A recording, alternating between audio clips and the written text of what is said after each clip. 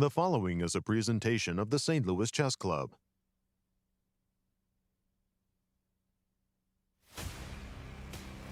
No lead is safe at the U.S. Juniors and Seniors Championships in St. Louis. Defending senior ladies champ Natalia Sodakova wants to repeat, getting a win to pull within a point of the leader. Seniors pre-tournament favorite Alexander Onischuk's making a run, tied for second and within striking distance of the top spot.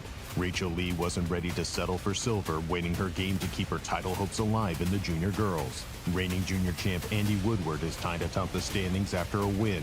Can he make it back-to-back titles? Day 9 of championship chess. Coming up next.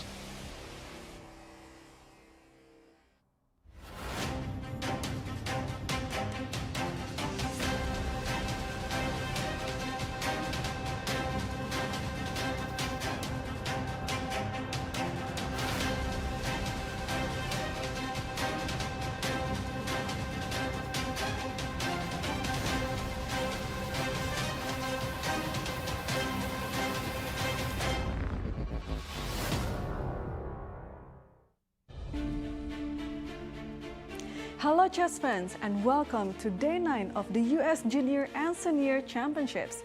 8 intense days of chess have led us to this moment. After the end of today's rounds, these trophies could seek their champions, or will the contenders force the playoff? Let's head to the studio and start the final round action. The best juniors and seniors in the United States once again descend upon St. Louis at the St. Louis Chess Club to battle for the 4 national U.S. Junior and Senior Championships. Welcome back, chess fans, to the final championship day here in St. Louis. I'm Cristian Chirila, and it is my pleasure to welcome you in our studio, where alongside my 2 brilliant co-commentators, Yasser, Seirawan, and Katerina Nemcova, we will be providing the action for the next few hours.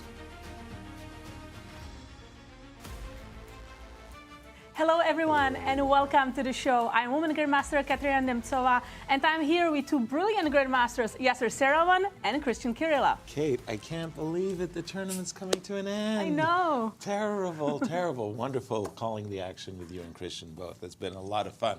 Hello everyone and welcome to our championship round. Today, it's all about nerves. You have to remain calm and steady, even when the national championship title is riding on each and every move you make. It's tough, but you got to do it. And who will keep their nerves? Katja, do the honors. Tell us the standings. Let's begin with the girls, junior girls. Let's take a look. In the junior girls section, we have the defending champion Zoe Tang, who has very strong nerves, and she's clear first. Full point actually ahead of Rachel Lee, and then Jasmine Su clear third with 5 points. Standings in the juniors. In the juniors, we have no clear leader here. Abhimanyu Mishra stumbled yesterday. He only made a draw, while Andy Woodward, the defending champion, scored, and now they're both tied for the first place at 5.5.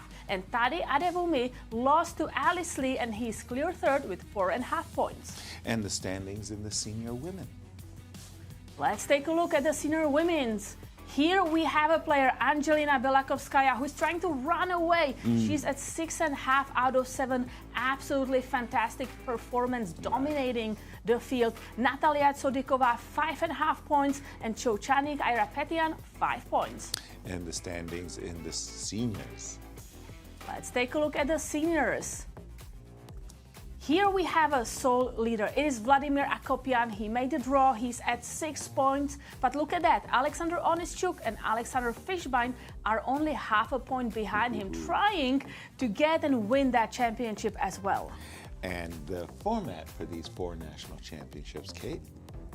So these tournaments have the same format. It is a 10-player round robin, which means each player gets to play everybody else in their respective section. No draw offers are allowed in these games. Classical time chess control, 90 minutes for first 40 moves, followed by 30 minutes for rest of the game, and a 30-second increment from move 1. We're in round 9, but tell us about the remaining schedule and potential. Correct. We are round 9, the last round of the event. But if there is no clear first after round 9, we will see playoffs tomorrow. Tell us about the playoffs and what that format looks like.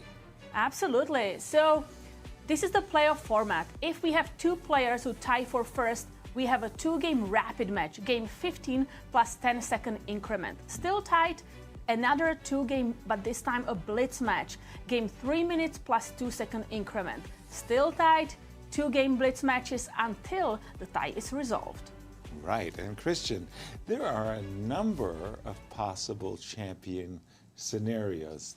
Take us through the what ifs. Absolutely. This is it, guys. This is it, the championship day where leaders will be crowned. And let's take a look at what the leaders need to do in order to win those championships, as well as what the chasers need to do in order to be able to stay in the championship and potentially force the playoffs. We're going to start with the senior section. In this one, we have 3 players that are still in contention for national championship. Vladimir Akopian leading the pack at 6 points, half a point ahead of Alexander Onischuk and Alexander Fishbein. Let's take a look at what he needs to do in order to win this one. And for him, it's quite simple in this one. If he wins this game, that's it.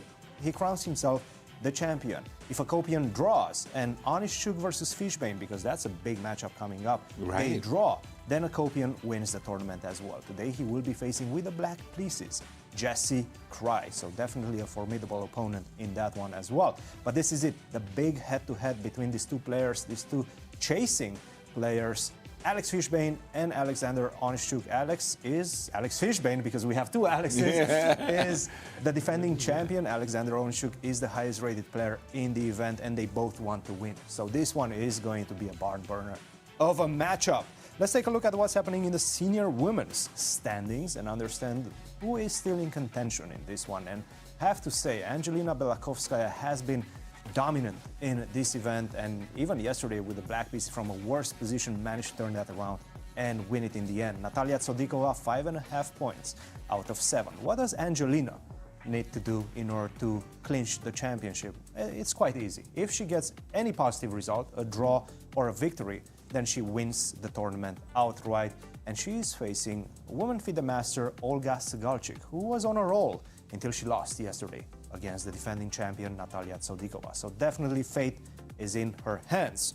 Let's take a look at the junior girls standings, and in this one I would say is quite similar to the senior women's as well. It is Zoe Tang in the lead, 1 point ahead of Rachel Lee. So definitely fate in Zoe's hands as well. Let's take a look at the what ifs for Zoe, for our defending champion, who I have to say has been impressing so far. If she gets a positive result, if she draws or wins, then she wins the tournament outright. So this is exactly what she will be looking to achieve in today's game against Chloe Goh. Fate, once again, in her hands. In the juniors, though, things are getting a bit messy because Woodward, what an incredible victory against Brewington with black pieces yesterday. Right now, tied for the lead alongside Abhimanyu. They have the exact same rating, the exact same points, and everything will be decided today or tomorrow if we're going to see a playoff. Let's take a look at the what-ifs of our leaders. We're going to start with Mishra, who has been leading for the majority of the event. If he wins and Woodward doesn't, or if Mishra draws and Woodward loses, then Mishra wins the tournament. He's facing Bach the lowest rated player in the event, with the white pieces, so definitely an opportunity for Mishra. And it's the exact same side of the coin for Woodward as well. Let's take a look at his player profile. Well, exactly the same. If he wins and Mishra doesn't, or if he draws and Mishra loses, then Woodward wins the tournament. He's facing Kirk Ghazarian, who was in contention to win the championship last year. Definitely a grandmaster, which is not going to be easy to dispose of. I have to say, we have a lot of very exciting games, and everything could be decided today, but we could be seeing playoffs as well tomorrow. Yes. We'll have to ask Ben, statistically speaking, what the chances One thing of a is for playoff sure, Fishbein are. has more than 2% right now. I would say so. As we see the players getting ready for this, the ultimate round, the last round, round 9, coming up very, very shortly. On the bottom right there, we see Shabalov looking intently at the starting position. What's going to happen? senior women's. Women's section. It's crazy that Angelina, with 6.5 points out of 7, hasn't clinched the competition because she has done so incredibly well. But it's Natalia who's just on the outside, needs a lot of help, this Natalia. And this is one of our marquee matchups as we see Abhi with the white pieces against Bach with the black pieces. For Bach, by the way, I mean, an impressive tournament for the lowest rated seed. He's come in and he's held his own, and the other marquee matchup in the juniors. Okay, everybody, Andy Woodward and Kirk Ghazarian. round 9. Kirk has that look of, I've just left. Finish Finish my preparation. I was that Crisper, the arbiter, making final announcements. Playoffs will start at noon, same as today and all the previous days. So please do not be late. Secondly, there is a closing ceremony tomorrow at the Chase on the 11th floor in the Starlight Room. If you're there by 5:30, you will not be late. So I believe 5 o'clock is when they will start having some snacks and drinks. 6 o'clock the main program, but if you just remember to be there by 5:30 at the latest, 5:30, that will make sure that you're in time for the closing ceremony. Okay, for one more time for all of us as a field. Good luck, everyone. Please go ahead and start weights clock. And with that, round 9 is underway. I'm going to start with a game of Andy Woodward and Kirk because I want you guys to weigh in on this as well. I think Andy has the most difficult situation between himself and Mishra in the sense they're both white, but because Mishra is playing a much lower ranked opponent, I think Andy's attitude has to be Mishra's going to win. Like, Mishra's a big favorite to win. Absolutely. He's got the white pieces. He's playing a low-rated player. I'm going to have to match Mishra for the win, so I can't just play, safe and, expect to play off by a comfortable draw. But Kirk knows this as well, so he will try to make it as boring and as balanced as possible because he knows that Andy will try to take risks. Absolutely. Knight c3 by Andy. Again, Andy in his history as the Catalan firmly as one of his best weapons as white.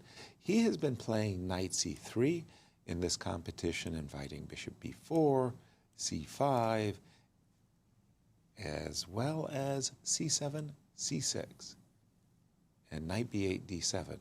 Okay, Kirk's borrowing a page out of my own opening repertoire. This is the way I especially like to play this exact moment when I was black. A lot of my opponents often played for the bishop f4 variations. It's a little bit less good when the knight is already committed to d7, I want to say. Black has a number of different options after you play the move bishop f4. And I like to play against bishop f4, whereas bishop g5 is very transpositional. Here, if you play g2, g3, it's a different type of Catalan because you've committed your knight to c3. It's not that easy to get the pawn back after d5 takes c4. We're going to keep an eye on, a close eye on this one. I'm going to turn to Mishra versus Bach just to see what's going on there. A Scotch. That's Scotch defense here. And not with, Mishra plays, I'm not going to call it the Lubomir Lubojevich variation or the Lubo attack. Knight b3 has been well known for hundreds of years. It was Grandmaster Lubojevich who kind of popularized it. Really, knight takes c6, queen f6 has been the main line from the days of Nigel Short and Garry Kasparov and their World Championship match. But Mishra probably wants to play with all the pieces on the board, has played knight b3, bishop b6, and I suppose, knight c3 on the board.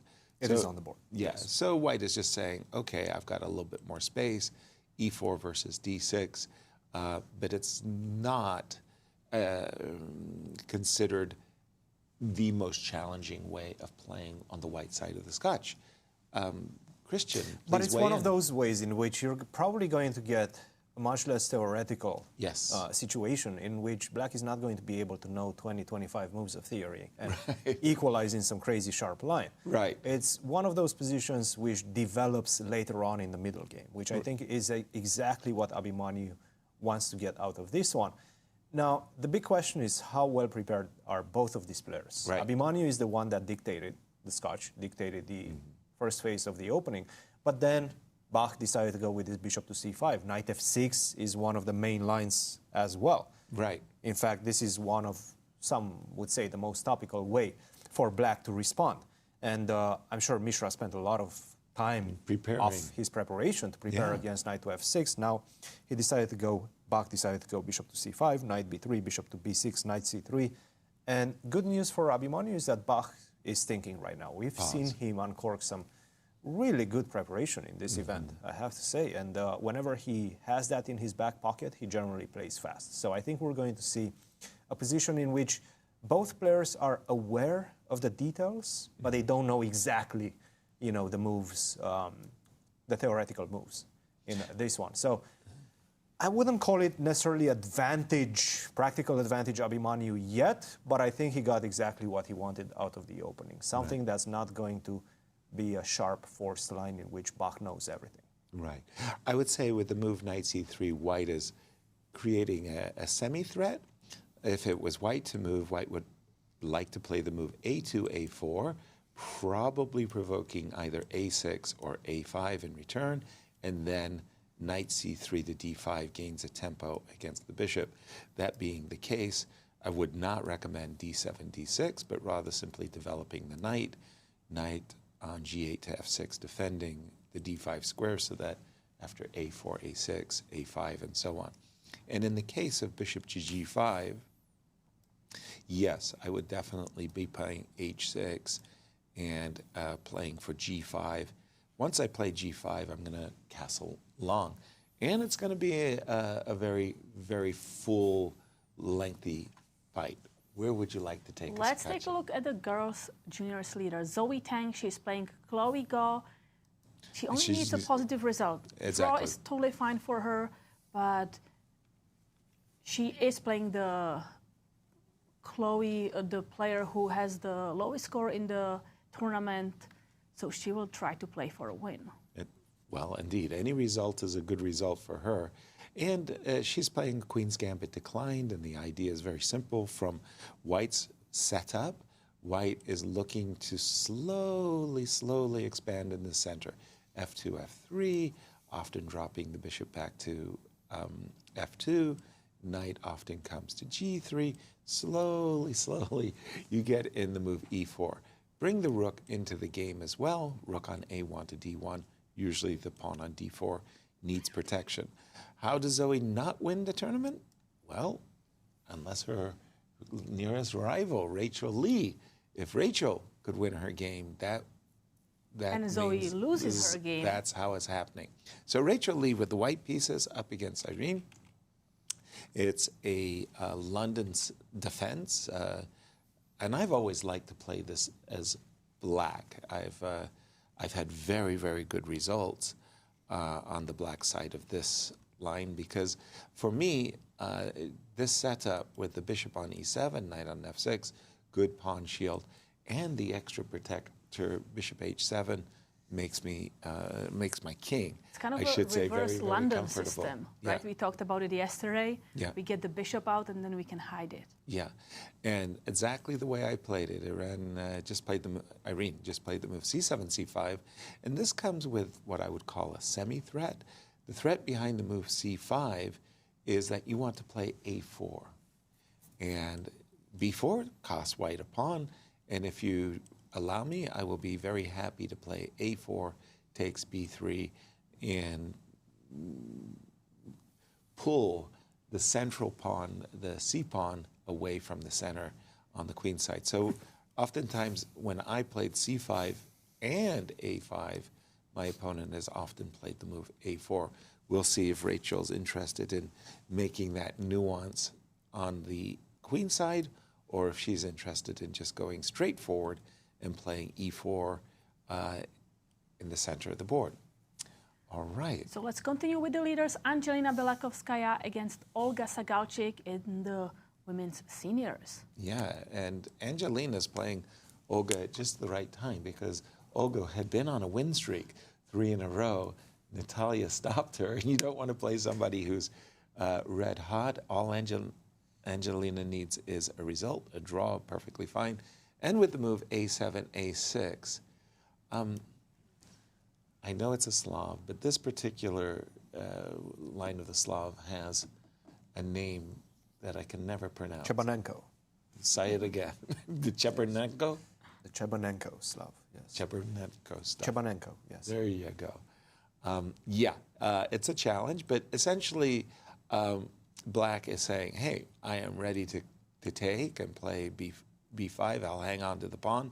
And if you do capture, we'll transpose into a line of the Slav where, okay, a7, a6 is a useful move. You haven't punished me for playing that move. A big challenge for Black is the move c5, because if I play c5 right away with a pawn on a6, b6 is a good answer. c5 means that you're going to have to play b6 and maybe get a weak queenside. What does Angelina have to do today? It's simple, right? Yeah, let's take a close look at that. Angelina Belakovskaya, if she makes a draw or wins, she wins the tournament. So it's a simple job for her. She has her destiny in her hands. Absolutely. Let's continue in the scene. We're going to go to the seniors, as Vladimir Akopian. He's up against Jesse Kraai. And check this out. Okay. Bishop b4 check, d6, d5, bishop takes, and, queen takes is, there's this, I really want to give Grandmaster Lev Polygaevsky all the credit in the world. He came up with some amazing ideas based on the move knight h4. I'm just wondering, Cristian, what's the latest wrinkle here? Can I take? I should take with the queen, right? Queen takes. And then after takes on d5? Not so much, no. Knight takes. Knight fd2 seems to be quite... Knight fd2. Yes. Okay. So and the you want idea... to be ready to, whenever you take on d5, to go just simply knight to c3. And exploit the pin on the thing is, this knight on d2, very often in the Benoni type of structures, we're going to see it travel like this via d2 to maybe c4, if I can manage to find that square. So for example, you go castle, I take on d5 with the pawn, you go d6. At the right moment, I do have ideas of knight c4, not here necessarily. Right. I think it's a bit too early. Right. Knight c4 is one way to try to put a grip on that side and tie one of your pieces to the defense of the pawn on d6, generally the queen. But also the knight on d2 supports the expansion with e4 and f4, gets out of the way, right? So the knight on d2 from f3 is actually a very well-placed piece. Mm-hmm. And what is it that Vladimir has to do to retain his senior championship title? Let's take a close look here. Grandmaster Vladimir Akopian. If he makes a draw, if he makes a draw, that is not wins. correct. No, Yes. if Akopian wins, that's unclear because we still have Alexanders right. playing each other. If Vladimir wins, he wins the tournament. Full stop, end of story. If he makes a draw, then one of his nearest rivals, whether it be Alex Onischuk or Alex Fishbein, has to win to tie him. But if they make a tie, then that's enough for him. Yeah, exactly. Okay, so... But again, this is somewhat of a big moment in this game because bishop takes d2 is really not a great move. It's not. It's not a great move, no. In fact, it does seem like it surprised Akopian, this whole idea of d5 early on. And he did not react correctly. Knight f takes d2 right now gives white a significant edge. So what is the right reaction here instead of capturing that bishop after c5? Taking on d5 first. So once you go d5, taking on d5, e takes d5 was the right way to go. And the main line in the position. And now it sort of forces white to go knight to h4.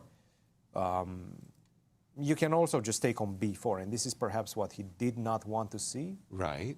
But this transition, in fact, is why you play c5, why you play the line with c5. You're not afraid of this change of structure as black.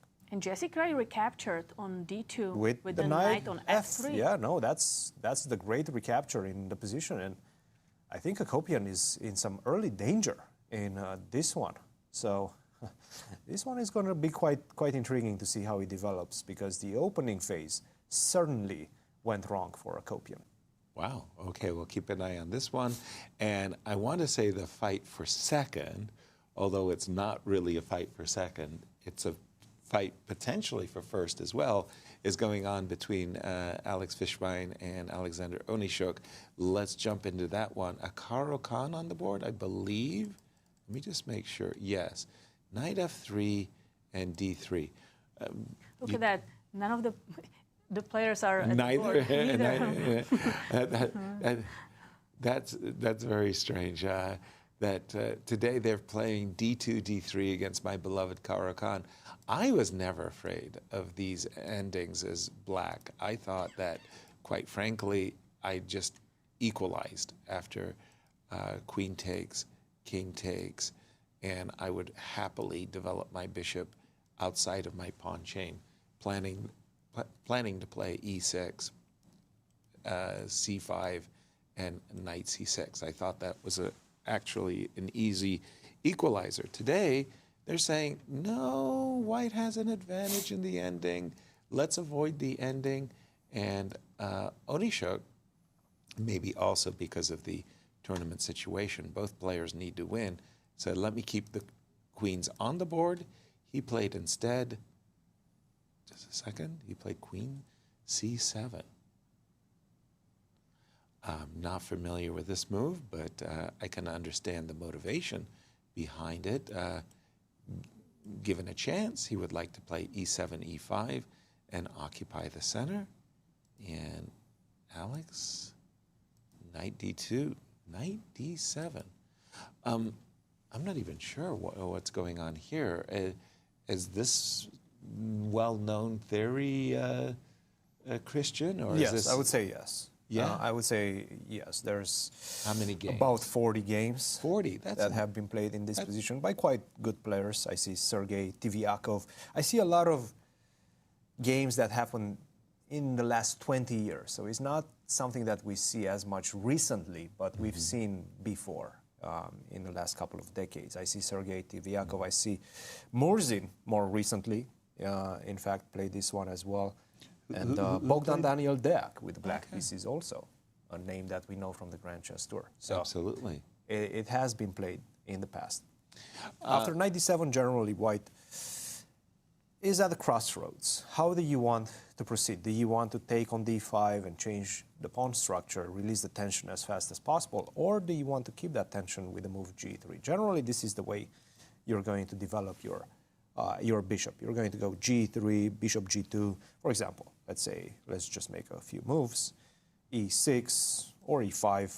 By the way, there's a few ways in which black can play this position as well. Maybe we can see my board as the analysis I'll board. pass it over to you. Yeah. I don't know if we have those capabilities, but castle, bishop to e7, rook to e1, castle, and then we get this type of positions with the queen on e2, white potentially at some point you're going to go for that King's Indian attack type of situations with e5, the knight drops to f1, and then you start an attack on the king side with h4, h5, those type of positions. At the same time, black has other ways in which he can play. If you do decide to go for this g3, bishop g2 attempt, you can take on e4. Take, and now go for this structure. So it's a very flexible structure. This is what I think Alexander is going for. He's switching. Let's just try to analyze the opening skeleton in this one, because Onischuk has switched from his usual e4, e5. Right. He played that against Akopian. Akopian more or less forced the draw. Right. He did not want to see any of that. He did not feel comfortable. He wanted to see something else. He wanted to see a more, let's say, fluid type of pawn. That's a lot of Alex Fishbeins already. Maybe we can put a third one. That's quite intriguing. So, yeah, as I was mentioning, he just keeps a flexible approach to this one. Onischuk, I think he believes he's the better player. I think he feels like he's getting more and more in shape with each passing game. Passing game, right. Because he hasn't played in a long time. And I feel he just wants to have a game. He wants to play a long game in which he believes that he's going to be able to outplay his opponent. Right.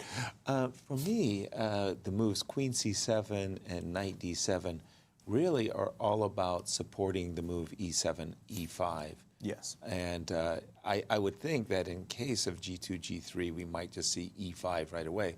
If I was white here, I would definitely be flexible and change the structure, but in a different way. I would capture on D5 and play the move D4.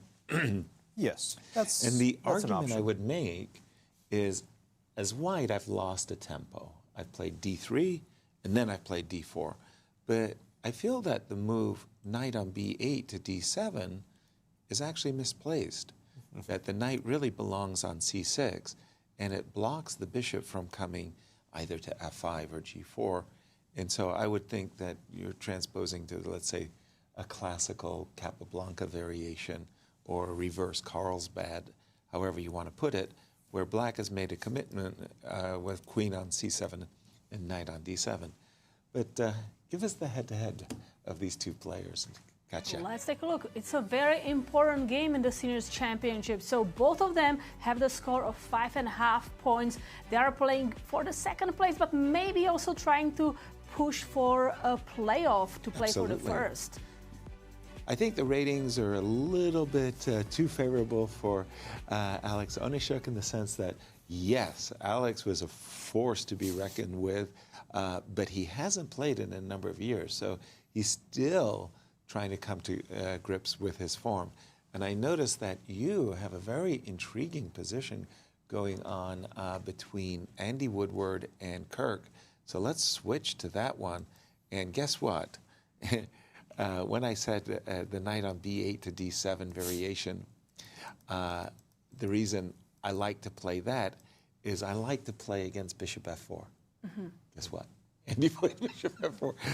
Cristian, weigh in on this one because Kirk said, "Let's play. Let's have a fun game." Yes. Takes yes, D5. he did. Well, it's not about a fun game. It's a game in which he thought he's going to be able to know much more theory than his opponent. The problem is that it seems like Woodward has found a way to get out of that grasp, that opening grasp that Kirk was developing. For example, after knight b5, bishop to b4, the main line is knight to c3. Right. By quite a large margin. After some thinking, he played the move knight to d2. Okay. Kirk responded fairly quickly with knight to d5, but after bishop to g3 already stopped, and stopped for a long time. He's been thinking for the past 15 minutes. So definitely something surprised him. And in fact, it's somewhat of a dangerous moment right now for him because he has only one good move in the position. And that is knight 7 to b6. If you try to go a6, which makes a lot of sense, after knight to c3, it doesn't seem like you're getting a great position. For example, knight c3, take, bishop to c3, rook to c1. I'm going to recapture my pawn on c4, and then you're going to have to deal with the pressure down the c file. Right. You're still not fully developed as black, and you're going to suffer in this one. In fact, white has a significant edge already. Okay. a6, to my eyes, is a very natural move. Knight to b6, though, makes a lot of sense as well, because you are trying to protect the pawn on c4. You are trying to say, you know what? If you want to take this pawn on c4, you have to give me your bishop. Right. Not right now, because the knight is still have to play rook pinned, C1. and you cannot do that. But you have to prepare that with rook to c1 or queen to c2, things of that nature. Like, for example, like this. If you want to take on c4, you give me your bishop. Right. Which is not something that you want, by the way. Yeah. Especially in this case where you haven't finished your development and the knight on b6 stays trapped and pinned. So knight to b6, crucial move right now. Let's take a look at the opening three. Knight b6, queen c2. a3, by the way, is also a move in the position. Castle. On Mishra's board, we're switching, yeah? Yes, and generally bishop... No. I'm talking about this game. I'm still talking about the Andy Woodward and Kirk Ghazarian game. Okay, I thought it was a switch. Yes, knight to b6, queen c2, castle, bishop to e2, so you don't want to take on c4. Okay. You keep that capture in the back pocket. Once this knight is free to roam around, once you castle, then I will want to take with a knight on c4. Bishop to a6, knight goes back to c3 and c5. This seems to be the main line in the position. White still has a slight edge, but black should more or less, with good play, be fine in the position. And it has been debated at the top level. I see a game between Levon Aronian and Vishy Anand. I see Boris Gelfand versus Boris Grachev, very strong Russian grandmaster. So there's a lot of top grandmaster games in this particular position. We'll see if Kirk Ghazarian manages to find his way out of this labyrinth that he dictated at the beginning of the game. So he wanted to get into this one. But right now, not so easy, and he's been thinking for a very long time. Let's see how he approaches this. Well, it is a little bit awkward in the sense, as you suggested, knight on d7 to b6, what we would say box or forced. Anything else, you have a worse position, but it's also a very logical move at the same time. The fact that he's spending so long suggests to me that he's looking very deeply into alternatives. I'm not exactly sure why he wants to investigate alternatives like c3. Maybe just to castle first. He can be thinking whether he needs to play knight b6 immediately or whether this is just going to be a transposition. Well, it's not, because he just lost a pawn. Bishop takes c4, wins a pawn, and broad daylight. That's it. So that's why we're suggesting that he has to. 1 second, Yasser, if I play bishop a6 here. Yeah, you're you have one down. You can just castle and you think you're okay? I'm maybe more greedy than that. I'm thinking about knight takes c7. There is a bishop on g3 after all at the end. So right now, white's a pawn up, white's a piece up. So that's why we think knight b6. Yeah. Now that we're on the junior boards and we've only focused on 2 of the matches, tell us about the whole pairings, Katja. Yeah, let's take a look for the pairings for this round, round 9, the last one of the tournament. Andy Woodward playing Kirk Ghazarian, Abhimanyu Mishra against Bach and Go, Evan Park playing Tani Adewumi, Alice Lee against Brewington Hardaway, and Nico Chasin against Liam Putnam. And that fight for 3rd place, just let's stay with the stay with the pairings for graphic for just a moment, because the fight for 3rd place, and we know the prize fund's significant, Tani, Alice Lee, Brewington. Alice and Brewington are both at 50%. And Alice Lee's already made history, but could she make history by getting a plus score in the junior? She will be the first woman to do that in the junior competition, and that fight for 3rd place, that's going to be a good one. And look, there is a very, very small probability that Tani can also force a playoff. Very small, very slim. He needs to win, and then Woodward and Mishra need to lose in this one. So that's the only scenario in which Tani, in fact, catches up with the leaders and forces a 3-way playoff.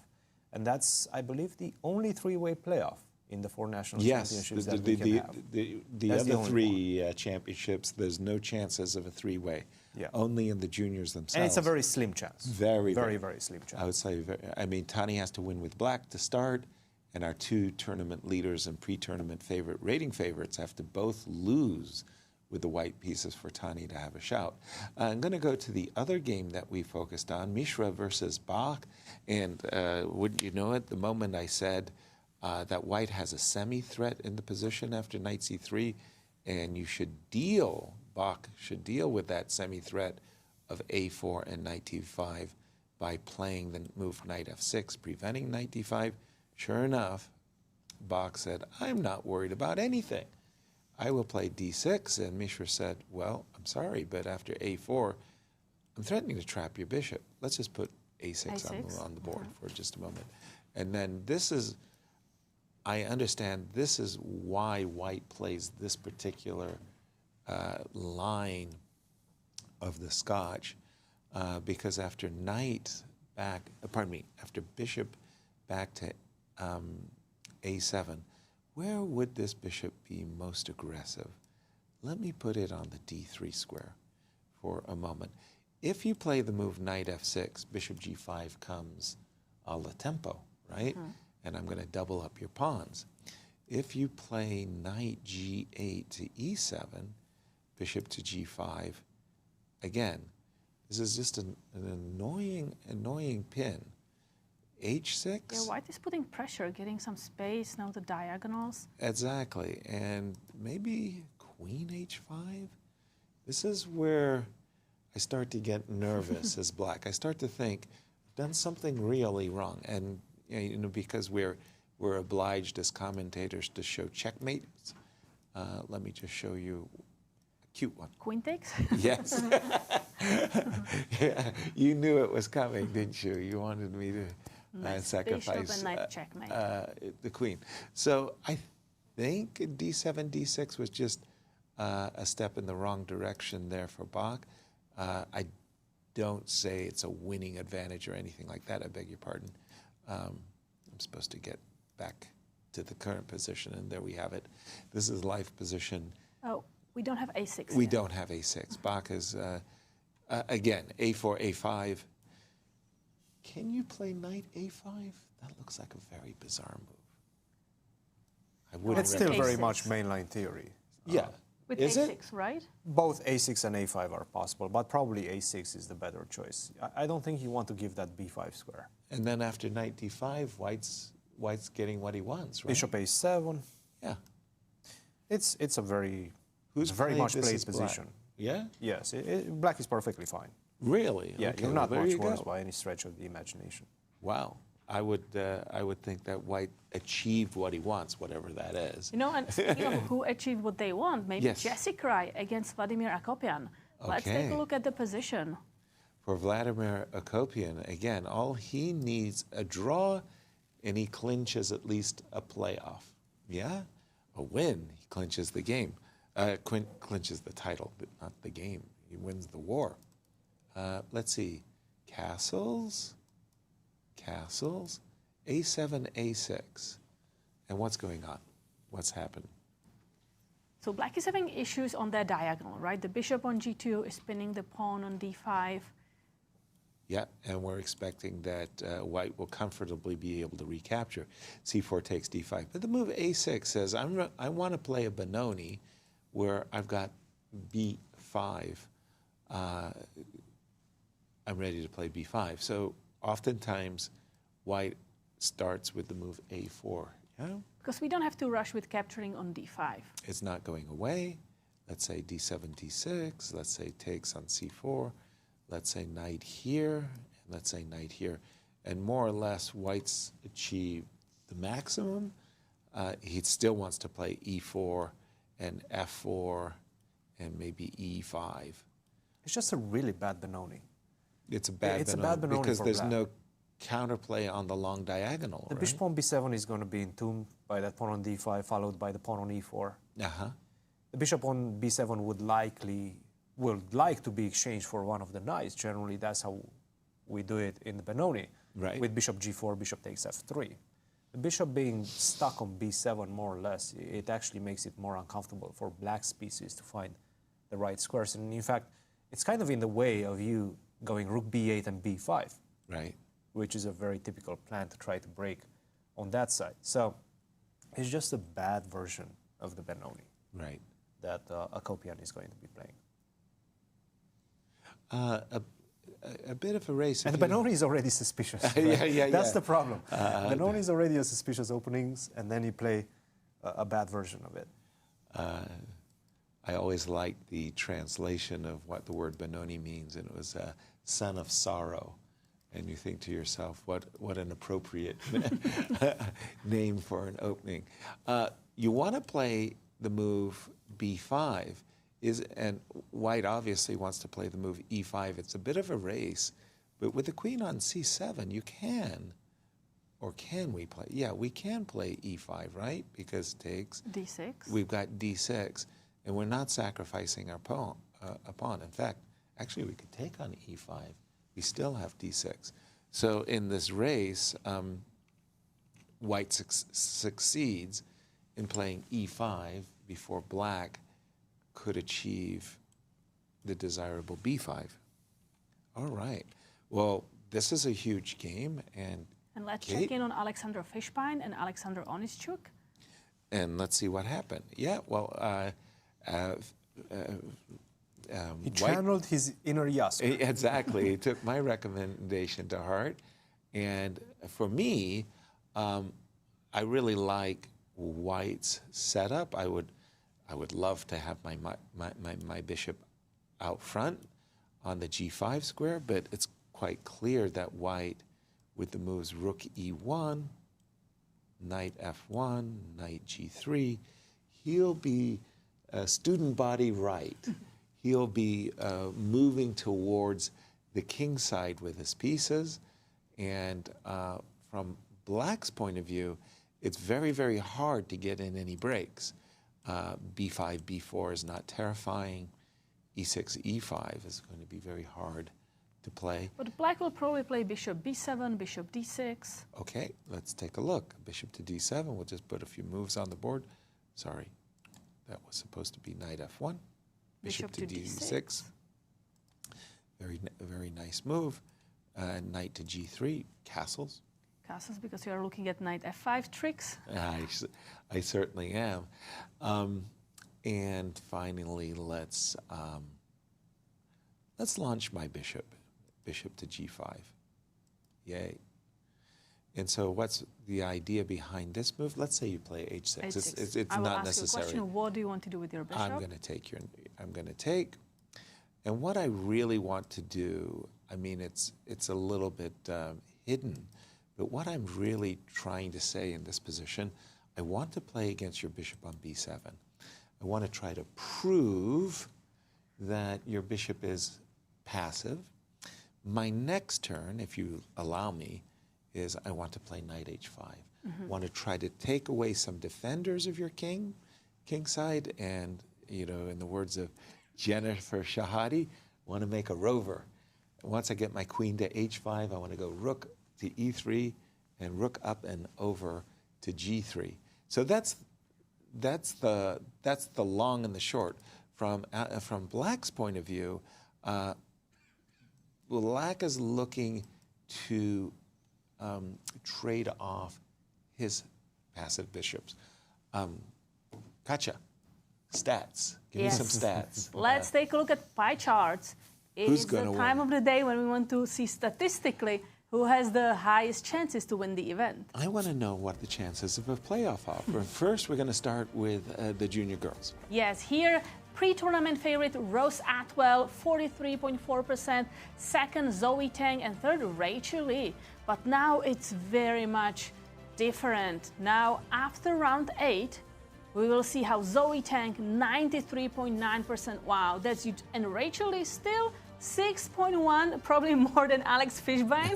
I'm not but sure. Then everybody else is 0%. But most likely Zoe Tang will clinch the championship, and she will be the back-to-back champion. Now this one is going to be very interesting, the juniors, because of our tie at the top. And who's it going to be, Mishra, Andy? Pre-tournament favorites, only these two names. Andy Woodward, the defending champion, and Abhimanyu Mishra, both at 35, 38%, very close to each other. And now, after round 8, wow. Well, wait a minute. How can Tani have absolutely no chances whatsoever? Because if Tani wins and Woodward and Mishra both lose, you should give them 0-1 and not even 1%. 0.001. But yes. no Abhimanyu chance. Mishra and Andy Woodward, they are tied for the first place. But statistically speaking, it's highly favoring Abhimanyu. Maybe because his opponent is weaker. Ratings. And in the senior women, it should be very much like Zoe, right? Right. The same story. At first, Angelina Belakovskaya, the favorite, 42.2%. Defending champion Natalia Tsurikova, 24.1%. And Olga Sagalchik as third with 15.4%. But now, after 8 rounds of play, we will see Angelina Belakovskaya, 92.7% chances to win. Exactly. Yeah, this is huge. Very similar to the girls. And finally, in the seniors, also very interesting because there's only a half a point lead for Akopian, who is black today. Yeah, pre-tournament favorites Alex Onischuk and Vladimir Akopian. Alex 33.4%, Vladimir 32.1% chances. It's just about them two. And now we will see that it's Vladimir Akopian who has the most chances. But I'm curious, what is the percentage? 82, that's high. And 82. okay, Alex Fishbein with the white pieces has a higher chance than Onischuk, but I didn't expect, I expected it to be maybe 10 to 8. I thought that Onischuk winning with the black pieces on demand was asking a lot. But finally, Fishbein's getting some well-deserved credit as we see a view from the playing hall there. And A lot of players walking. Head in hand, huh? Guess what? Onischuk and Fishbein have been following our analysis. And again, I've been suggesting that white simply play the move knight f1 and knight to g3 in this position. The one move I would really not want to see white play, and that is the move c2, c4. Earlier you told, I spoke about how the bishop on b7 could potentially be a passive piece. Once I play the move c4, the bishop on b7 could become an awesome piece on that long diagonal. So again, I'm thinking knight g3, castles, bishop g5 is also a move at this moment worth consideration, but knight g3, bishop b7 would just transpose into the line that we were looking at. And I find myself drawn to white. I like white's situation very much because I know exactly what I'm going to do for the So next let's continue for a second. So yeah. h6, you wanted to capture the knight. I did. I capture back. And drop my knight right on this beautiful centralized square. Yes, this is exactly what I wanted. Now what to do about this? Yes. b5. I promise not to take it. Not What interested. if I go rook ac8? Rook ac8, beautiful, good move. Knight h5, let's go. Gonna go for my rover. The engine doesn't like what I've done, but I like what I've done. It says black is fine, black is fine, black is more than fine. Maybe because of knight e4? Yeah, that was my idea because I want to put pressure on the pawn on c2 and now put the knight to the center. Exactly, exactly. My desired queen g4, you managed to take my knight. That's not knight. Just a second. Hold on. So I can't play knight h5 nicely? That's sad. I really want to get rid of this knight. Okay. So let me take a different approach to get rid. You still play, well, maybe you don't play knight e4. Yeah, you still play knight e4. Terrible. Okay, I have to. So we have a move. Alex Fishbein went queen e2. Queen e2. Okay, we go back to the original starting position, the live position. Queen e2. This is far more direct.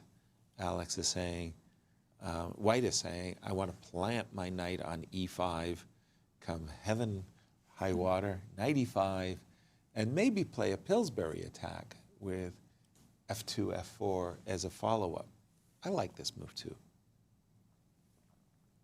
Yes, once your knight is on e5, you have even some knight takes f7, looking at some tricks. I think the bottom line for this position is that after bishop b7, watch out for falling into some passive position. I want to go back. I'm going to stay in the senior section, pardon me, and I want to go to the game of Jesse Kraai and Vladimir to see what has happened and check it out. A different approach from Jesse. Jesse said, you want to play the move b6, b5, expanding on the queen side? Be my guest. And Vladimir said, yeah, that's precisely what I do want to do. And now Jesse has played the move a to a4, saying, I want to secure the square c4 for my pieces. How is it going to go? b4, I'm assuming knight e4? Yes. Okay. Let's say knight takes e4. Assuming knight takes e4? Could be, okay. D6. Let's stick with the knight. d6. It's a little bit different. Well, it's a lot different from the position that Cristian was describing earlier, where the Benoni, whenever the pieces get traded off the boards, it's usually better for black because of the center cramp. But maybe now queen d3? I was actually going to play a5 anyway, so reaching to improve my bishop. Queen d3 is going to encourage me to do something I really want to do. Rook e1, queen c2. I still like white's position. And let's just see. Let me refresh the board because I do see that a move has been played. b4. Yeah, as expected. Sorry. For some reason, I thought b4 had been played earlier. And again, knight e4. Threatening. You have another way of dealing with this one. I don't necessarily like knight e4. Just You because you just mentioned. I mean, it generally is trading pieces is favorable easy. for black, right? But Well, what did do I you have want a to do? choice? I Knight have queen a2? b3. Sorry? Queen b3 is a move in this position. Queen b3? Yes. Seriously, I hadn't considered it. I know. Because it's not a move any of us would consider, to be honest. Ouch. How? Takes? Well, you take on b7 and I the rook on understand. a8 is in trouble. I understand. Take. Take. He's going for knight e4. Queen b6. Is the queen in trouble? And it's weird. There's a pawn on d2. It's on the doorstep. It's knocking. It doesn't matter. It doesn't It just matter. simply doesn't matter. I think just rook d1 probably should be fine in this position. Rook, let's say this rook to d1, Yes. yes? Well, Never mind. I did have a threat. I did want to tell you about I it. didn't think that threat is much of a threat. I thought just taking on f8 and taking on c6 should give me a good position, but I guess I was wrong, maybe? Okay, well, slightly better. Well, I'm just saying queen b3 didn't occur to me because I thought the queen could get trapped. What did Jesse do, by the way? He played knight e4. And a move. Cristian, explain what it was that you didn't like about this move. You feel it gave black an easier Well, I thought the way you situation? explained it made a lot of sense. The more pieces you exchange as black, the better the position is going to feel because you're lacking some space right now because of the pawn Precisely. structure, right? White Right. has space advantage, and that's exactly how he plans on building an advantage. Right. But if you exchange pieces, then it's going to be easier to maneuver my pieces as black. So after knight to e4, and by the way, knight takes e4, I feel should have been played in the position. Instead, d6 was played, which opens up the possibility for white to put a very unpleasant grip in the position. For example, I can take on f6 now. Queen takes f6. Right. And now I can go a5. That's nice. I like that. Next, I'm going to get that knight on c4. Okay, but sorry. If I'm going to suffer, I want to have. You certainly can, a full belly. Yeah, I'm going to die with a full tummy. You can certainly do that. And it is a pawn sacrifice. I keep going. e4, Knight d7. f4. f4. So you've got a complete grip in the center, and you've got this massive threat of d7, It's d6. coming. It's coming, and it's coming soon, yes. Yeah. I'm going to go rook to e1 next, if you get the queen out of the way. Right. We do get some moves right now.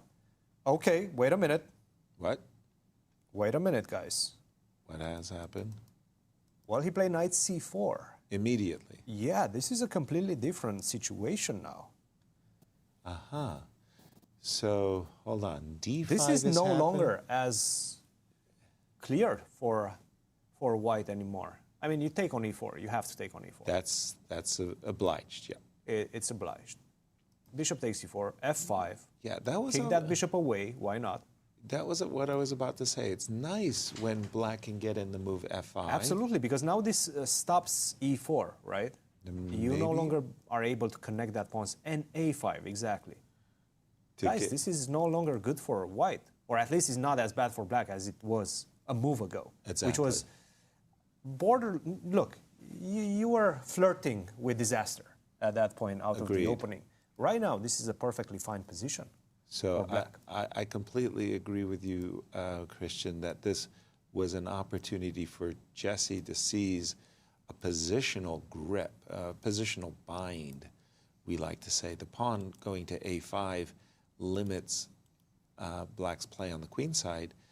And the moment I play knight c4, you can just see that the knight on c4 is going to be just an absolute beast.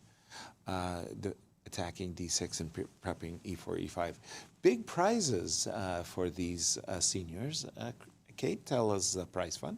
Yeah, let's take a look at the prize fund for the seniors. It's $100,000 on the line. First place winning $25,000, second place $17,000, third place $12,500, and if there is a clear first, there's a winner's bonus, $5,000.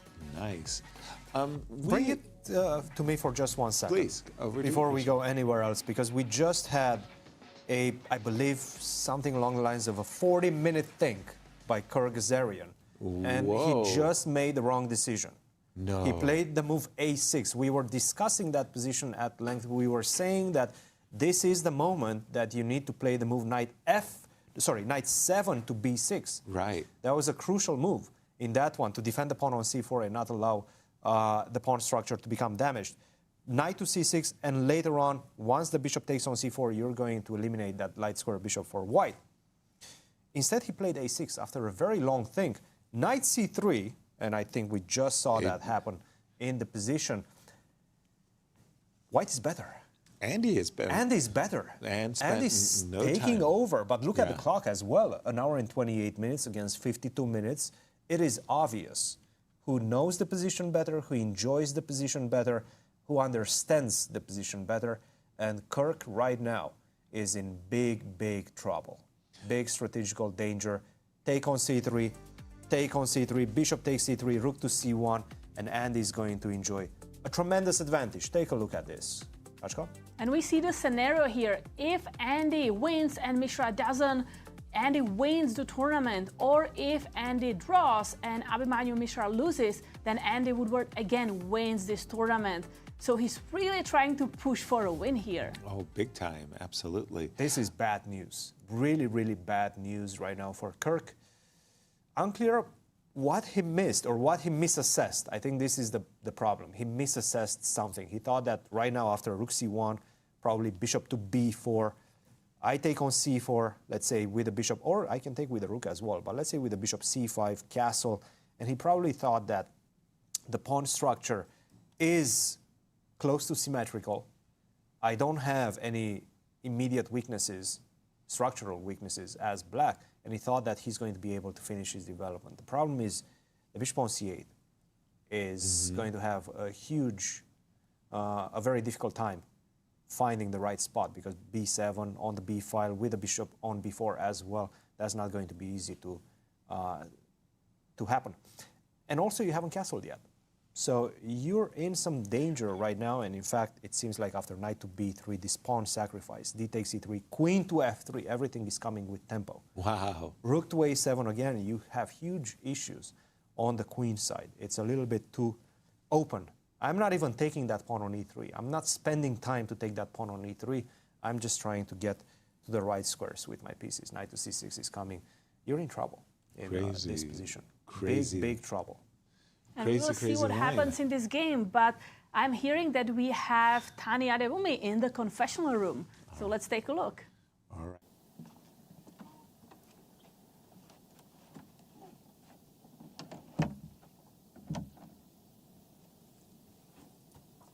Hi, my name is Tani. It's my fourth time here, I think. I'm playing Evan Park. I'm black. And, he's kind of, position's probably a draw, 100%. It's very equal. I don't know, I kind of like my position a little better. I don't know, I don't think it's going to be, easiest draw for white. I do have a weird pawn structure, but like his knight's really unable to move that well. I don't know. It's probably gonna be a draw. Really. Yeah, that's it. Well, that's it. He likes his position. He tells us his pawn structure is a bit scraggly, but he does have what we call the Bobby Fischer ending, rook and bishop versus rook and knight. Bobby famously won against Mark Taimanov, a very nice ending with the rook and bishop against the rook and knight, showing the bishops when the bishop shines. The problem, as he said, is it's likely a draw because, again, his pawn structure is really scraggly. No, look at Tani's clock. He's 1 hour, 27 minutes. Wow. That shows that he's very well prepared. Want to go into the junior girls section for a moment and pick up our tournament leader, Zoe. Where is Zoe's game? She is playing against Chloe, who has had a bad tournament, and kind of that's encouraging, at least from Zoe's point of view, that she's playing a player not in the best of shape. She has a Queen's Gambit decline position, and I was explaining that white wants to play f2, f3. Normally speaking, before you make the move f3, you bring your rook to d1. Whenever white does play for f3, then you reach for your c-pawn, and you play the move c5. So it's important for white to have maximized her rooks, like rook f e1, rook f d1, and so on. But let us just take our first break, Katja. And what do we have for our viewers on our first break? Do we know? I don't know. So let's surprise the viewers. Okay, we had actually asked the seniors, how do you get out of a difficult position? We'll take a look. They have some intriguing answers. I like Jesse's answer. And then we will compare yours. I avoid them altogether. The world's best are back stateside in the chess capital of America for the fourth stop and the first U.S. event on the 2026 Grand Chess Tour, the St. Louis Rapid and Blitz. Players will have to keep the pedal to the metal for the fast-paced time controls or risk falling behind as they chase incredible prizes and crucial tour points. Tune in August 2nd through the 6th as the battle continues for the right to be crowned the 2026 Grand Chess Tour champion. Watch live at grandchesstour.org.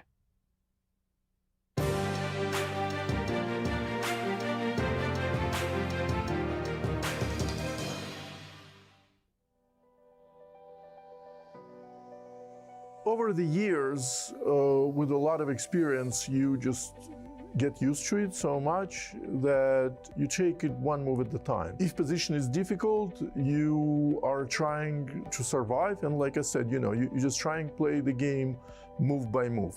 Sometimes you are lost, but you just try not to lose right away and create some problems for your opponents, and that helps you to have a perspective. You say, oh, sharks. You think about it, and now I'm a little calm about that. You look at your options, and you believe that something positive might happen, and you just keep working on it and keep playing. Pretty often happened, of course. Whenever you are a chess player, you should be ready to defend difficult positions. Nothing special, like you should be patient and trying to somehow rebuff all your opponent's threats, hoping for counterattack maybe if possible. If not, just to hold your position to be satisfied with the draw. One thing is going, this is tough and I need to focus, and sometimes it depends if I'm tired or exhausted, and also if the position unfamiliar and how far can I calculate, like how far ahead can I see. It's difficult, so how to get back into game. I try to calm my nerves, because that's where actually I would make a mistake, when I'm overexcited or underestimating my skills. And also, don't ever count short. Just go with your intuition, like Garry Kasparov says, and just do it. And then we'll see. It's just a fun game, yes? I know it's one game could cost you thousands of dollars, especially in this event. It's just nice to have this high price amount to be given to the winners, which is cool. But also it's the fun of the game, yes? And also one game could really cost you the whole tournament, yes? You have a one bad game that you had your winning and then it's like, wow, why would I make this mistake? So difficult positions are hard to play. And one of my friends also, Andranik Matikozian, said, just make a move, okay? And then we'll see what happens. I always just try to focus on the next move. So I did a year ago try a strategy of playing quickly to put pressure on my opponent, but I lost, so I don't know if I'll be trying that again. But it's bad to think about anything other than the current position. When I find myself in a difficult position over the board, I just try to find the best move and keep on going. Escape. Let's get out of here. Well, chess is a game of ideas and pattern recognition, and I'd really try to find the ideas, not just for me, but also for the other player. And I think that requires deep thinking, figure out what the other player's doing and the strategies. I think in that regard, chess is always fun. It doesn't look fun for the people who don't know chess and they're just seeing people quietly playing, but for us that we're playing the game, it's extremely fun. And especially if you're a thinker. I consider myself to be a thinker. I like to think about everything, not just chess. So when I play, I really enjoy the process. It's a lot of fun. Well, the thing that I try to avoid going through my mind is, oh my God, I can't believe I'm losing again. But what you do is you just have to try to dig in and fight, and sometimes you just have to kind of stabilize and keep the game going, and then look for your opportunity to make a comeback later. Well, I'm trying to find a way out. I'm trying to analyze many different possibilities, basically, and try not to panic. That's the main thing. I might be stressed, but I'm trying to be cool, concentrate, because that's when you need the most. It happens all the time, more often than I wanted to lately, and it's just business as usual. Yeah, just try to get out what minimize the damage, and hope for the best. A lot of things. I think it's very clouded. So I think that the best way that I can handle it is to take a step back. I have to remember to get a drink of water, walk around, and then sit back down and refocus and approach the position with a fresh perspective so that I can both remember what I was thinking about and also come up with a clearer solution. I tried to fight, yeah. And I need to escape. That's my first thing. It's not like one recipe for that. So sometimes you look for the little tricks, for the tactics, to turn things around. Sometimes, because, like in chess, the most difficult is to win winning position. So it's difficult for when you are in difficult position, but it's also difficult for your opponent because you don't need, you shouldn't relax and just. So mostly I look for the tricks and just try to turn the things around. How can I make it better? I mean, I have my own techniques, but I don't want to reveal them. How to deal with the situation. How to get back into the game and not to allow emotions to get in the way. So I do have some techniques, yeah. So definitely you need to just compose yourself and get back into the game and try to fight for it until the end. Well, normally it would be, I wonder if I can offer a draw here, but in St. Louis, we're not allowed to offer draws, so I guess I'll just be suffering. The first thought I have when I have a bad position, like a losing position, this I've had all my life, and the thought that I've had all my life is, at the time when I was growing up, when I was little, like Karpov was world champion, right? So I was thinking, okay, let's say I'm playing against, I don't know, Walter Brown or something. What would Karpov do in this position if he's playing at 23? He's not going to lose the game. The position is lost, but I guarantee he's not going to lose the game. he's going to find some way not to lose the game. So there is a sequence of moves available that leads to a non-loss. So that's kind of the first thing I have in my life. There's always a chance. To me, it's very clear, my motto is never resign. So I just keep fighting. So there are always opportunities, there's always chances, and for as long as you pursue it, there is a way to find something.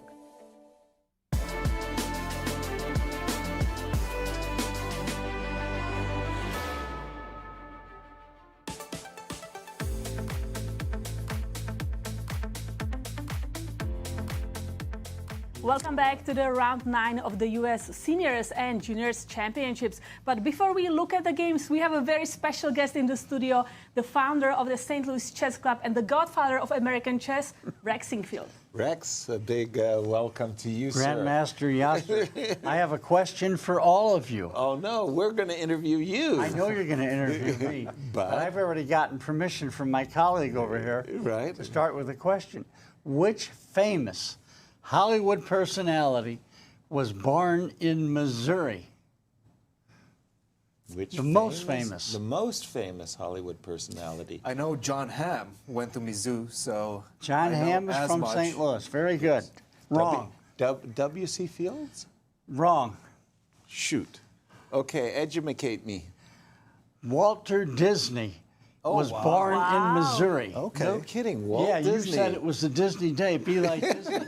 So what could be more like Disney than being born here? Okay, that's only going to work once, Rex. You're not going to get me again on that. Walt Disney was born in great Missouri. Hollywood female personality, star of, what was she the star of? Meet Me in St. Louis. Was born in St. Louis and from St. Louis. Oh, no, not Catherine. No, I'm supporting you. I know the answer. This is You know the answer, you're just not going to tell us. Exactly. Judy Garland. Thank you. I knew that. From A Wizard of Oz, I couldn't think of her name, Judy. Really? She was born. What other great French starlet was born in St. Louis and lived here? Brigitte Bardot. Josephine Baker. Josephine Baker. Wow. And she was actually a spy for the Americans during World War II. Really? But not many people know that. It's just coming out now. Wow. Rex, you are a walking encyclopedia about St. Louis. Indeed I am, just not about chess. But in St. Louis in general and the history of St. Louis, you know so much about Missouri, which is why when you retired, you started the chess club here in St. Louis. Well, I actually had dinner with some of the chess powers that be. You remember them, Tony Rich and who was the older fellow who passed away. We named a tournament after him. And another older fellow who I think is now retired. And they were all at dinner. Yeah. And I casually said to them, quite innocently, I said, you know, I think we need a chess club here. I go, okay, let's start looking tomorrow. And that's what happened. That's what happened. They got up, they met me. We started looking all over the place. Yeah. And eventually we found the location for the chess club. And at that moment, you were living in the Central West End because you had been living. I was living at the Chase Park Plaza apartments. Right above us where we're sitting. 2103. Right where we're sitting. That's right. And you had left Palisades then? I had left Pacific Palisades. I had not yet left a burning match in the Palisades to start the fires. So you're innocent on that one, are you? Yes, I am. Rex, you've got to be very proud. The chess club finally completed, and what a remodeling effort it was. But now it looks gorgeous. You got to give credit to everybody, to Joy, the staff, the contractors. Everybody did an amazing job on it. And to go from 6,000 to 30,000 square feet. I mean, who wouldn't want to do that? Exactly. Why would anybody want to do that? Right. You know? But it took us forever, and we signed the wall. Remember signing the steel beam when they were laying the steel beams? Yeah, but now you got some classy people there. Up till then, you just had me. Now you got real people signing it. Right. I think I got up. Yeah, I got up there. You see me there. Good job, Yasser. Thank you so much. That's on the wall. But now we've just opened up. It's like every time you come on, there's something to announce. We just opened up the Noble Crown Restaurant, which is a remarkable place. Yeah, beautiful A very new good restaurant. I'm waiting for the reviews. I haven't seen any yet. Well, I'll tell you, it's packed. Oh, it's I packed. know I it go is. there every night, I and know. it's full of hard to get a space. That's why it's A packed, table. because you're there every night. There you go. And of course, the World Chess Hall of Fame right across as Oh, well. yeah. Now, I know that you and Jeannie both are real music lovers, and so you must really enjoy what takes place there, the music. I the do. Music We had a nights. great event last night, a music event. It was, I have to confess my ignorance, Brian Owens, the conductor of our contemporary music, said, you'll all remember or recognize every one of these songs. I didn't recognize a senior song, a simple song. It was all from the 80s, all very famous songs. He said, you'll know them all. I didn't know any of them. Oh, dear. You missed it by that much. I want to ask now about the championships. This is the first time the Women's Seniors Championship is being held here in St. Louis, and there's a lot of excitement surrounding this event. So I want to ask, how did this idea come together, and who started it? Oh, my goodness. Now she's asking me who started a brilliant idea. How would I Who deserves the credit? How would I know the answer to that? I just think it's a wonderful thing that they're here. I'm sure they recognize that this is a splendid location, and splendid accommodations we provide for them. And this is what we should do for the top chess players of the world. Yeah. And I'm so happy that these senior women are here. This is a marvelous thing. We'll do this every year. I hope so. Thank you Yeah. for this one. We can do it for senior men too, Yasser. Of course. Just to let you know. Hey, you too. I want to pass that one along as well. Well, they got to have super seniors for me. Rex, bigger club, bigger responsibilities. And you just mentioned that we want to And more do rent. so many and More more rent, rent. of course. We want to make everybody feel welcome here. And in fact, the month of August is going to be absolutely packed. We have the Grand Chess Tour returning. We have the finals of the Grand Chess Tour continuing in St. Louis. So we have 3 back-to-back events, Rapid and plus Blitz, Sinkville. the gala Yep. on August 15th. So that's quite an important one as well. Right. Are you looking forward to that? And who do you think is going to take the Grand Chess Tour? I'm going to put you on the spot on this one. Well, if you ask me a question like that, I'll just have to say it's going to be Fabiano Caruana. I like the answer. I like the answer. Yes. You went with the St. Louisian Missourian on that one there, Rex. That's right. A little Easy to do. nationalistic of And you. our gala is August 15th, Yep. which, for the Catholics in the audience, is also the Feast of the Assumption. In case you didn't know, remember you have to go to church that day. That's a holy day of obligation. My panelists. Absolutely. I agree. But big let's support. take a look at the strategy across the board, yes, which is happening on August 15th. And that's the 10th edition of this annual gala. And I wanted to say, Rex, it seems to me like the gala is getting bigger and bigger each year. It You're is, more thanks to Joy and more her musical staff and all groups, the yeah. great and the great music groups we now have, providing background music. Brian Owens and Brian Woods, yeah. Yeah, Brian. Good old what's his? Never forget old what's his name. Brian Owens and Brian Woods. You're going to have Brian a speech. I'm not going to have a speech. Oh, I come wrote on. a speech, but I'm not going to give it. It's typical of what I do. Yeah, I write them, but don't give them. Oh, there you go. There you go. Seriously, August, I know it's a very nice period of time for you. You love it when the man. top grandmasters This are in is great. town. And Everybody's they're all in the in town. restaurants. And The end of the Grand Chess Tour. It's action, right? You just feel It's action, right? Feel And- it. Oh, it's just amazing Yeah. to see all these people here. You can feel the excitement, and they're all, for the most part, very well behaved. Well, speak for yourself They on don't- that one. They don't say things they shouldn't say, unlike me, Right. who's often accused of saying things that are inappropriate or not relevant to the conversation at hand. Has that ever happened to me? Yeah, it has. Oh, yeah. Rex, speaking of the best chess players on the planet, and I would want to go a bit back in the past when we opened the new club, we had Magnus Carlsen here in St. Louis for the first time after, I believe, 4 years. How important was that to bring Magnus Carlsen in for the reopening of the club? I think it was a wonderful thing. It's very important. He should be here more often. I've told him, and I told his father. I said, look, this place is wonderful. Why don't you just move here? Right. But to no avail. Katja doesn't believe me. But I honestly did say that to him. Right. He walked outside, and he said, Dad, this place is beautiful. I said, Magnus, you're right. Why don't you move here? Right. You know? That's exactly how it happened. We would love without to, success. We would love to. But welcome having him here is great. It's just wonderful. He's got a lot of charisma. He's a superstar. He does wonderful things for chess wherever he is. Exactly. Also, along with everything else, as if that's not good enough, after the month of August, we're also going to have the legends. Gary Kasparov is coming back into town, and he will be playing. And Gary, of course, inspired the Grand Chess Tour. That's right, he did. Yeah. What's your thought? And you're here. Yasser, the great Yasser Seirawan is here. And he's here right now. Right. Can you believe it that he's with us? It's amazing. Shocking. This guy is amazing. Grand Chess Tour. We're now in our 11th year.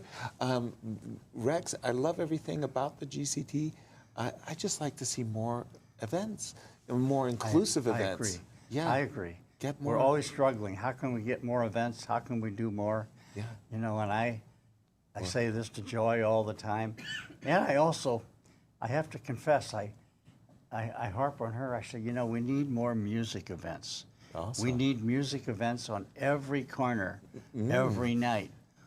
Whoa. And of course, we don't have that. That's ambitious. But if we were in Europe, we were in Vienna, it would be taking place. Every night. You know, old Wolfgang himself would pop out of the grave.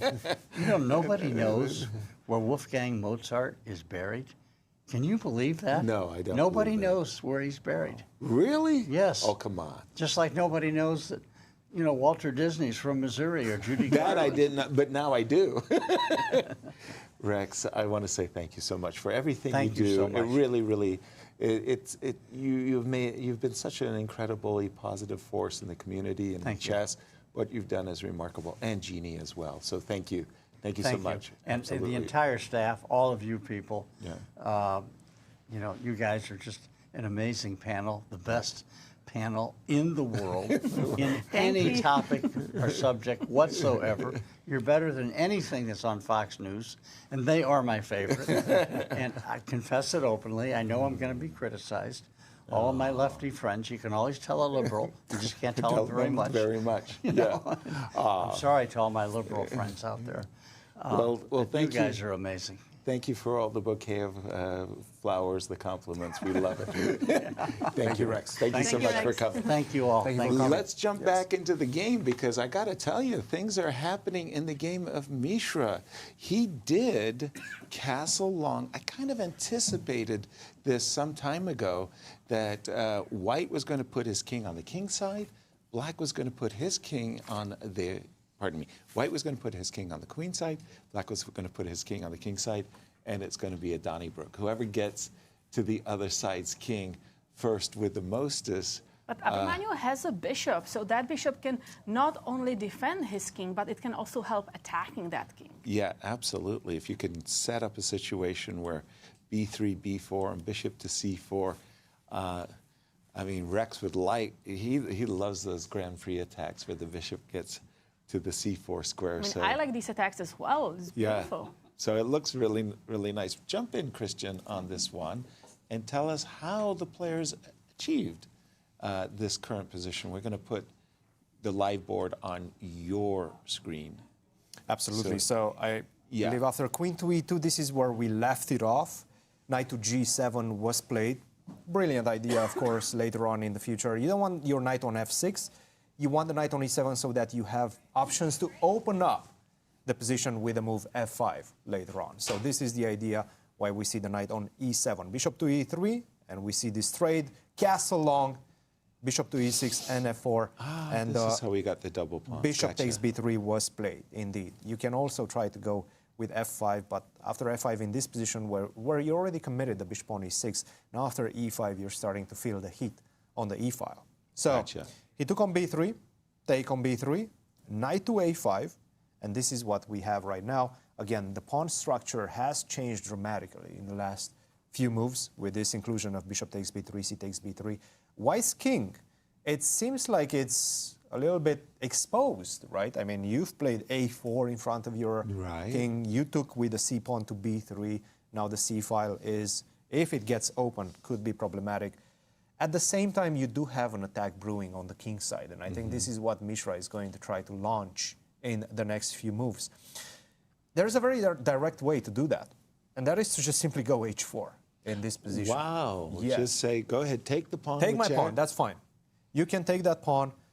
You're going to be a pawn up for a while. Right. But you are losing some time in order to be able to get that knight back, because you don't want to leave it on b3. It can get hit with bishop c4, knight d5 ideas as well. In the meantime, I have a very clear plan. I'm going to go h5 next move. So let's say you go back to c5. I go h5. If you don't want to allow me to go h6 and really put a grip on dark squares, you're going to go h6 yourself. Right. But then I immediately jump to the opportunity with g4. Wow. So White has full compensation. In fact, White might just be much better in the position. Knight to a5, Mishra is considering right now this sacrifice. If you try to stay a bit more tame with king to c2, which might happen on the board, is also fine. But then like Black a reasonable move. really needs to start running. Really needs to start trying to open up the position at the expense of a pawn with b5, get some compensation going, because White is not very far away from creating some serious threats. I'm 2 moves away. Once my pawn lands on h5, you really have to contend with h6. And if you do go h6, as I previously showed, then that becomes a hook. And your position in front of the king, your structure in front of the king as Black, is going to get damaged. So lots of options for Mishra, the type of position that he surely will look forward to for the next part of the middle game. And Katya, for Mishra, let's take a look at his player card and yes, let's his see. challenge. So if Abhimanyu Mishra wins and Andy Woodward doesn't, that means Abhimanyu wins the tournament. And if Abhimanyu draws and Andy Woodward loses, and again, it's Abhimanyu Mishra who is the champion and who gets the ticket to the US Championships. Yeah, and just staying with the game for just a moment, because it was the funniest thing. I'm sitting here saying, if I'm in Mishra's shoes, I don't mind losing the pawn on b3, and I mean that sincerely. But I thought I wanted to lose it on the b4 square, not on the b3 square. What I was thinking I would do as White is I would play the move b4, the knight would drop back, right? Then, very much borrowing a page from Cristian's book that he just gave us, play like h4, you would take the pawn on b4, I'd play h5, I'd get the same thing. Instead of having the knight on b3, I'd have it on b4. And what's the difference? It's very subtle. I just thought that the knight, whenever the knight retreated, it would be somehow more relevant on c5 than b4. Furthermore, I thought that the bishop was going to be coming to c4, and I liked the fact that the knight would be on b4 and I'd be protecting a2. In any case, I really like the sacrifice for Mishra. Not that he has to do it. King c2, I think, is a very natural move as well. And as Cristian said, more or less Black might be obligated to play b5 and, ante up, so to speak. But let's just go to the other major game, Andy Woodward and Kirk, because essentially Cristian is saying that Kirk's mistake of not playing knight b6 earlier has come back to haunt him. He's the one with this backward pawn on the c7 square, and I would think that a move on White's agenda includes knight to e4, preventing any possibility of c7, c5. I think Andy has a positional advantage. I think Mishra has a dynamic advantage. And Andy also has a 30-minute advantage on the clock. Ooh, and a significant time advantage as well. Look, right now, the juniors definitely are looking like they're headed for the playoffs. Ooh. The way natural progression of these games, with both of the players in contention, in the lead, in terms of their position and, you know, practical play involved as well. Yep. Both of these players are getting exactly the type of positions that they want. Mishra, the type of attacking position that he generally handles very well.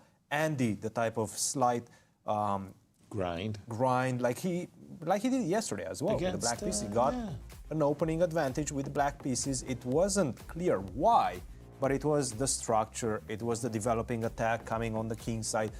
These are all the factors that we're seeing in this game as well. And if they both win, we're going to see a playoffs tomorrow. Right. Maybe let's switch gears and look at the senior championship. And I want to just take a look at the game of Joel Benjamin and Alexander Goldin. I know it's not relevant for the standings, but really nice thing happened here. This last move that you see on the board. That's a visual. Isn't that an amazing visual move? So you desperately want queen takes d5 so that you can rip the pawn and discover to attack the queen. How can we get the queen on to capture the knight? Well, Joel came up with, I don't think I've seen this particular pattern. Right. In the sense that, please take my rook and undefend your queen. Bishop takes b4, that's my discovered attack. Queen takes d5, well, that's my discovered attack as well. So the queen probably e5 has no squares, f2, e3, g1, so queen e5. Now that the queen has gone there, how do I continue further? Is it rook h4 related? I thought that we are doing this rook left with rook e4, rook h4. Rook e1 e1 also looking good. Yeah, because, okay, rook e1, queen g5 is annoying. I'm already thinking about those knight e7, bishop takes h7 type of attacks. With maybe rook b5 even doing a pin on the 5th rank. Okay. Tactically, it feels like black has a lot of loose pieces in the position. There ought to be... Now, the desirable rook e4 doesn't work. Rook e4, now you can play queen takes d5, and oops, I blocked my own bishop takes h7 idea. Cristian, jump in on this one, because this feels like there's... I mean, it's a position that's just exploding with tactics, and there's got to be a nice way of for Joel to continue rook b4. Absolutely. Rook b4, it's already a winning position, in fact, for white. Rook b4, queen e5, rook to e1, continue attacking that queen. We stopped ourselves after queen d6. Queen d6, exactly, and now we continue. Check, rook h4. How exactly do you defend? Probably bishop to g6, the only way to defend this one. And now, after knight taking, takes g6. taking, c takes d6, knight takes g6. And, wins. Well, after knight f8, you still have bishop f2, so it's not completely over. I didn't see bishop f2. Correct. It's not completely over. In fact, you can even start with rook e to e4. Take a look at that. That's a nice little checkmating threat in the position. Be careful. That's pretty. If you try to run away like this, boom, that's a checkmate. Yeah. So lots of things, lots of opportunities for white. But rook to e1 seems to be the right approach because, look, you need to get more pieces involved into the attack. All of your pieces, in fact, involved into the attack in this one. Queen g5, not to block the bishop's control. Queen g5 is probably worse right now because after rook to b5, how exactly do you... Oh my gosh. You're going to lose that.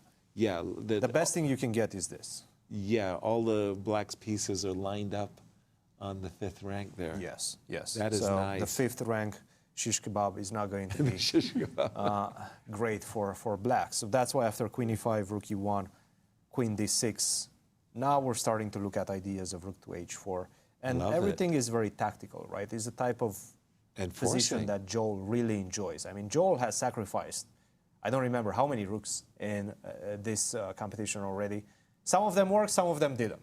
I remember that game against Stuart Rachel's. I remember the game against Akopian where he sacrificed his rook and then wasn't able to get the compensation necessary. But this one is looking great for Joel. Not as important for the standings, but let's take a look at the ones that are important for the standings, staying with the seniors section, see how those ones develop Jesse Kraai versus Vladimir Akopian. That one is the big one, right? Because we saw from the get-go, Jesse was building an advantage. Yeah, nice one too. But then Akopian turned it around in a matter of a couple of moves. Just small inaccuracies from Jesse, and Akopian managed to turn it around. I think we left it off after bishop to e4 and a5. We were saying that, you know what, why don't you go f5 first? Right.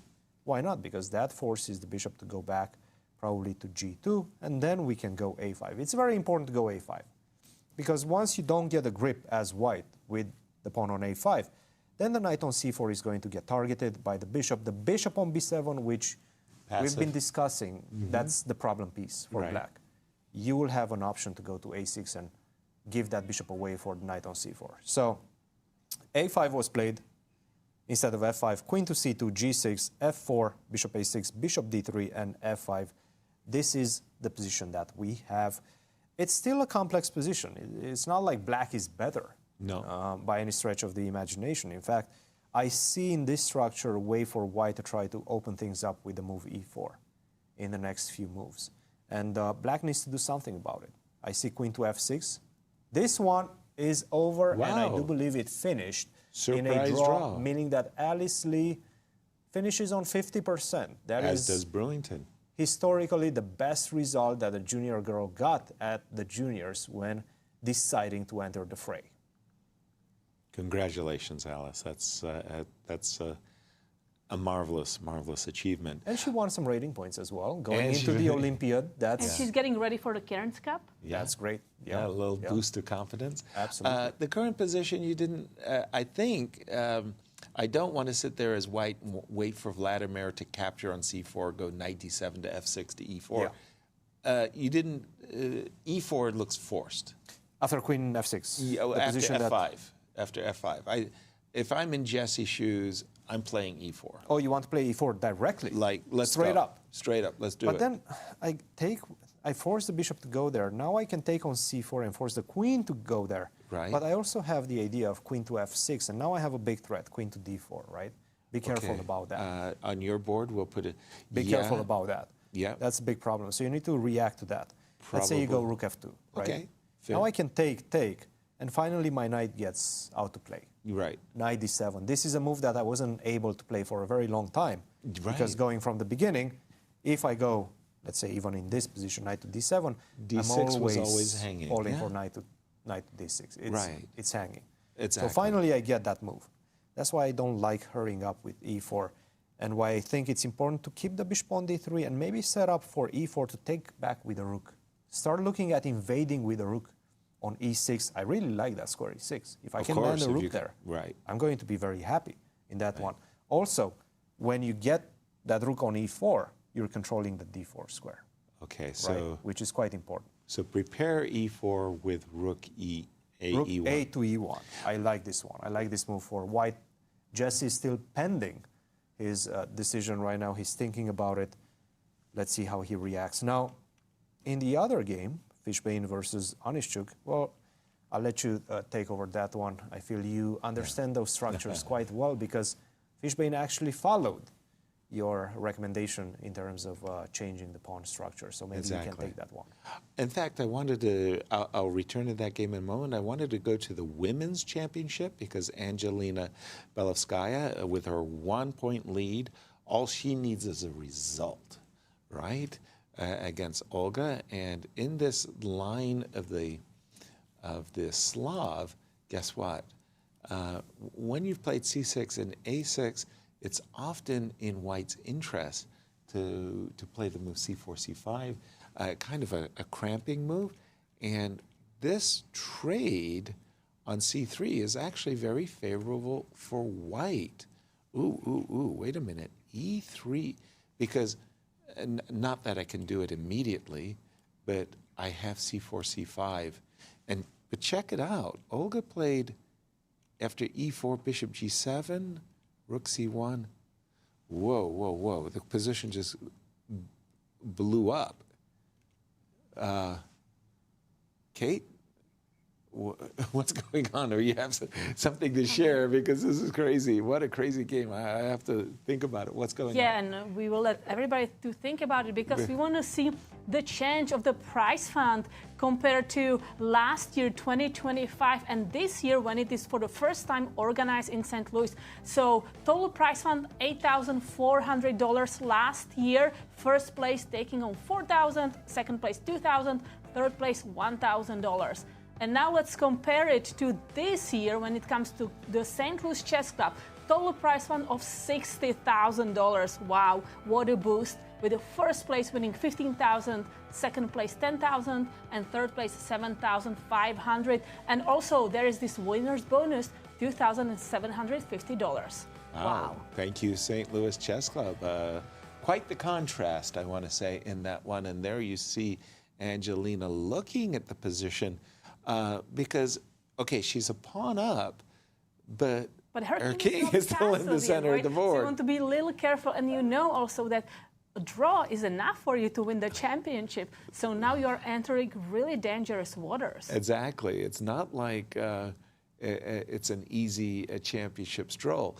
So in case of e5 takes d4 by Olga, and Olga obviously eyeballing opportunity to check White's king, captures, rook check, bishop e2. I'm guessing the queen has to go back to d8, and then I'm guessing you just play bishop e. Yeah, this must be good for Angelina. She's a pawn up, and the moment she's able to solve her king's dilemma, she'll be in the driver's seat on this one. And let's take a look at the game of Catherine Dodson and Beatrice Marinello. Okay. Catherine's been struggling in this tournament, but right now she has a really good position. Does she? Oh, very, very nice. So she's got a rook lift, rook up and over. She wants to deliver some tactical shot. Is there a chance for her to deliver a tactical blow? So first of all, do we have any direct threats? Knight takes f7. Probably. We're thinking about it, right? It looks nice, but we are not ready. Our pieces are, I think, not ready yet to do that particularly. So is it queen h5 threatening the? Oh, oops, sorry. Alternatively, we can think about just long castling. Oops, sorry, that wasn't what I wanted. I would like to look at long castle or rook d1 with the idea to put pressure on the d file. Wow. I understand what you're saying, but we've got to pause because Irene is with Alice Lee. Over to you, Irene. Thank you, Yasser. And I'm back with Alice Lee, who just completed the U.S. Junior Championship with 4.5 out of 9. Congratulations, Alice. Yeah, thank you. How much rating point did you gain? I think I gained 10.7 points from this tournament. 10.7, exact to the decimal. Yeah. Wow, congratulations. Yes, I mean, it's not an easy feat. So far, you've been the best girl to perform in the U.S. Junior. Are you looking forward to be invited again to the one next year? Yeah, I was a wild card this year, but I don't think my rating was like too far behind, like from being invited. So I'm hoping that next year I'll be able to qualify for this tournament by rating, and hopefully I'll also be able to put up a good result again. Wow. Yeah, before we go to the game, let's take a look at the record-breaking performance graphic. There you go. In 2018, Annie Wang was invited and she scored only 2 out of 9. And then Jennifer Yu in 2019, 0.5 point out of 9. And Carissa in 2022, 2.5 out of 9. And now we have Alice Lee in 2026 with 4.5 out of 9. Amazing. Yes. Well, Alice, now let's dive into the game because it's a very interesting and fun game, I would say, to play in the last round. You play white against your good friend, Brewington, who is, by the way, waiting outside of the studio to analyze together with you after this. So let's take a look. Did you prep a lot before this last round? Not really, because I feel like I've played like in this tournament. I had 4 games as white before, so I was kind of just trusting my prep. Actually, he played this knight d7, which kind of was a bit of a surprise because I thought like usually he plays like d4, knight f6, c4, e6, and I thought knight f3, d5 we go into the Catalan, but I wasn't so sure here because I think with g3, maybe black has some additional option with d takes c4 and like rook b8, and I wasn't too sure what to do. So it might be the Brahmin variation that Andy is playing currently with Kirk, with this knight d7 if it transposed that way. But none of it happened because you took the pawn on d5, and now we are entering this kind of not really like a Carlsbad position because you have bishop on f4. But where did your preparation stop here? I mean, I knew like bishop f4 is a move, because I've also looked at this from the black side, but for some reason, like, I don't, after c6, I was just kind of playing by myself. I saw if e3, which I guess this was the engine suggests, like some like knight h5, so I played h3. And actually, I think this should be like a favorable Carlsbad for me if he doesn't get like any immediate play, but I think knight e4 was probably good. Yep, and after all this exchange, knight f6, e3, I think it looks very natural here. F6 comes back, and then f5, and then you come back again on e5. Yeah, because here he like can move his bishop. I just take on g7.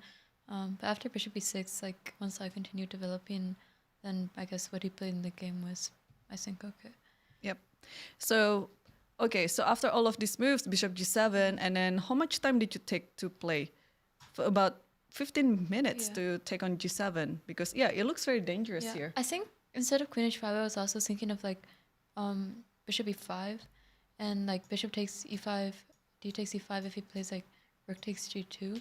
But I saw here like queen h5.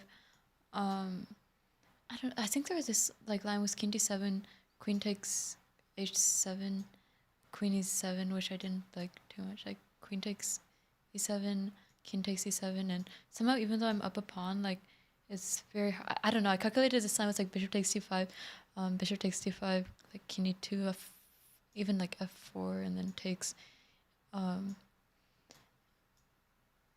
guess this is king e2, f4 or something. Yeah. But I don't know. Like I think it's my position is somewhat difficult because also you can just do king e3, king e6, king takes e5 next. Wow, deep calculation here. So, hang on. Let me see the position after queen h5 and then bishop f7 and takes, and then in this position it looks very risky for your queen to be trapped on h7 there. But black would never be able to capture your queen. I thought like maybe he could do king e7, but I think there was just a very fun line that I calculated. There was I think it was like it was, I guess the engine sees some g4, but I calculated some line was like e6, king takes e6, bishop takes d5, knight b3, and then like knight d4. And save your analysis for Brewington later, because I would also like to watch that analysis. And Alice, who do you think will win in the junior section, in your section? Because Abhimanyu and Andy, they're kind of neck to neck. Yeah, I mean, I saw Andy's position. I think he was able to get Kirk out of book, which I think Kirk is like an extremely good theoretician. So I don't know how Andy was able to do that, but I thought his position was quite pleasant. So I think there's a decent chance that they'll go into tie breaks. And I think once that happens, it's like really a 50-50. But I'll say Andy because I know he's like really good at speed chess. Well, we'll see. And congratulations once again, Alice, and then we can see your line score. Thank you. So your line score here, wow. So you started with 0 out of 2, but then you bounced back on round 3, lost again, and then the rest of the tournament, the last 5 games, you've been scoring wonderfully. So are you happy about it? Yeah, I'm quite happy with my performance. I think especially like after the first 2, I was quite demoralized. But you know, once I got the first win, I felt like I was getting more in shape, and after that, I think I played well in like the last 5 games. Thank you so much, Alice, and we'll see you back here in St. Louis for the Cairns Cup. Yep. Good luck in the preparation, and back to you guys. Thank you. Congratulations, Alice. I really liked the start of that whole interview where Irene said, well, you know, you gain rating points, 10.7. Alice knew exactly how many rating points you gained. Congratulations, Alice. And you were showing me during the interview that we just have a small correction, that in fact, Irina Sukandar had done very well when she played in the junior championship. Yes, in 1999, she had 5.5 points actually in the junior section. Out of the 9. So she was actually at +2. I wanted to pick up the action in the seniors because Jesse did delay the advance E2, E4. He prepared it by playing both rooks on E1 to D1. Cristian, this is absolutely a crucial game for the senior championship. How do you feel about the situation right now? Well, it's still very balanced. Still very balanced, but I do feel, I'm starting to feel that Black is just having the easier moves, the happier moves, as we very often put it in this broadcast. It just feels like the moves are flowing easier for you. I don't see E4 happening as easily in the position anymore. Now that I managed to get the rook to E8, I'm also ready to go knight D7. I already have my queen on F6. We've been discussing about this queen landing on F6 for a very long time. Right. And for example, if you go E4 immediately in the position, after take, bishop takes E4, I will take on C4, you take back on C4, knight to D7. Everything is protected for Black. Everything is protected for Black. Where's your attack as White? Because you opened up the position in the center with the move E4. The only thing that I'm seeing is a weakness on D5 that I will be able to exploit later on, especially in any sort of endgame. A potential majority, especially if we exchange the queens on the queen side, but also for the moment a weak king. Because the queen and the knight, if they manage to start, you know, imagine this queen landing somewhere in the center. Sure, it's not possible right now, but maybe even queen to G7 and then the knight comes to F6 and the knight gets closer and closer to the king. I can see this go wrong for White. And E4 is the natural choice. You've been preparing for it, right? The whole game. The natural progression, if you might, for Jesse. The knight has to go to B6, it seems like. Knight B6, take advantage of the fact that the queen went on F6, rook to A7, and now E4. It doesn't look clear to me. I understand why. I get it, but forcing the rook to actually be ready to double up on E7 is just not very natural to my eyes, right? But it's all about calculation in this one. For example, if you take, now you have to take first on A6. Let's say knight takes A6, and now not even taking on E4 first, because then that's going to open up the opportunity for me to double up and challenge you on the E file. But in fact, you have to go back to C4. So you have to exchange the bishops in the position and leave yourself with the knight on this beautiful blockading square on C4. That's the opportunity right now after rook to E8 that Jesse has. Let's see if he understands that. So I'm thinking knight B6, bishop takes A6 or E4 at the right moment, knight takes A6, and then get the knight back to C4. This is the right configuration that is going to give a slight advantage to Jesse. A5 is problematic, D6 is problematic. Moving on from this one. Sure. Because there was a moment in the other big game of the round in the senior section, that's the Battle of Alexanders for playoffs or for second position. Fishbein versus Onischuk. And this was the position after queen to C7. Fishbein started with F3, but take a look at this opportunity right now, which was missed, and it's not easy at all. Bishop to A6. Wait a minute, where do you put that queen? No matter where you put that queen, I'm going to have this jump on C5. And guess what? With the knight on C5, first of all, you cannot take because you lose your queen on E3. With the knight on C5, I have the idea of F6 in a lot of situations, in a lot of positions. And after F6, then the knight goes back to D7, and then I push E5. So the knight on C5 would have been very well placed. Immediately, knight to F6 was played, of course. And this is the position that we currently have. I'm thinking that Black wants to go back with the knight on D7, really needs to do something about the knight on E5, which is a tremendous piece for the moment. But White still with a slight advantage out of the opening, I feel. And I believe that the natural, once again, progression of the moves after he played the move F3 would be to swing this queen to H4. Queen to F2, queen H4, and start looking at the pawn on H7, start looking at the king side for a potential attack. So still a very balanced position in this one. Balanced position in Akopian as well. So the seniors are neck and neck, as Irene put it. Anything can happen. And Kate, where would you like to Let's guide go us? to the juniors because there are imbalances in the position. Maybe we start with Abhimanyu and Mishra against Bach and Go. I see that Mishra did sacrifice his B pawn. He didn't sacrifice it on B3. He took a page out of my book and decided to sacrifice it on the B4 square. I really like this decision by Mishra very much. I like his, I don't want to say free-wheeling spirit because it's definitely not free. He's attacking. I mean, he's saying, look, I've got some real compensation. Let me go. In fact, I've got a winning threat.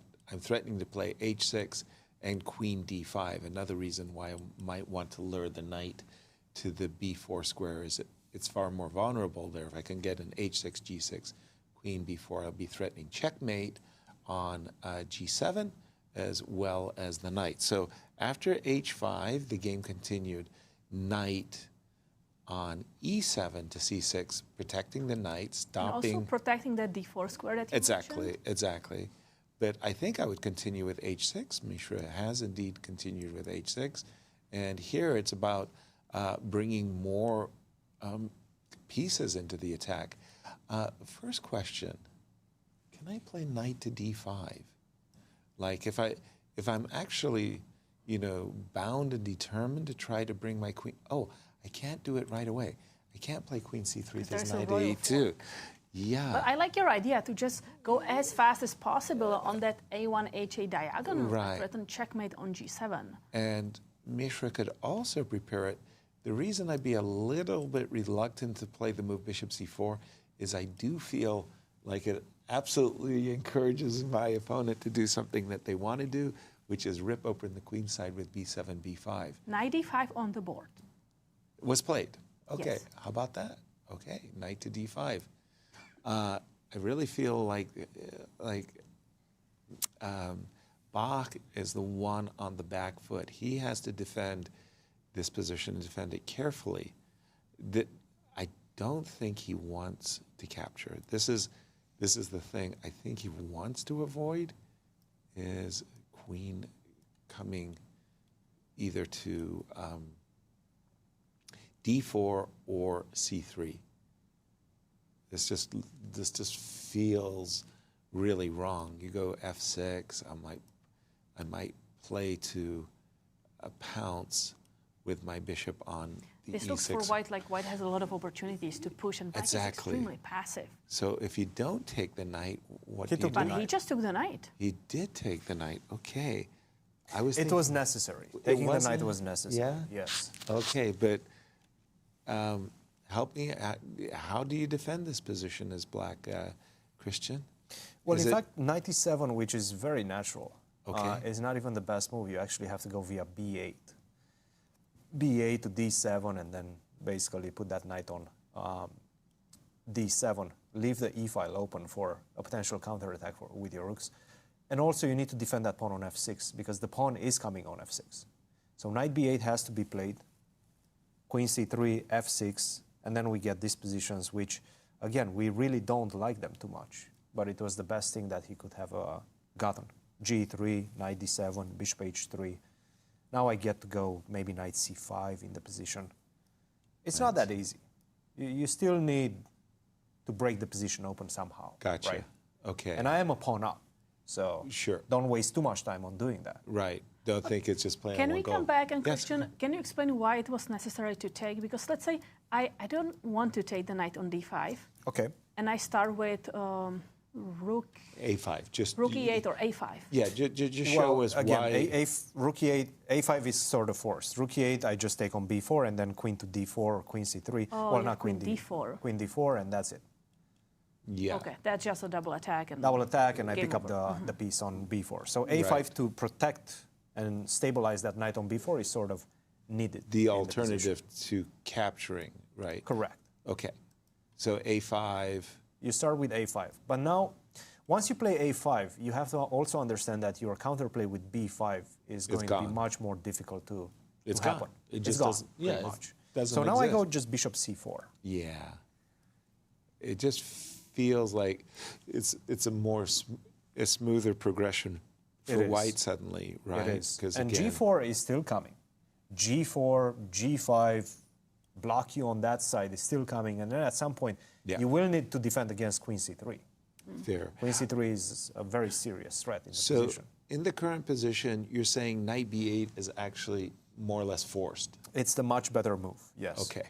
Knight e7 after g4 seems to be not, I wouldn't call it decisive, but it's going to be extremely difficult to defend that position. So, for example, let's just keep going with knight e7, g4. Yep.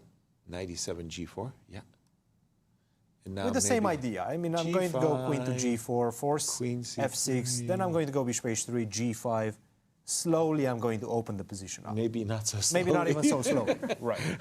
So don't give me too much time to... And I do feel like he's going to go knight e7. Putting the knight on b8, first of all, always is such a difficult thing to do. Yeah, because Like that just means- jumping with the knight back to its initial position, psychologically, is such a difficult decision to make. Right, with the knight on b8 and the rook on a8, all your friends come over and look at you and say, "Oh, so this is how you've learned to play chess." You almost never do that. You Never almost never develop do that your for whatever pieces. reason. Yes. You're very, very insightful. But it's the better move because the knight will be on a better circuit once it gets to the d7 square as opposed to remaining on a rather passive e7 square. Guys, leaving this one, please. Should we move to Woodward versus Absolutely. Ghazarian? Because there's some very intriguing things happening in that one. Okay.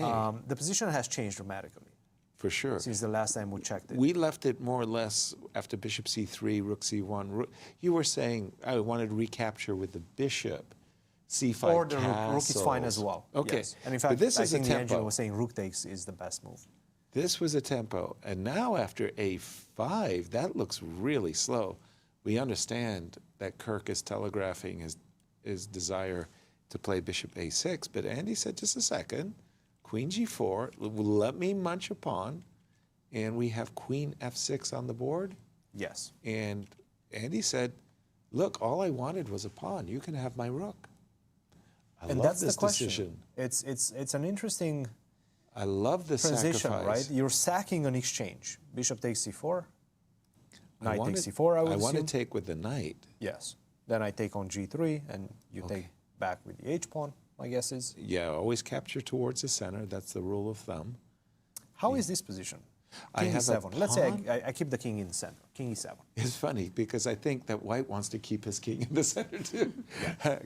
Maybe king e2, maybe It's obvious that you have queen. enough compensation, right? I'm dreaming of swinging my queen. Yeah, it's obvious I have compensation, but The question, are you better? Right. Are you much better the way you were, or at least we thought that you were, just a few moves ago, before going for this line, which was not forced, by the way.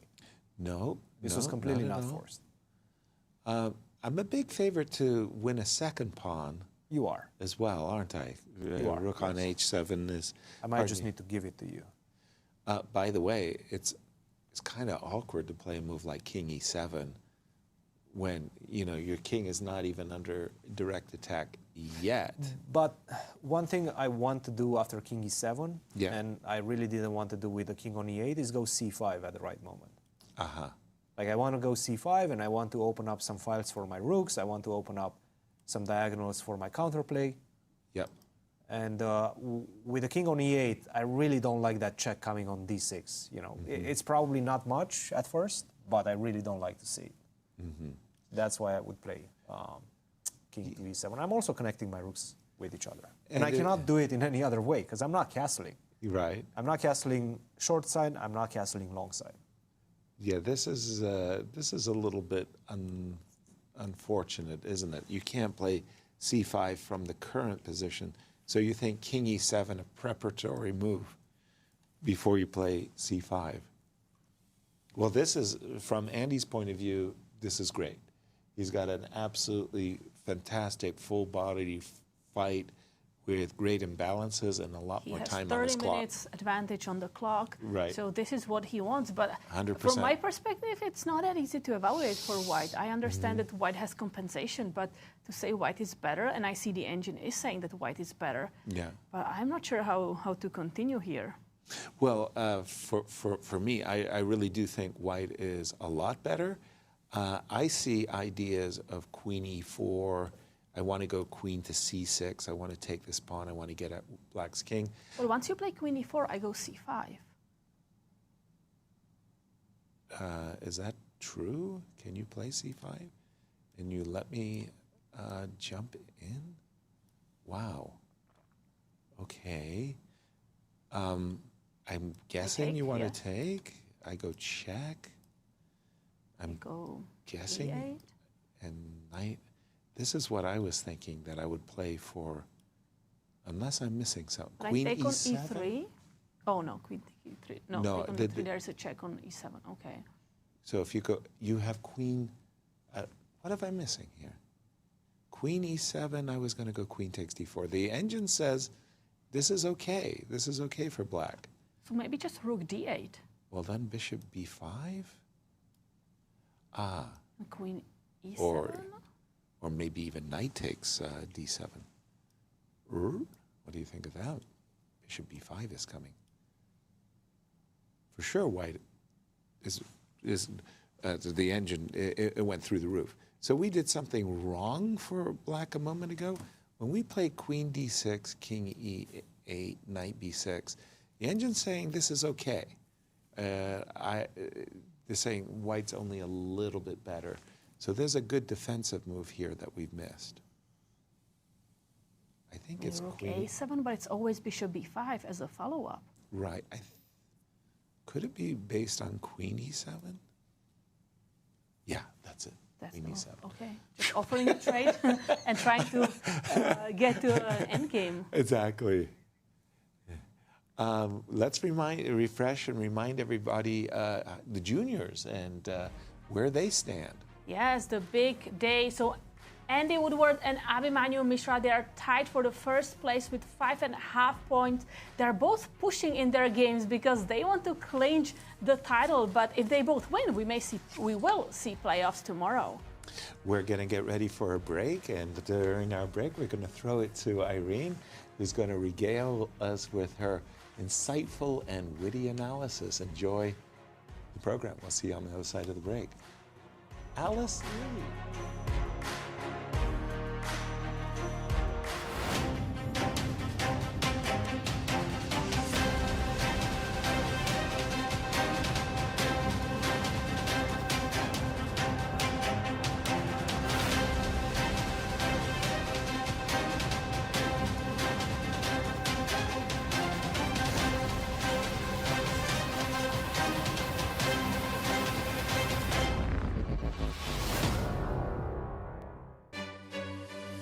Hello everyone, welcome to the final round show break with me, Irene Sukandar.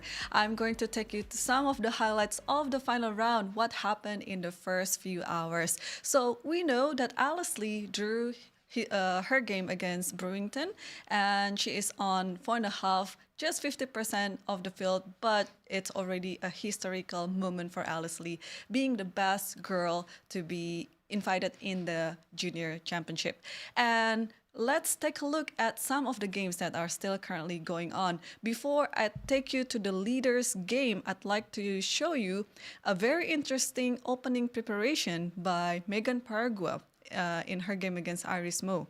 Because in this game, we can see it is a Kirk opening, and Megan practically violated all the old chess principles where you shouldn't move your the same piece twice or even thrice, but in this position, in this game, Megan moved it for 5 times, and this is modern chess we're talking about. The engine still says that this is slightly better for White. So let's take a look what happens.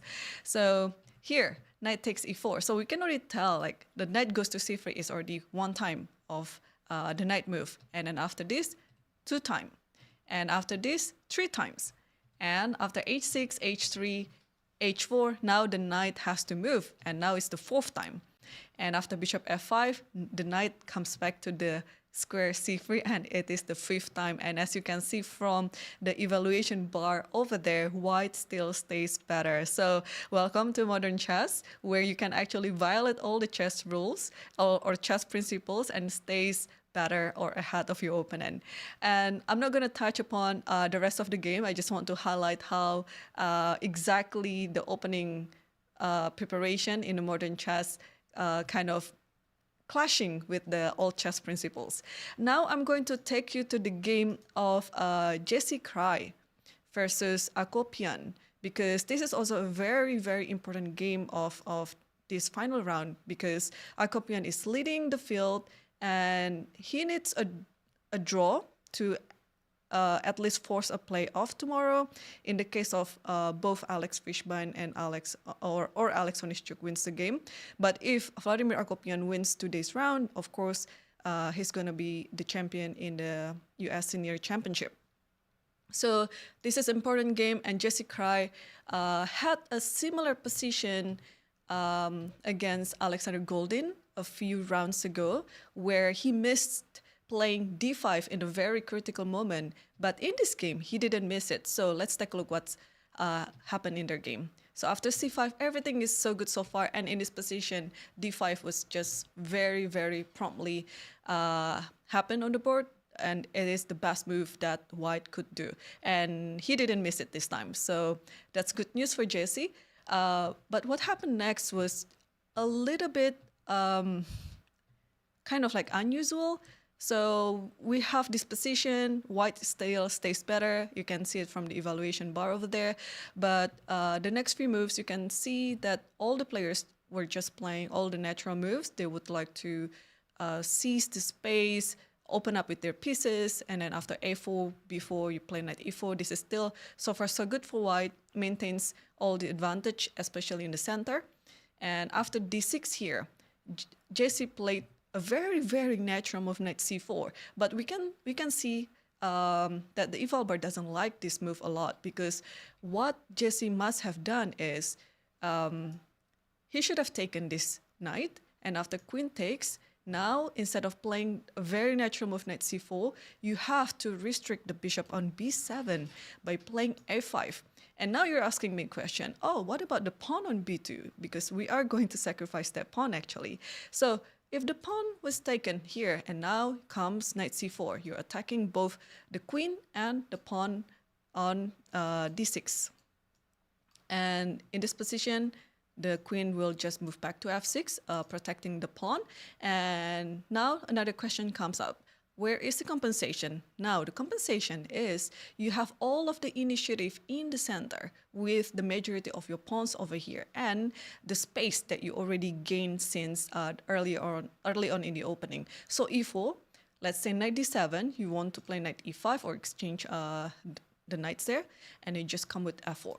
So this is already like a very powerful initiative for white in the center. And let's say black plays some rook move to e8, it will not hinder you at all, because you can just play e5 in this position, because the position of the queen over there is just in a straight line with the rook. So after e5 takes, and then let's say queen goes away, and then you play knight d6. You see, black is still up a pawn, but that doesn't mean anything in this position, because we are not playing against material imbalance. We are playing an attacking and aggressive chess and taking control over the center, exploiting the fact that your opponent is not very developed so much. And here, let's say knight d6, it's a fork to the bishop and to the rook on e8. And maybe natural move would be rook to b8, protecting the bishop on b7. You can just take, and in this position, you can do either d6 or e6, but I think my personal preference would be just pawn e6. There is a check over here, but it wouldn't be so much of a problem for white, because king can just slide over to h1, and this bishop would be a very dangerous bishop in the open position. So I think Jesse missed that window to play such a beautiful positional attacking line. Yeah, so positional chess, because you're playing some positional chess, but you're at the same time you're sacrificing a pawn, so it's tactical in a way. But the game is still going on. Anything can still happen in the next few hours. Now let's take a look at the very interesting opening prep by Andy Woodward against Kirk Ghazarian, because it is also a very important matchup there. Because, well, as we know, Andy is leading with Abhimanyu Mishra. So naturally, this game would be very important for him. So let's take a look at the Brahman variation. So it starts with this. It's very similar to the Queen's Gambit decline. And after Bishop F4, takes here, and then E3, and then B5, takes, and Bishop B4. And when you are tuning into our broadcast, Cristian mentioned that, of course, Knight C3 in this position would be a main line, which Andy didn't play that move, by the way. Andy played the other one, Knight to D2. But in many cases, these variations would be quite interchangeable, and there might be some transposition along the line. For example, after Knight D2, let's say, okay, Kirk played Knight D5. Let's say if you play Knight E4 over here, then eventually Knight C3 would come. And I remember that after Knight takes C3 here, White will be just down a pawn, but it's just temporarily because C4 pawn will be taken again. And in this position, if you play Knight C3, I'd like to touch on a game between Hikaru Nakamura versus Magnus Carlsen in GCT Paris 2016. They play in the Blitz, and this is what happened. Knight D5, A3 takes queen here. Naturally, you can just play knight over here, Knight D5, and then you can just take here, and then takes here, and then takes, and it would be like the same. But in this position, there's a very, very funny move here after queen D2 that you play Knight E2. It would be the same. It would be a transposition. And after this, and then the position is pretty much equal. So this opening, this variation is sometimes very confusing. And I think that is what Andy was trying to do, trying to confuse his opponent. But again, they are still on the game and very much fighting for their lives. So let's see what's going to happen in the next few hours. So stay tuned in the broadcast, and let's see you next.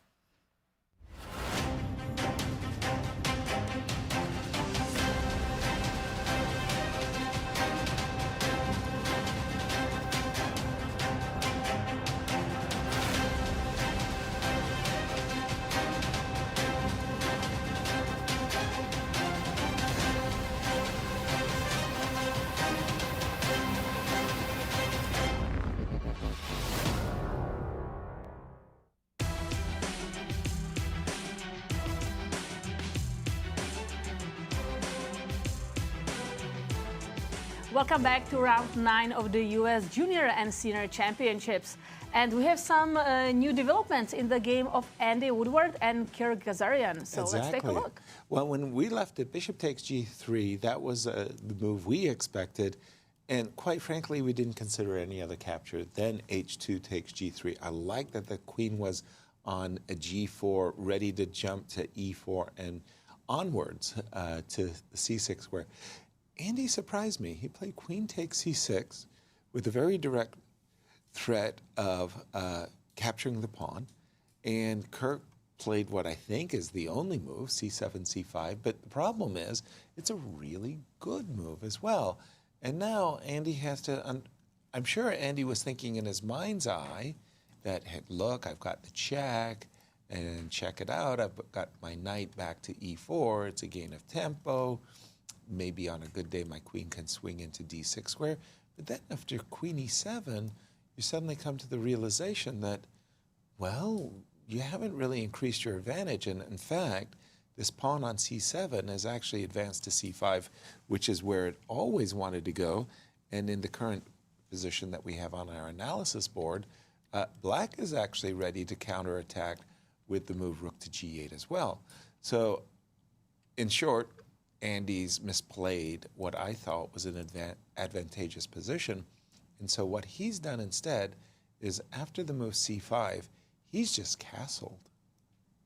And he said, okay, let me tuck my king away.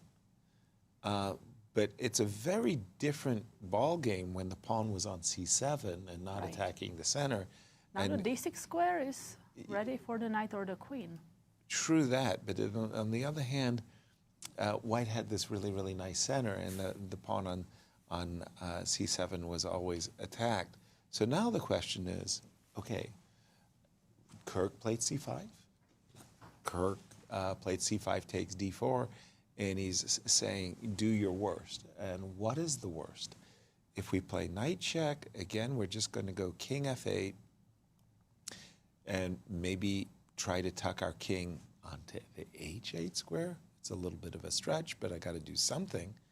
And I can see from my thermometer, Kirk as an exchange up, but Andy's advantage is slipped. I wonder if we start with queen d6. Queen to d6. Do I still have the right to castle short? The reason I ask is after queen e7, and if you play queen c6, let me try it. It allows me. Okay, you have the rights, you can do that. So that's uncomfortable because then you hide your king and you're Precisely. good. That's precisely what I'm thinking. If I can hide my king on the h8 square, I'm okay. So still for some me, the big challenges. problem for Kirk right now Yeah. is his clock. His position has 18. improved. I understand that. A But lot. from a practical perspective, leaving yourself with 18 minutes for the next 20 moves in Not such a wise. complicated position. This is a very complicated position. For sure. And if you misstep, you can easily just outright lose it very quickly. Right. You imagine a queen coming to c7, circling around the king. That knight coming to d6 is always in the picture. So this one is definitely a difficult position to navigate. And if you don't have enough time to do so, that's going to be an issue. I feel this is going to be, I'm not going to call it downfall of Black, of Kirk in this one, but he's going to really need to pull a rabbit out of his hat to be able to survive this one with only 18 minutes on the clock. The clock, the pressure that the clock offers when it comes down to the last 5-10 minutes, that's going to be an issue for Kirk. Cristian, while we were looking at this game, in case Kirk does play the move c5 takes d4, which to my eyes looks like the most natural move, there is a bishop e4 to c6 sighting. So It certainly is, yeah. Bishop e4, let's say rook to d8, bishop to c6. King f8, only move. I'm playing for, taking advantage of the pin. Yeah, king f8, only move. The engine, the thermometer tells me it's dead even. Yeah. But, I mean... It's really tough stuff. I mean, it's not easy to understand that this is just dead even. But, and again, from a practical perspective, I don't think it's dead even. Right. The engine is the objective eval of Right. it. When you're facing this over the board, it's a completely different assessment. Right. And again, we have to take all of these factors into account, specifically just the time right now, because there's such a big differential, and we're only in the early stages of the middle game. This is move 20, still 20 moves to go until the time control. Kirk right now is really mishandling his clock. He needs to, trust his instincts. He probably thinks of the position as being super critical right now. And if he makes the wrong move, which is probably correct, if he makes the wrong move, wrong decision, he's going to be in trouble. But the problem is, this situation will continue for the next many moves. Right. And you don't leave yourself enough time, you're going to make a mistake. That's the main problem that I'm seeing for Kirk in this one. And by the way, Andy is just calculating on his opponent's clock. Of course. Like he's just thinking, okay, how do I continue? Right. What do I think is his best choice? And then how do I continue based on that? So it's a bad situation still for Kirk. All right. Despite the fact that the objective eval has changed in his favor. Just checking in the game of Abby and Mishra, things are going pretty much as we've expected. Mishra's just put his bishop on h3, brought his rook to the open file. Again, I think from Mishra's point of view, he has only one thing on his mind, a victory at all costs, because he's probably looking across the table and seeing Andy with a better position and saying, I need to win against the lowest rated player in the field. And I've got a good position as well. And now he's looking at doubling the rooks on the e-file, maybe even starting with bishop e6 check. But yeah. Black has Likes to a move. really strong move in this position. He does? Yes. B5. I was about to say, could it be B5? B5 to create the counterplay.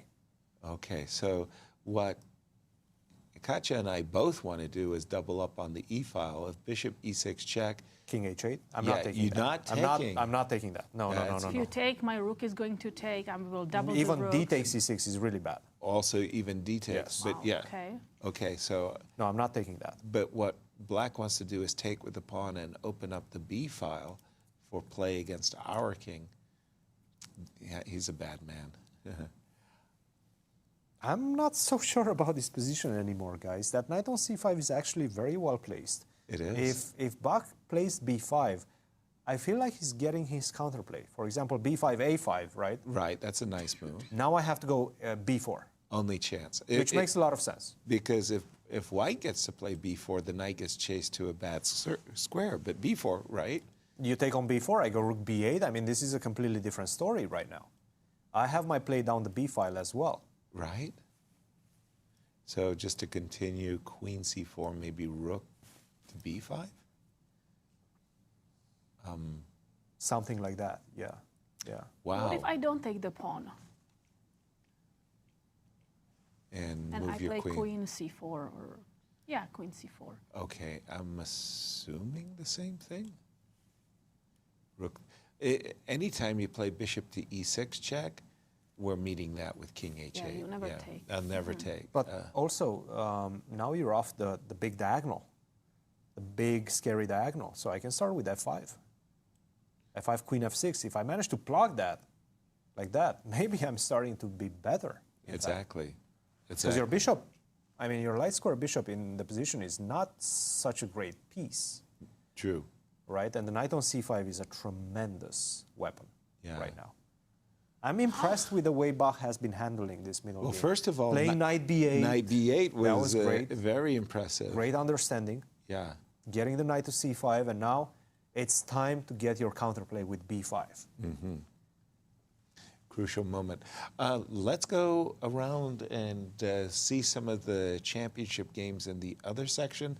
I'm going to go to the game of Jesse Kraai and Vladimir Akopian in the senior. Okay, let's start there. Because a lot of developments have taken place in this one, and I think those developments are favorable for Vladimir. So when we left it after e4 takes, and Vladimir had just completed his development with knight d7. I think Cristian was just saying, let's play bishop takes c4, queen takes c4, knight d7. Let's get rid of that very good piece. Vladimir had his own ideas, which were after knight takes, he wanted to play the move c4, prepping his own counterplay. And by the way, that queen is still lurking, right? So c4, b3, ooh, b3, inviting. Okay, so this is really funny. You can get a powerful protected pass pawn on the 6th rank with the move c3, but then white plays the move knight c6, getting a very powerful knight on the 6th rank with knight c6, as well as threatening knight takes b4. So pause here for a second. We do have some moves. So let me just... Vladimir took on b3. He wasn't interested in this really great pawn. He really wants to establish a knight on c5, maybe even getting a rook there too. A rook to c3. How do you... We have I the know next the... move here. Just we do?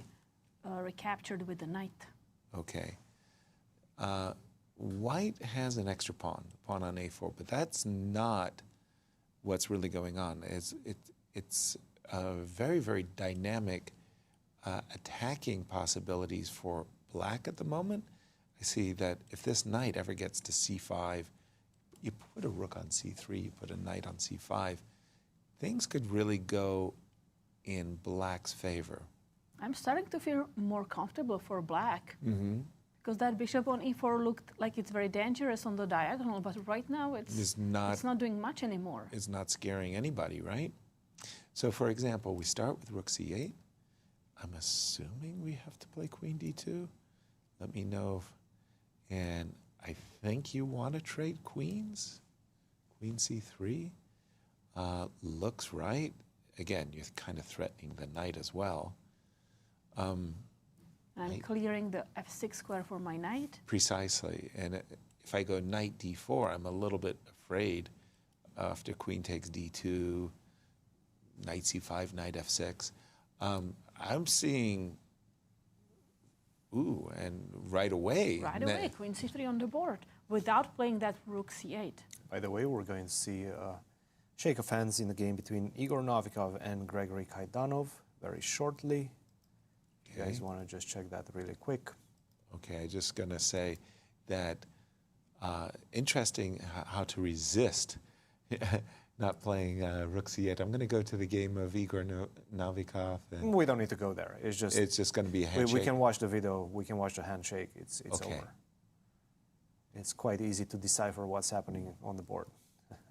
Yeah, it's a king opponent. King moving back and forth. Right. Somebody will call Chris Bird. And these players will finish a tournament that both of them want to forget. Very soon. Gregory came here yesterday and he did say that he had a rough time, especially in those last few hours of the game, being able to calculate everything. It was a matter of energy for him because his preparation was very good, as we usually know from And a handshake, so that is a draw. That one is a draw. Yeah, Igor Novikov and Gregory Kaidanov. And I think we're going to see a result very soon also in the game of Joel Benjamin and Alexander Goldin. Looks like Joel is completely winning this game. He got in his tactics that we expected. He did a rook lift to the h file, and now I think just queen e4. Queen e4? And the idea is you wanted to play bishop to g8. Yeah? Correct, and queen h7 checkmate. Queen e4, that's nasty. So bishop to g8, discover check, and queen h7 mate. It's funny. You went for the mate instantly, and I was going for the material instantly. I was playing bishop back to d3 check, so I could play rook to e5. And triple on the e file. And then play bishop to b5. That's very strong too. But queen e4, no, I gotta say, I prefer your choice to mine, and I like queen e4. Did Joel like queen e4? Queen e4 is on the board. Bravo, Joel. With a big threat, bishop g8. Discover check and mate. Now the problem is, if you move the bishop, for example, to d6, then you get mated on the back rank with queen takes.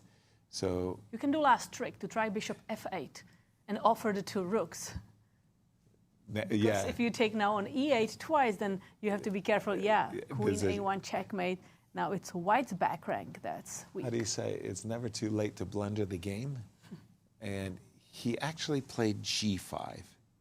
Alex, after queen e4, g5 is on the board. So the idea is that bishop g8 is no longer checkmate. Bishop g8, king takes g8, queen h7 check, king f8, h8 square is covered. So now, how do we kill? What's the best move, Katja? Best move. Let me think. So it's not bishop g8. I play bishop g6. Bishop g6, king g7, king g8. Now you want to open up black's king, right?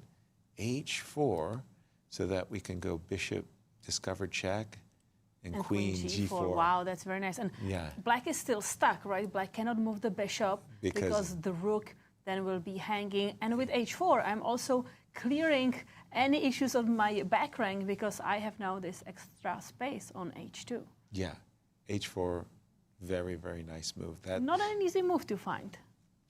It does. Yeah, they should. I would expect Joel to find this move for sure. because he played Queen E4 when he started. So he had something like this in mind. I want to go to the game of Angelina and Olga.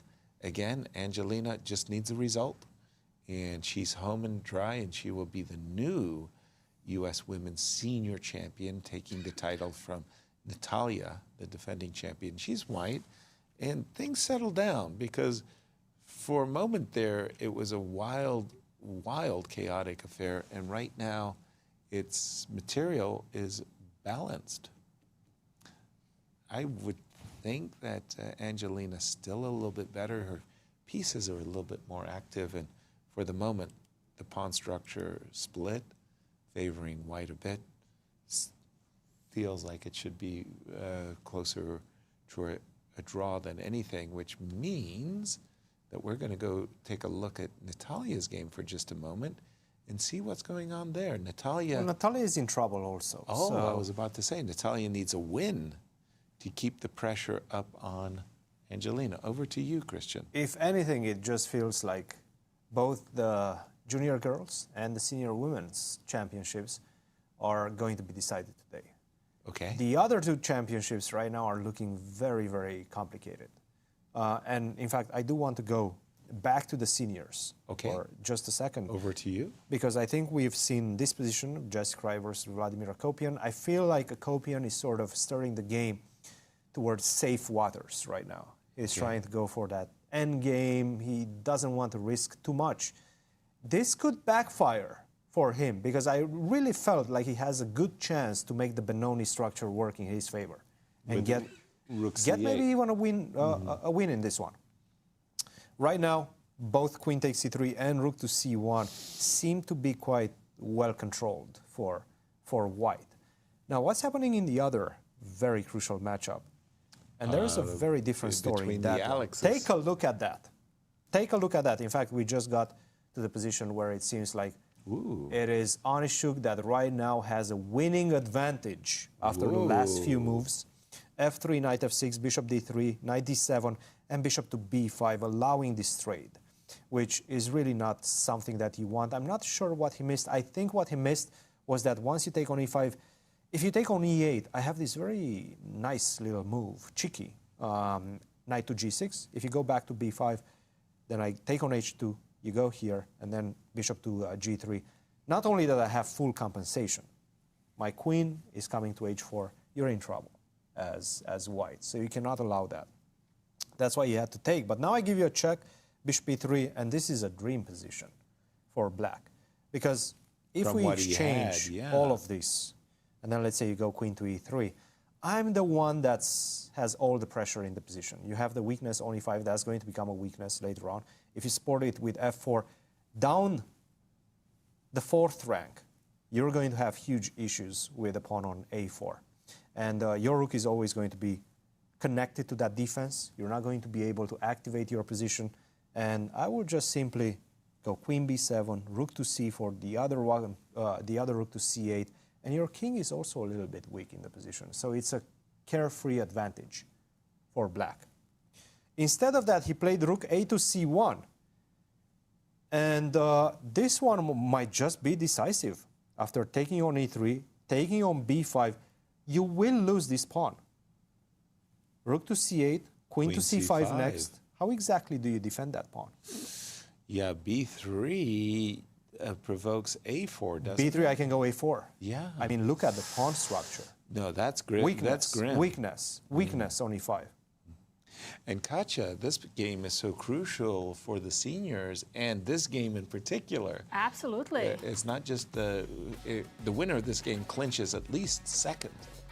Yes, let's take a look. Vladimir Akopian is leading, but only he has half a point advantage over Alexander Onischuk and Alexander Fishbein. Right. So if Alexander Onischuk manages to win on demand with the black pieces, he will be at 6.5, and Vladimir Akopian doesn't look like he is winning his game. Onischuk is looking great right now. Yeah. Onischuk seems like he might be able to, in fact, force a playoffs for and we tomorrow. have these scenarios. If Akopian wins and Onischuk and Fishbein draw, then Akopian wins the tournament. But the we moment. may not that see happening because Onischuk has a great advantage in his game. Wow. I am sure when Alex Fishbein played the move bishop b5, he was counting on capturing this rook on e8, and that variation that Cristian was showing us is absolutely the most salient, that after knight to g6, the bishop is hanging, you're an exchange up. You should be very happy with the white pieces. Actually, you're not happy. Again, exactly the variation that Cristian showed us. First of all, you won a pawn. Secondly, you withdrawing the bishop with a gain of tempo, and that bishop on g3 is absolutely a monster because it's going to support the queen coming to e7 and h4, and white is frankly just losing this position. So Alex had to change plans. He captured, and now just as Cristian has been describing, everything has gone wrong, and the queen side is in black's favor. And Alex knows it. He's leaping at the opportunity to play what we think is a straightforward rook on e8 to c8, queen to c5, combine it with a4, rook a5, and lasso that pawn on c4. One advantage at a time, get a material win. And rook f8 is, I mean, rook e8 is on the board. Yeah, you don't have to ask. I just saw a face there of Fishbein. He kind of just shook his head. This is not a comfortable position to play for white. No, it's not at all. In fact, well, losing is strong, but yeah, good technique. And Onischuk should win, and that's going to put a lot of pressure on Vladimir Akopian. Let me just pick up on that game for just a moment, because a number of things just happened. First of all, I see a very nice pass pawn on the c3 square. I would like to play as black, moves like bishop c4, capture that knight, and plant my knight on c5. But white is a pawn to the good. Yeah, so it's not going to be that easy, and I do see... And a white knight on b3 will go to the center to d4, looking at e6, c6, b5, a lot of good squares for this knight. It's not play on one goal for Vladimir either. Just as you're saying, Jesse is looking at his own counterplay, knight d4, knight to e6, knight c7, maybe even on a good day f5. Great stuff, and we haven't checked in with the girls. Should we? Actually, let's switch to juniors for a second, because you want to, have a new member of the Pawn Grabber Association. If you look at the game of Abhimanyu, Mishra, and Bach and Go, he took the second pawn on a4. So right now he has 2 extra pawns. Give that man a gold membership. Indeed. So when we left it at this moment. Mishra just played the move rook e1. Bach did not go for a move b5, a move that we know is endorsed by the chess engine. Instead, he took a pawn, queen d4. That's 2 pawns, by the way. Very nasty threat in the position. The royal fork. Let's protect that square b3. a5, I insist. Bach is saying, let me reset for a4 and knight b3, and rook e1 on the board, b5. Two pawns, but my goodness, more or less at will, there's going to be a rook e7 sighting, right? With the idea of rook to g7, but I've got to set that up. So shall I start with the move king b1? b1, okay. And I'm assuming it's a4, b4? Maybe a4. Let's start with a4. Okay, so now how do I launch 1,000 chefs? Should I? Let's go. Rook e7. So I want to play rook to g7 check and bring my other rook into e7. Okay. Okay, I go a3. You don't want to play rook f7? Oh, I see what you... Ooh, I have my own ideas there. Okay, let me fall for it. Uh-oh. Let me fall for it. Let me fall for this. And we do have some moves, by the way. Here is A2. And I was going to go king. I don't want to walk into a checkmate. But I guess you take my rook. Right, I just queen takes e7, and then I promote to a queen. Well, But the engine doesn't like it, so white has something really strong here. Maybe b4? I still go a2. That's right. Just a second. So there's something we're missing here. Bishop e6 check. No, that's not so clear.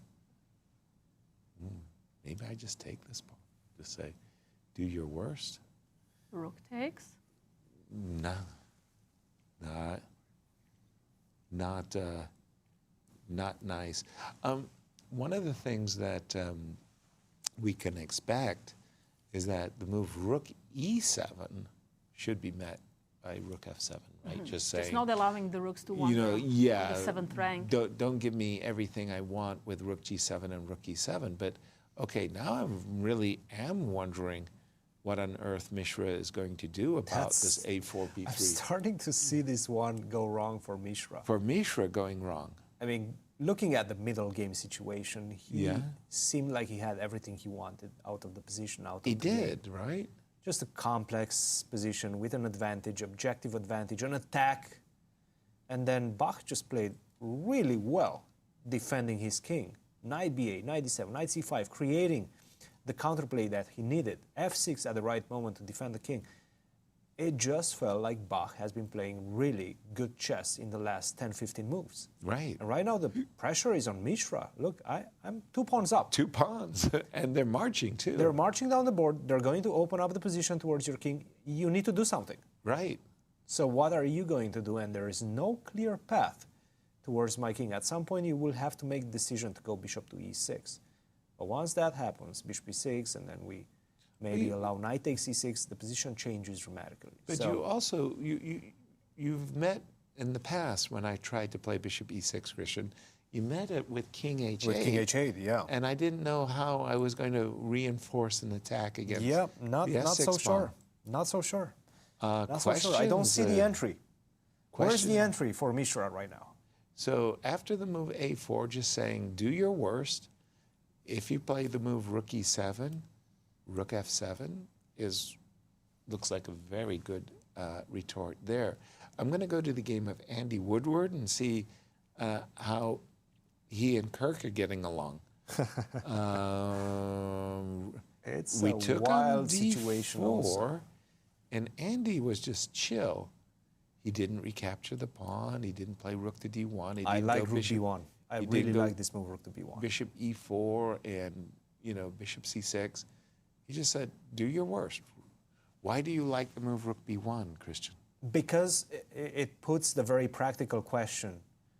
What are you going to do after rook to b7, queen c7? I'm starting to double up on the 7th rank, right?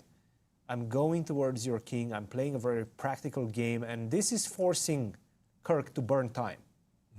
He went from 18 minutes, which we already said was quite a situation for him, to 10 minutes. It's only been a move. We've been saying, look, every single move you're going to have to make a decision. You really need to trust your gut a bit more, trust your instinct a bit more, because you will end up with 2 minutes, 15 moves to go, and you're not going to know what to touch, what piece to touch. Well, So- he's reaching for his d4 pawn, and I'm He's going to take on expecting- e3. Yes. And then how do we respond? Queen Probably takes f takes e3, e3. knight takes e3. He's taken on e3. Probably f takes c3 right now. That opens up the f file as well. Now rook f1 followed by knight d6 is an idea. So you need to be careful. After f takes c3, now you're starting to really need to make very precise moves, and king f8 has to be played. Yeah, I've been expecting this move for some time. Sidestepping the impact of, and by the way, Andy... Look how fast Andy's playing, Andy right? responded like It's instantly. like you're not getting any breathing time. No. F takes e3, as you say, knight d6, rook f1 on Andy's calling card. f7 will... And we want to sidestep the impacts of that, but king f8, rook f1, and Still. This is the moment things are getting a little bit feisty in the position. Feisty or spicy? 10 minutes, underneath 10 minutes now. And what move are they on, Katja? Move 21. 22. 22. Yeah, King F8. You got to Not go an easy move to full make. defense. No, I'm starting to see this one slip from Kirk. Because King F8, Rook F1. Only move is Rook G8. King F8. Rook F1, yes. Rook F1. Only move to not be much worse is Rook G8. Again, Okay. not a very clear move to me. And after Queen? Well, it's a way of being able to defend the G7 pawn when the knight drops in on D6, right? Like I'm assuming we want to play Queen C7. Sorry, that was supposed to be Queen C7, and I'm assuming we're dropping back with the Queen. We're not in time for. Yeah, Did this I is really hard blunder stuff. something? Really hard stuff. Rook to G7. There's a threat of mate in 1, right? Maybe knight D5 or actually knight D5, Rook F7. Yeah, actually, now that you mention it, let me be sportive. You're gonna take with the queen, yeah, of course. You know, if there was a brilliancy prize, the queen sacrifice for business reasons would be played. Big moment in this game. Kirk thing here, but he is in Yes. a difficult situation. And let's switch to the girls Junior because girls? Zoe Tank, she has a very good position against Chloe Go, and we know that she only needs a draw in this game to clinch the championship. She wins this one, she wins the championship. That's She it. retain her title. By the way, from Chloe's perspective, from Zoe's perspective, everything has gone swimmingly now. Look at this. Her king is actually very secure. When you play these F3 variations, you're trying to get at Black's king. White's king is the one that feels open. This knight may be going to H7 to G5 to H3. Knight H7 with the idea Queen G5 check, trying to sneak in again. I'm feeling like Zoe has the better position. I agree. I was also looking at the move Knight D7. Similar Knight to to your D7. idea, I'm trying to transfer the knight to E5, and Queen G5 is also a threat. Right. I think in every case, I've got to just like close my eyes, get my king out of dodge. But once I jump Knight E5, Knight to E5, yeah, absolutely. Absolutely. And, blindness. I was going to play Bishop H5, but there is Queen G5 on the board. And for Zoe, what is this? yes, for Zoe, she's in a fantastic situation. Truly. She only needs to make a draw, and she wins the tournament. And of course, if she wins, then she wins the tournament again. And she's playing right now Chloe Go. And she's got a much favorable position in her game. Also, it's good to mention that she is the defending champion, so she can be back-to-back champion. Exactly, exactly. I see from my chess thermometer that the engine does not like your move Knight D7. It's gone and says that the position is balanced for White, and I'm just wondering what that move might be. Could it be Knight F5? But then Queen G5. And King H1?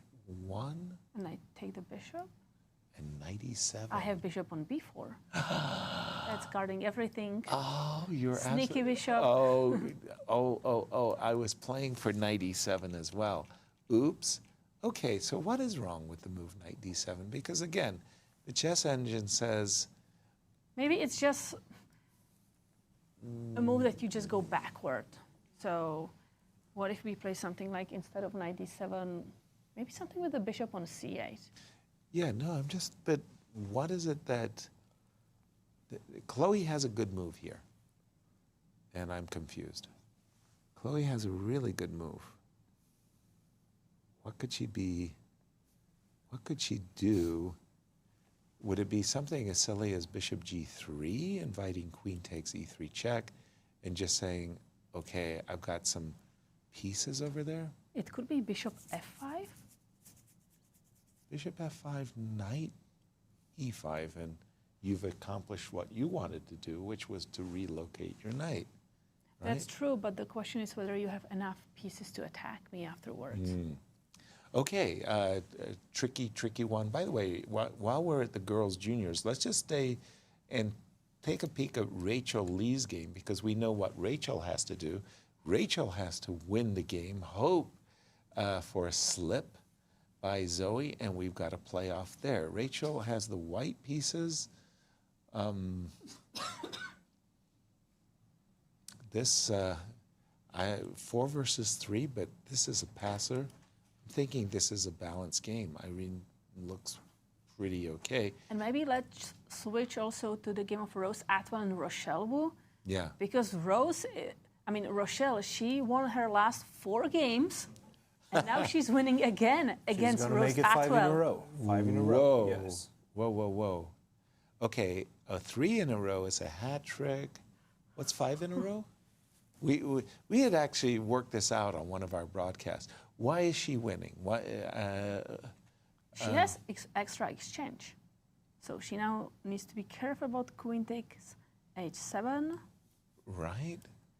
And let's be careful, right? Whoop. Look at that. There's a queen d4 check. There's queen b6. No. Queen on b6 is guarding the square. My goodness. Okay, sorry.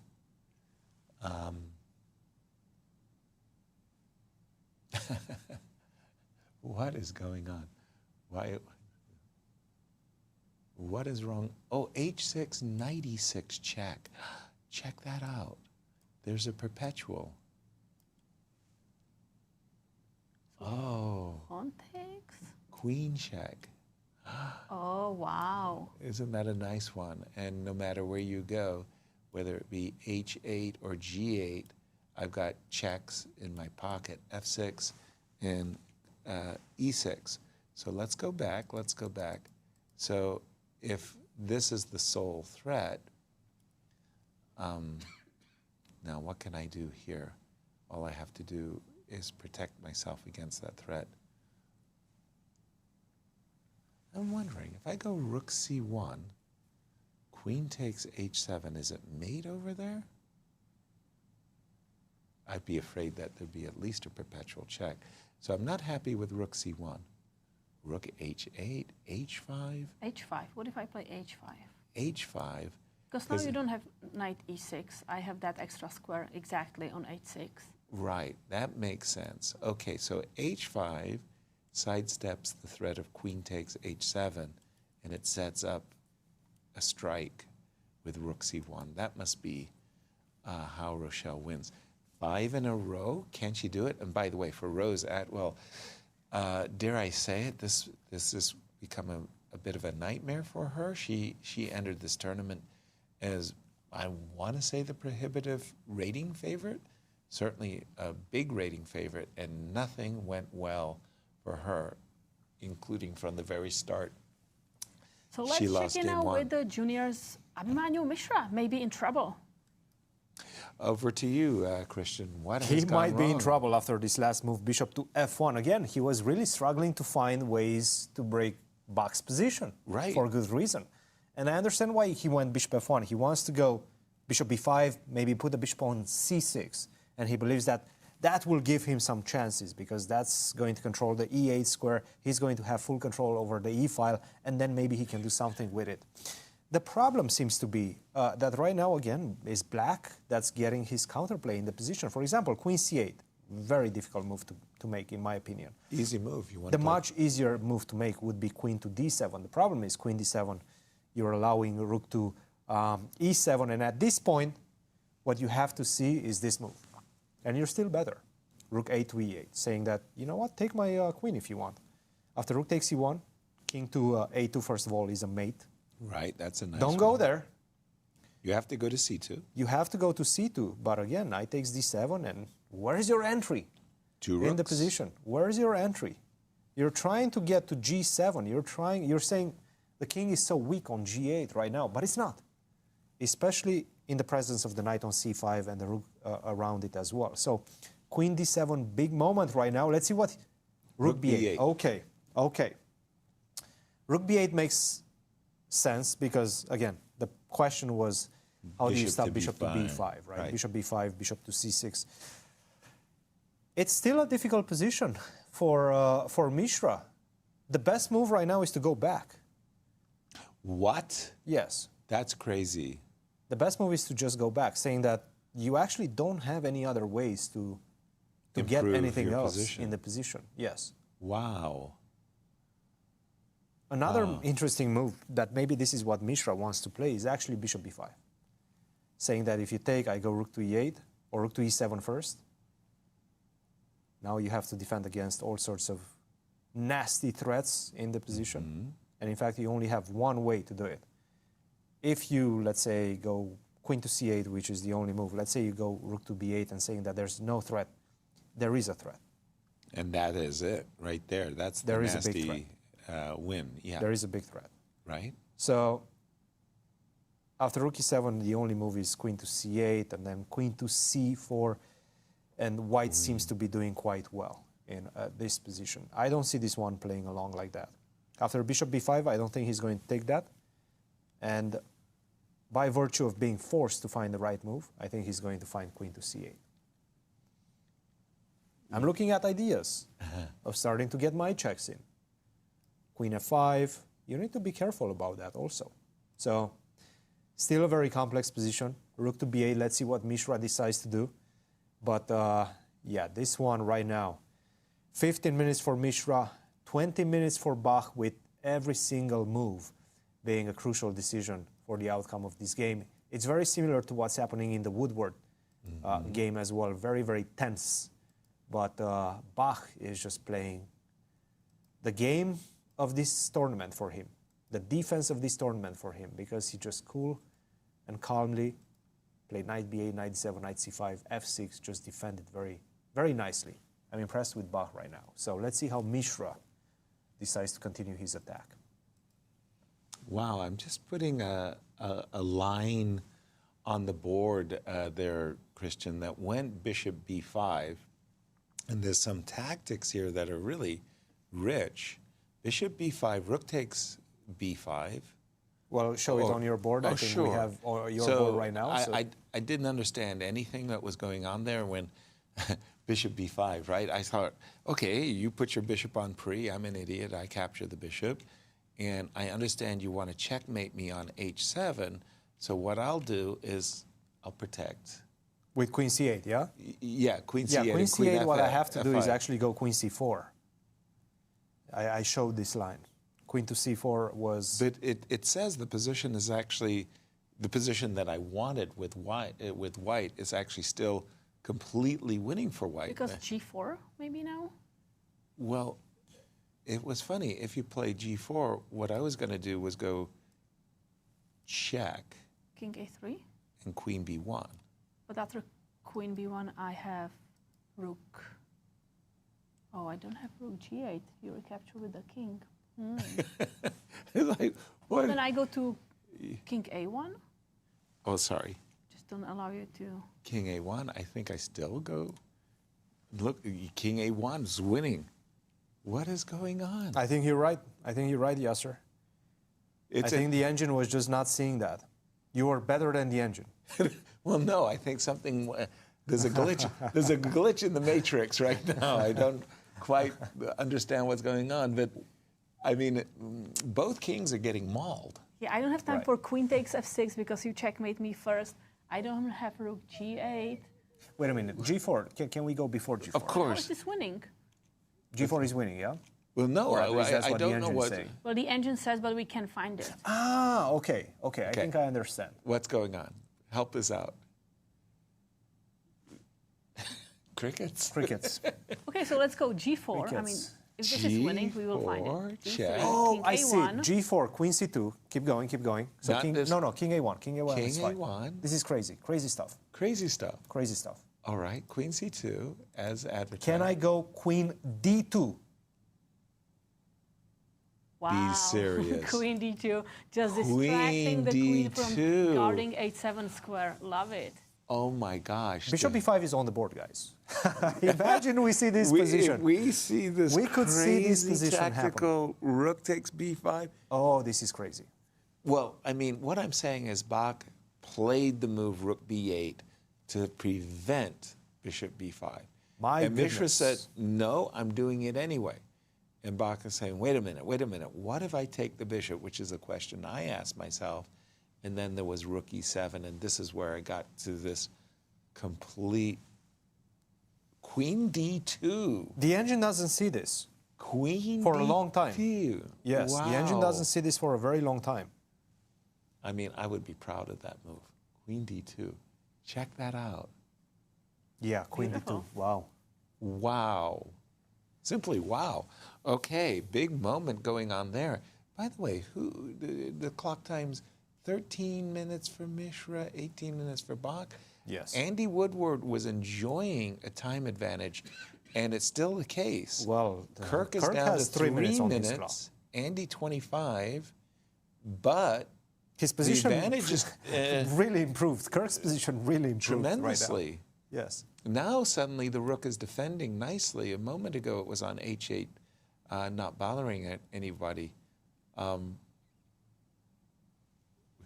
Guys,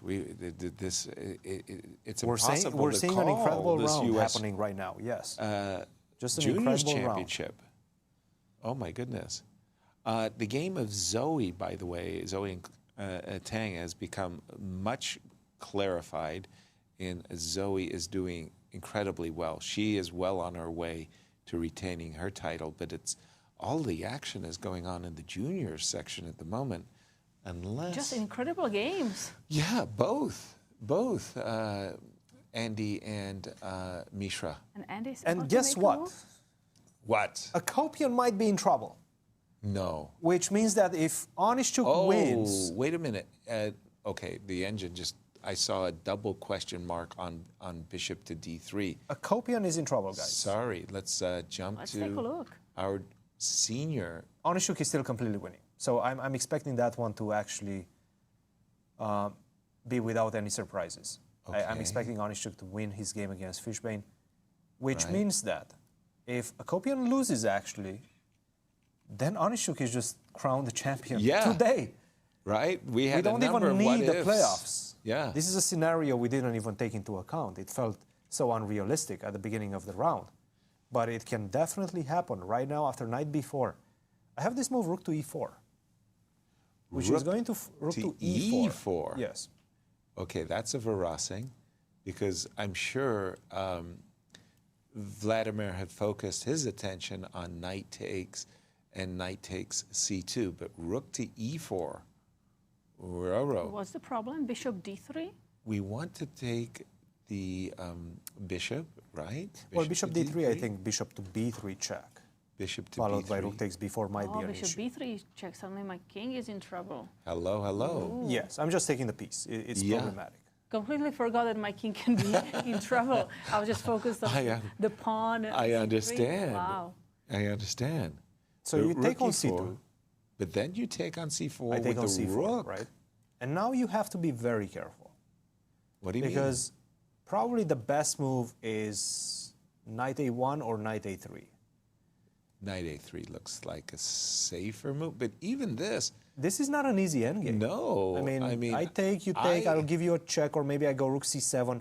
Your knight is kind of stuck. Well, absolutely. That's the problem. But the knight on f8, I understand it will be a draw. Yeah. But the knight on a3 is kind of dominated by the knight on d6. He could be in trouble, guys. Wow. Rook to e4 is a big moment for Jesse Kraai that could completely change the outcome of the seniors championship.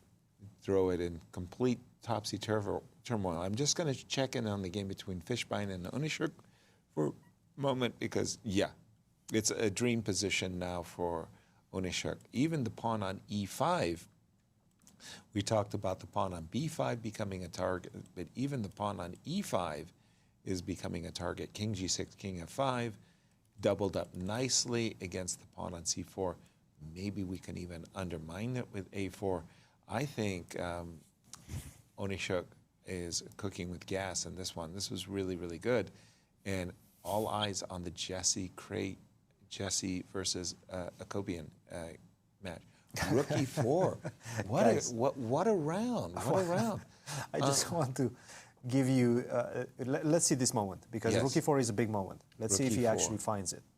But it's something, your eye is naturally drawn to the move Rook e4, which Where did he go? has Did he go to played. E3 or he found E4? it. He played Rook e4. Are we sure? Because Yeah. he did play Rook e4. Wow.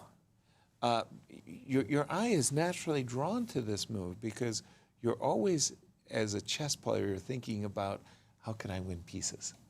And when you see the two pieces on c4 and b4, your first thought is attack them on the rank.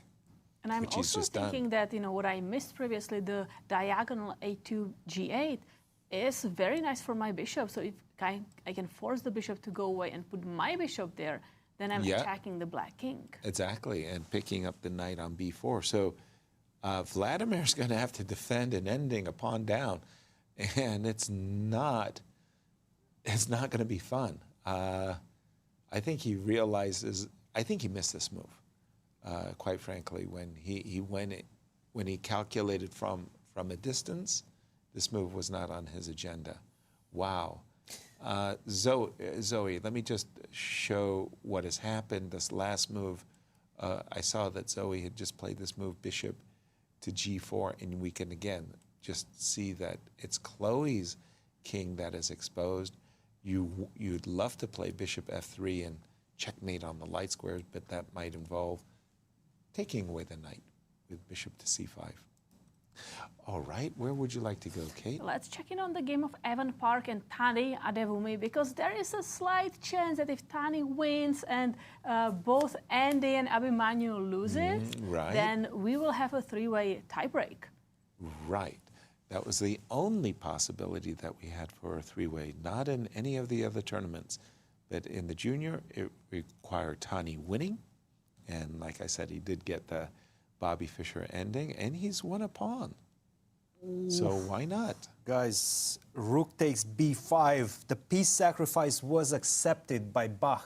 Ooh. And right now, Tani, Abhimanyu is winning. Abhi is winning. Let's jump to that game. Oh my goodness. And It's he has literally gone. that position that we looked at, and the engine just doesn't see it from afar. Abhi calculated better than the engine. Fantastic. Wow. Okay, so queen to c8, which was the natural move because you want to defend h7. And the variation we had looked at, once again, shall we put it on the board? Yes, let's do this. Rook to e7, rook g7 check, king h8. It is all force, guys. I cannot believe it. It is all force, and it actually just wins by force. Queen f5 check, king Only a2. king a2, by the way. Only king a2. Only move. King a2, b3, and now only king a1. By the way, you're not going to believe this, but Maurice Ashley was showing me a study that he'd made where it was a king a2 solution followed by king a1. You wanted to lure a pawn to b3 so that there's no royal fork. And because we're threatening mate in 2 with rook takes h7, you have to play g5. Now we are playing g4. And since the queen is defending against a checkmate, you play g4. You chase the queen away. The queen happily moves to c2. Hey, says, I'm checkmating you myself. I'm going to checkmate you. What are you What are you doing? I'll stop you from checkmating. Wow, what a brilliant move. Queen d2. And the game is over. Wow. This whole sequence is absolutely brilliant. Well, also the crazy part is it looks like I've got another checkmate in the situation, right? But then after takes, it's not a checkmate. I do have king b1. Once I take, there's no defense. There's no defense to checkmate. You're just getting checkmated by force. Because even if you move the rook, let's say rook fb8, yeah. I first take the pawn on h7, you move, the other rook gives a check, and my pawn is doing an amazing job guarding the rook on g7. So right now I can do just rook oh h8 my checkmate. goodness, what That's a game. a heroic pawn. What a game. Mishra, bishop and guess what? Andy's losing right now. What? Andy's losing, but the problem... What the crazy? The problem for Kirk is that he has 1 minute on the clock.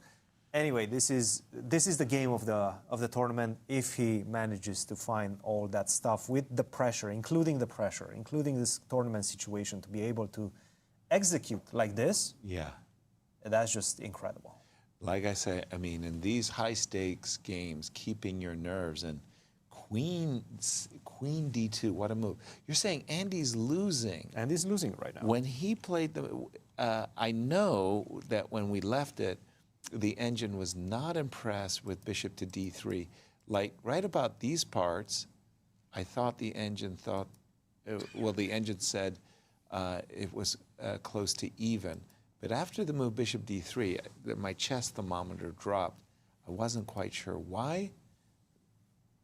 Rook c8, the position's even. The engine really liked queen g5, which made a lot of sense at that point, but it doesn't really matter too much. Now, after rook c8, you do have the opportunity to make a draw, if you want as white.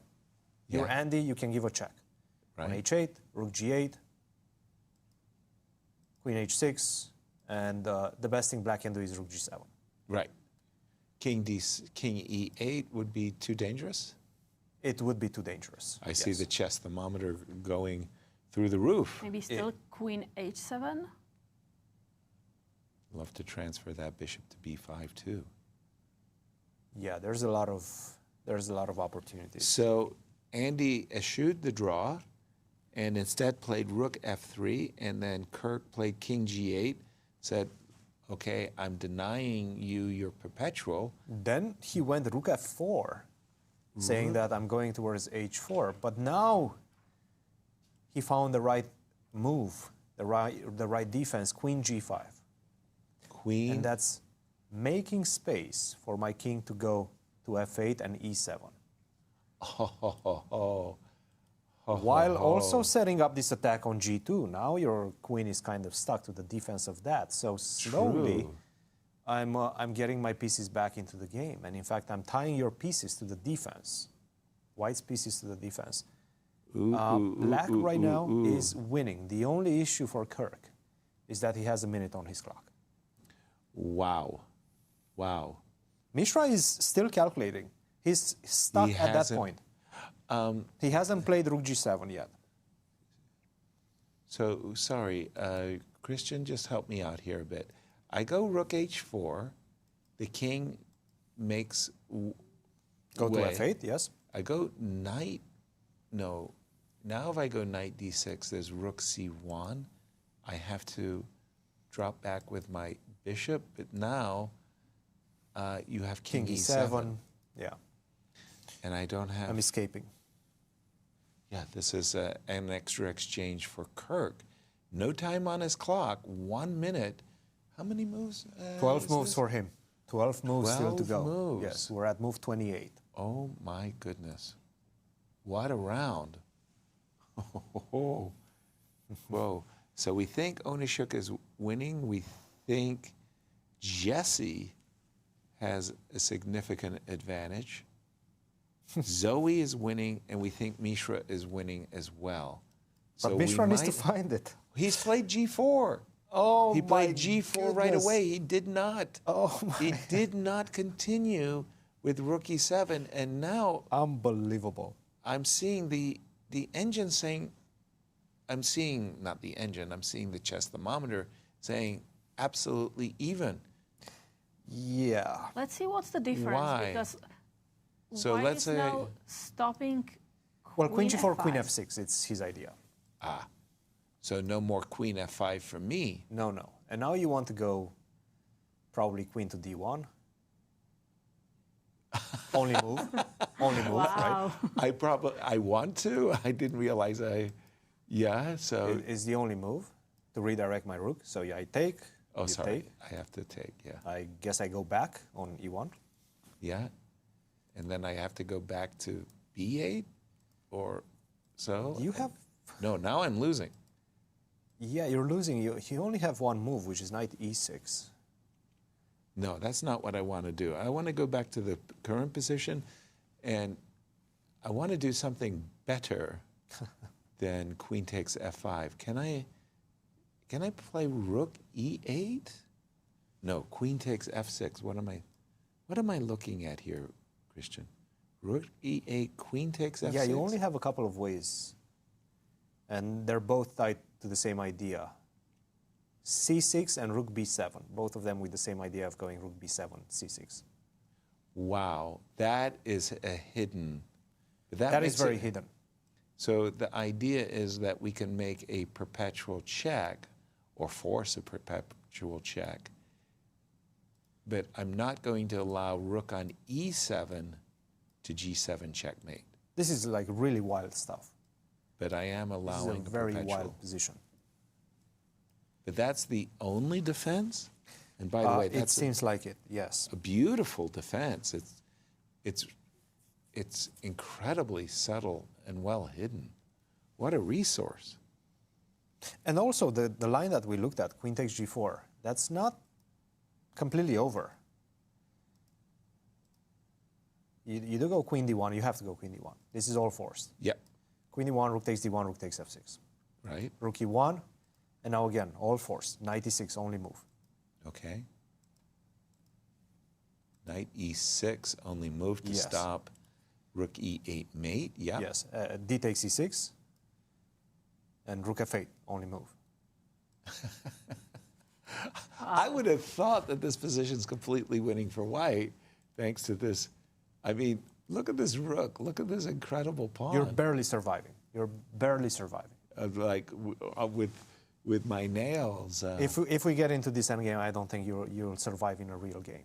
But okay, so basically Bach has a draw in the position, but it's based on c6. Yeah, c6 rook and b7. Rook b7. I don't know. Do we call that like, oh, he has a draw? Because I'm not even sure if it finishes at that point. Like you still have ways to continue the game in that position. So, but I mean, it's some wild stuff happening in this one. It's a bit, well, dare I say it, alien. I mean, what a completely alien. Yes, yes. What a crazy game. This game, and for the national championship as well. This is what makes it so crazy and unbelievable. Like at the beginning of the round, we were seeing this one as being a very imbalanced meetup between the two players. Abhi with about 300 rating points, close to that, more than 250 rating points, more than Bach. White pieces. Yeah. It felt like he should be able to create something. Some kind of a cruise and control, win. yeah. Sorry, just one more look. If he plays rook e8, I would say that this is a very human move, right? Certainly would, yes. I want to take the rook. It certainly is. Queen yes. takes now, f6? No, now I just go rook g7. What do you do? Rook g e7. Because now I'm threatening queen takes f6 with a check. Yep. Queen takes f6 with a check. And that's a big problem. Rook g7 is a big problem. F6 with and if you go rook f8 to defend, now I just go rook e8. Very nice. Oh, what a... Somehow the magic of chess, the rook on g7 is illegally moved in one turn to e8. Yeah, rook b7 and c6, that's the way to go. You need to see that pattern. Wow. That defensive pattern. Do you even look at that side of the board to defend? You look at that side of the board to create your counterplay with your knight and the rook. You're not even thinking that you could be defending the king side with the rook from b5. It's crazy. Let's see if he finds it. I mean, it's not in the... Oh, no, he's going for it. I cannot believe it. Unbelievable. Rook b... The lowest rated player in the tournament is about to find the most brilliantly hidden defense ever. Wow. Rook b7. Okay, we are in awe. We just have to say, well done, young man. Who is this guy? Wow, Somebody get on the telephone, and I'm calling for an investigation. I can't believe he's the lowest rated player in the field. Now let's what a maybe move. pause for a bit because this is just an amazing move. Sure. But we have big developments in the game of Jesse Kraai and Vladimir Akopian. Let's do it. A lot of things happened there. Well, when we left it, we expected this ending, and they got it. They got exactly what we were expecting. Not an easy defense right now. I would say it's a terrible defense. I mean, again, if you put this knight back in civilization, e5, e6, f8, you make an easy draw. Guys, 20 seconds for Kirk. We really need to move there. Oh, this one is going to go on for a while. Sorry, let's go there. 20 seconds for Kirk. Woodward versus Kirk. And 10 seconds for Kirk right now. 10? 10 seconds, he needs to make a move, and f5 is the best move. 5 seconds. Almost Nobody the only wants move. to play f5. He's reaching for his knight. He's played knight f8 with 1 second. Wow. But now he's allowed knight e8.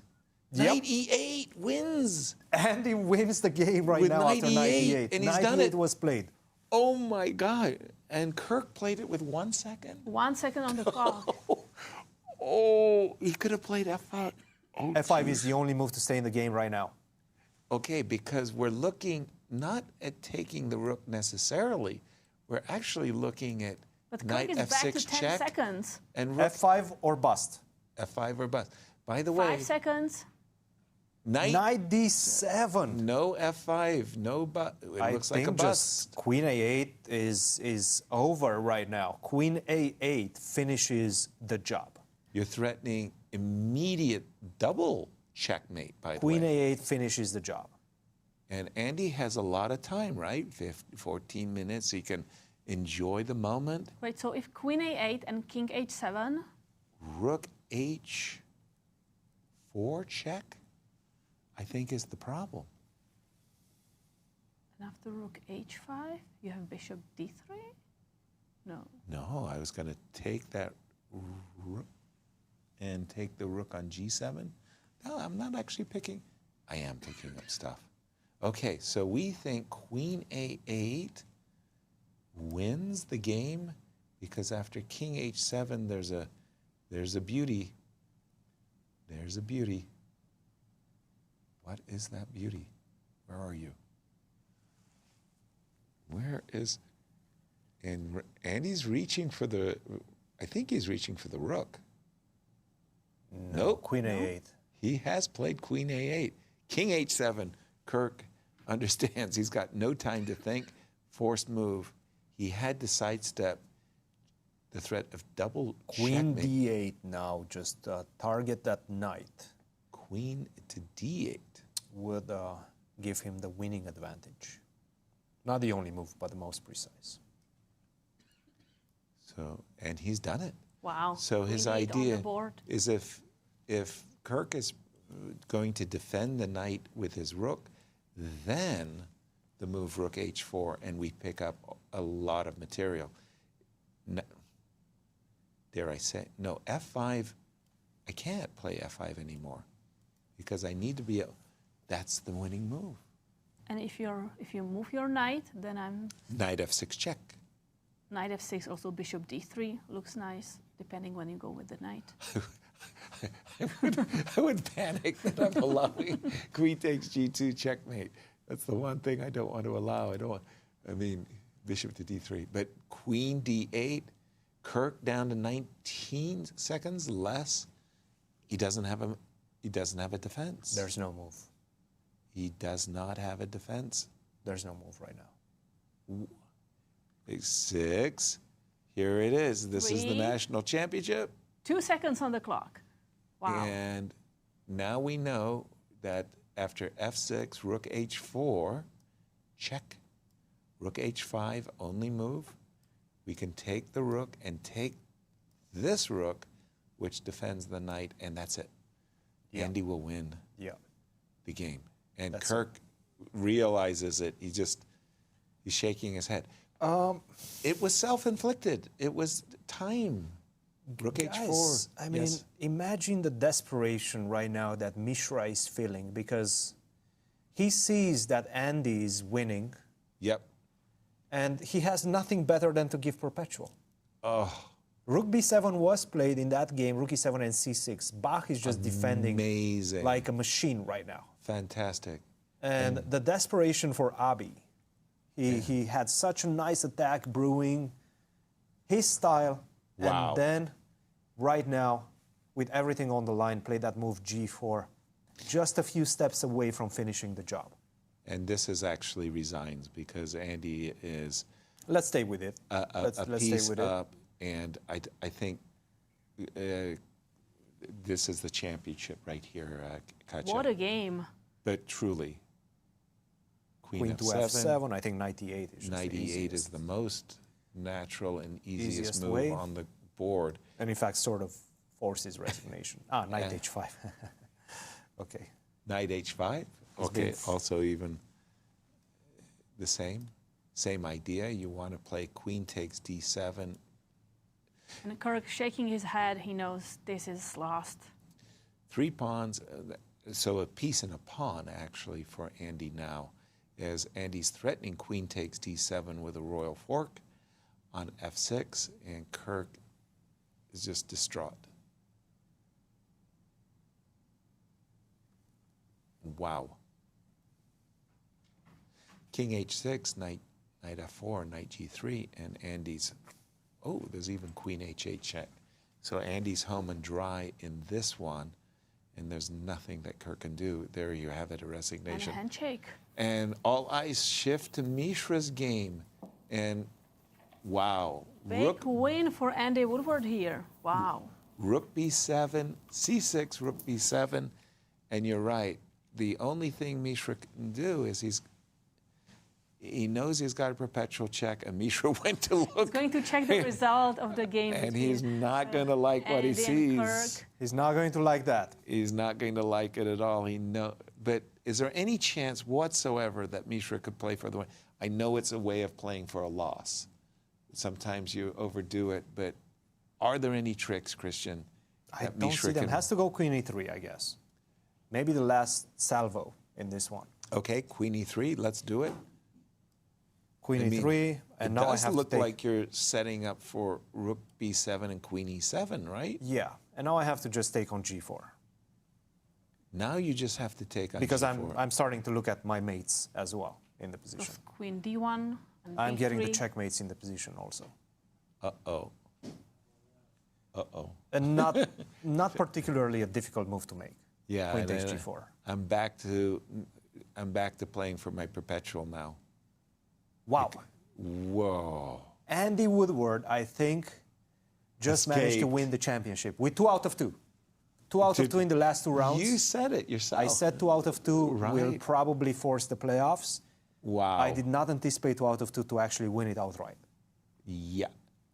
And but Mishra, it seems like that's the case right now. Mishra, by the way, down to 2 minutes. This is, what an exciting, dramatic and last round. is about to win her game too. Okay. Absolutely dramatic. That's the right word because, I mean, what a chaos we've seen in both games. Ooh. So my move, Queen E3, was a fail. Could I play F5? No, that's. I'm playing for a loss. I feel like if I don't take the perpetual. Maybe you should go for it. Maybe you should go for F5. Let's try it. It's a try, right? You're just worse after Rook takes E7? Well, my chess thermometer just went through the floor. But maybe that's just the way to go. The hope. Well, I'm assuming we. And here we have champion. Zoe Tang won her game against Chloe Go, and she's the 2026 Girls Junior Champion. Nothing that Rachel could do about it. Our congratulations to Zoe for her successful defense. Really fantastic. Absolutely. Woman Grandmaster Zoe Tang, 2026 U.S. Girls Junior Champion, and she wins $15,000. Zoe, ice cream on you. Shall we just check in on the women's senior champion? Let's stay with this one before once they reach the time Mishra? control, we can move around. Okay. But I feel like this is just crucial right now. What He has move number 39 again? seconds on his clock. He really needs to make. He knows that he plays Rook G7. That's it. Mm-hmm. Rook G7, they make a draw. Oh, he took on B7. He took on B7. He has to play for the win. Yes, he does. But at the same time, now has he, rook takes g6, Mishra saying, okay, but doesn't this invite queen e8 and rook queen d1? Or is there an, Kacha, is there even a... Now he's losing.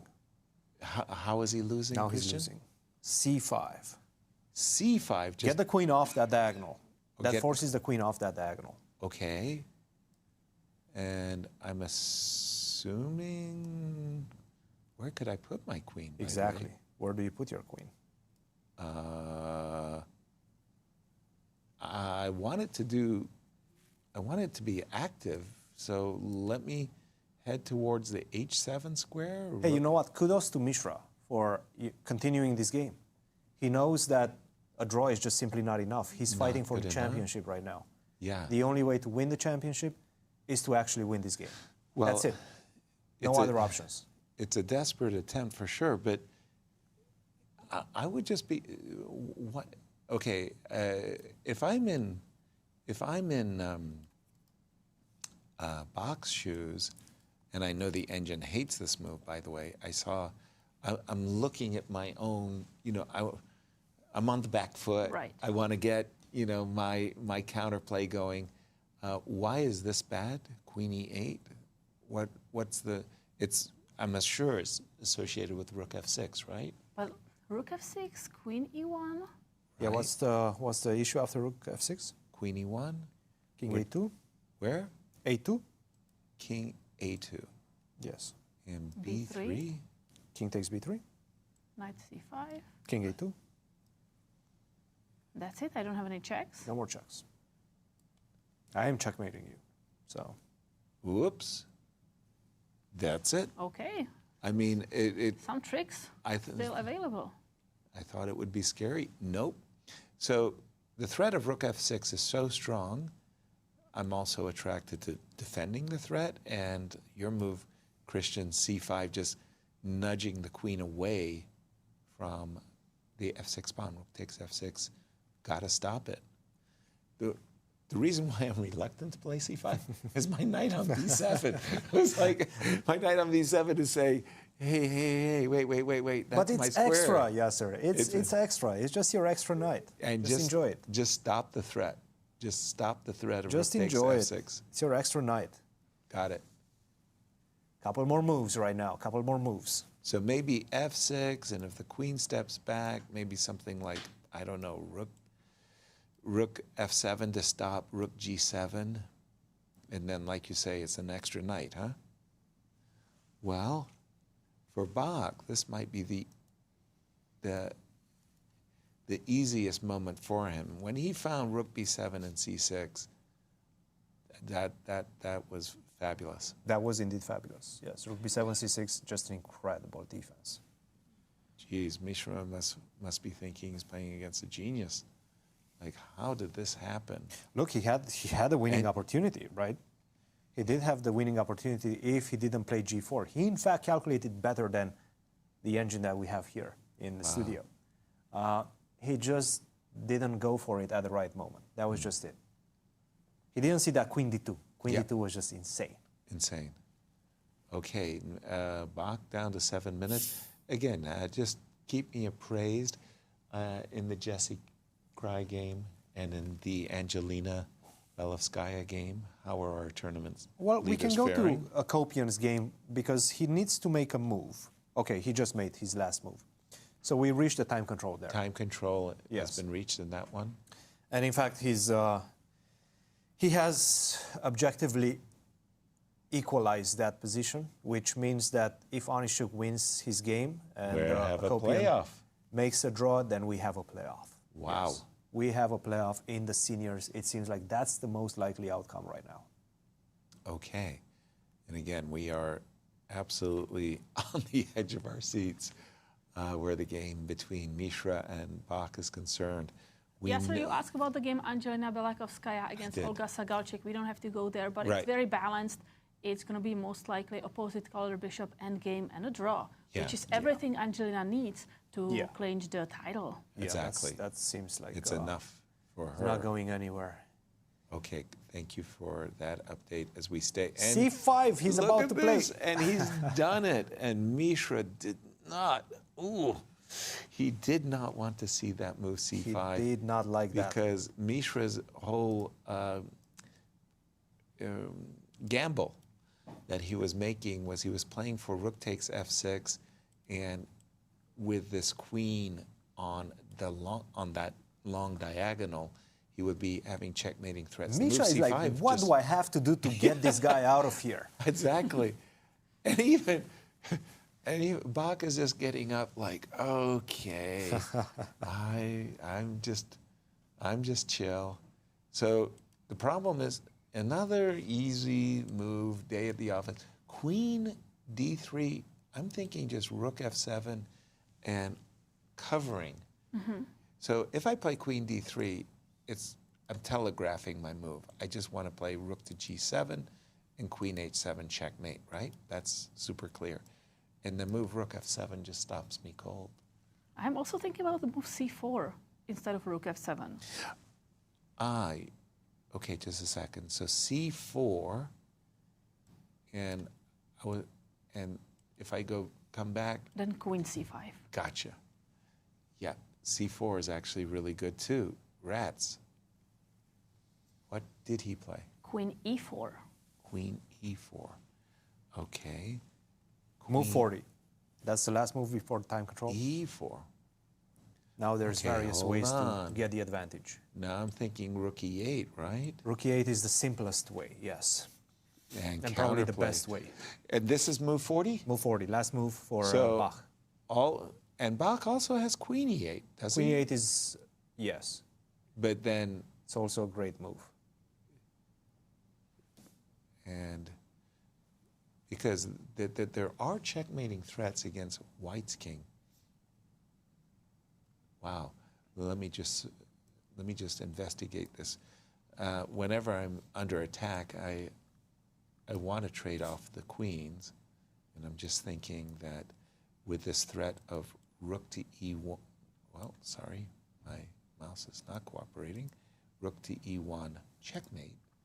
I want to set up that checkmate with B3, C4, and knight C5. Maybe there are simpler ways than Queen E8. So rook E8. Maybe that's the simplest. And Bach with 5 minutes to make his 40th move. Rook E8 looks like. And he has an extra piece? An extra piece. Wow. No checkmating threats. He handles it super, super well.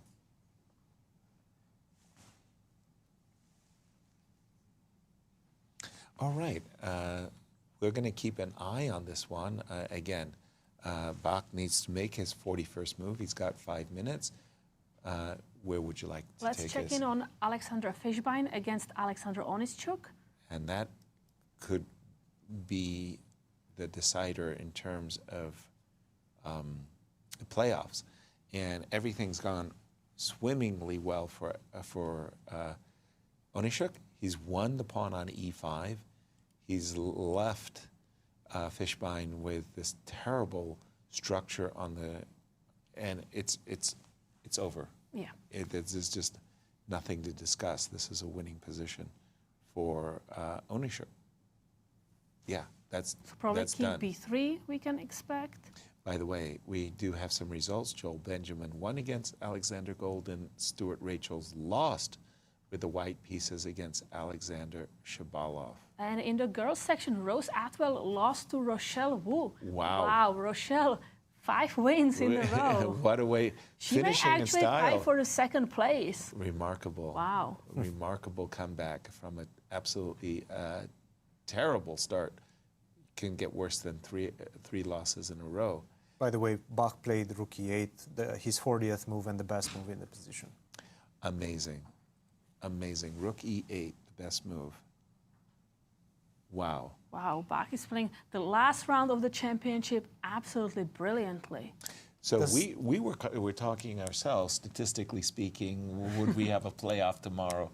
And our focus was solely on the juniors and seniors. Those are the two big ones. And one of them seems like it's going towards the playoffs, and that is the seniors. A bit unlikely, but I did put it at 50% chance that we will have playoffs. You put it at 20, I put it at 33. I feel like I was caught between two extremes.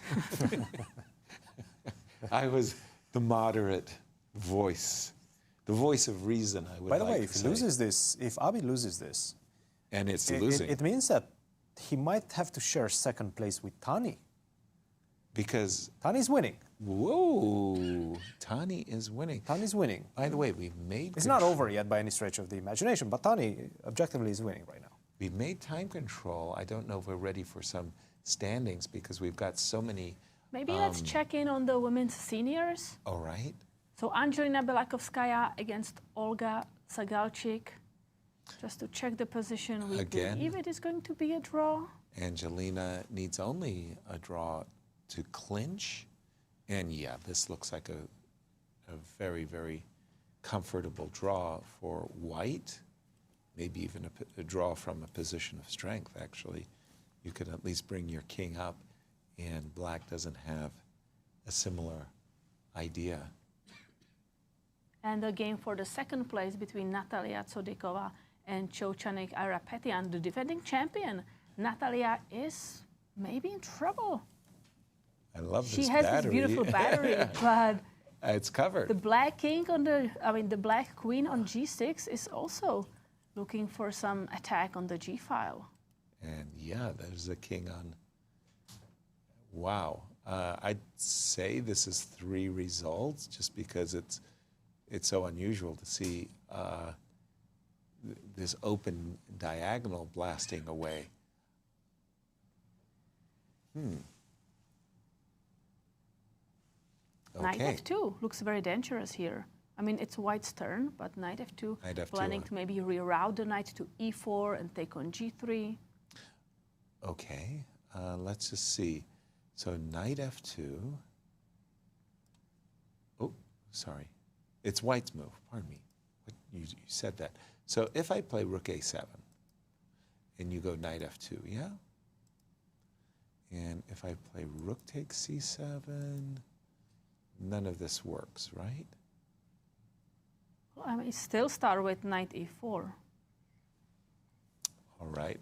Let's take a look at the girls' standings. Yes, Katja? because we have a number of games that finished, so let's take a look. Zoe Tang won an important game against Chloe Go, and she clinched. She won the championship with this round, 7.5 out of 9. Absolutely amazing performance. Rochelle Wu managed to win against Rose Atwell, which means she's 5.5 out of 9. And by the way, that's 5 wins in a row. Amazing finish for her as well. But Cristian, we have a guest.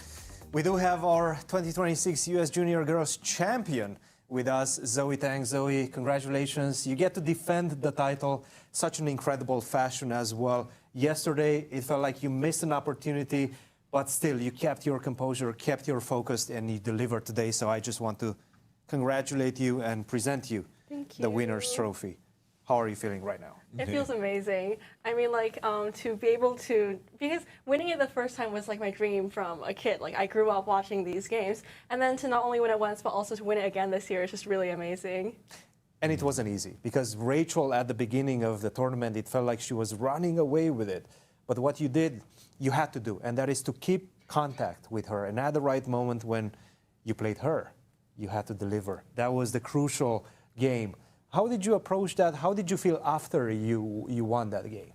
I think after that game, I just felt really lucky because I feel like the way I played in the beginning, I didn't super deserve to win, like the way the position was going. So I just, and also because it was such a crucial game, to be able to win such a lucky fashion, I was like, okay, this is really nice. This is my tournament now, Yeah.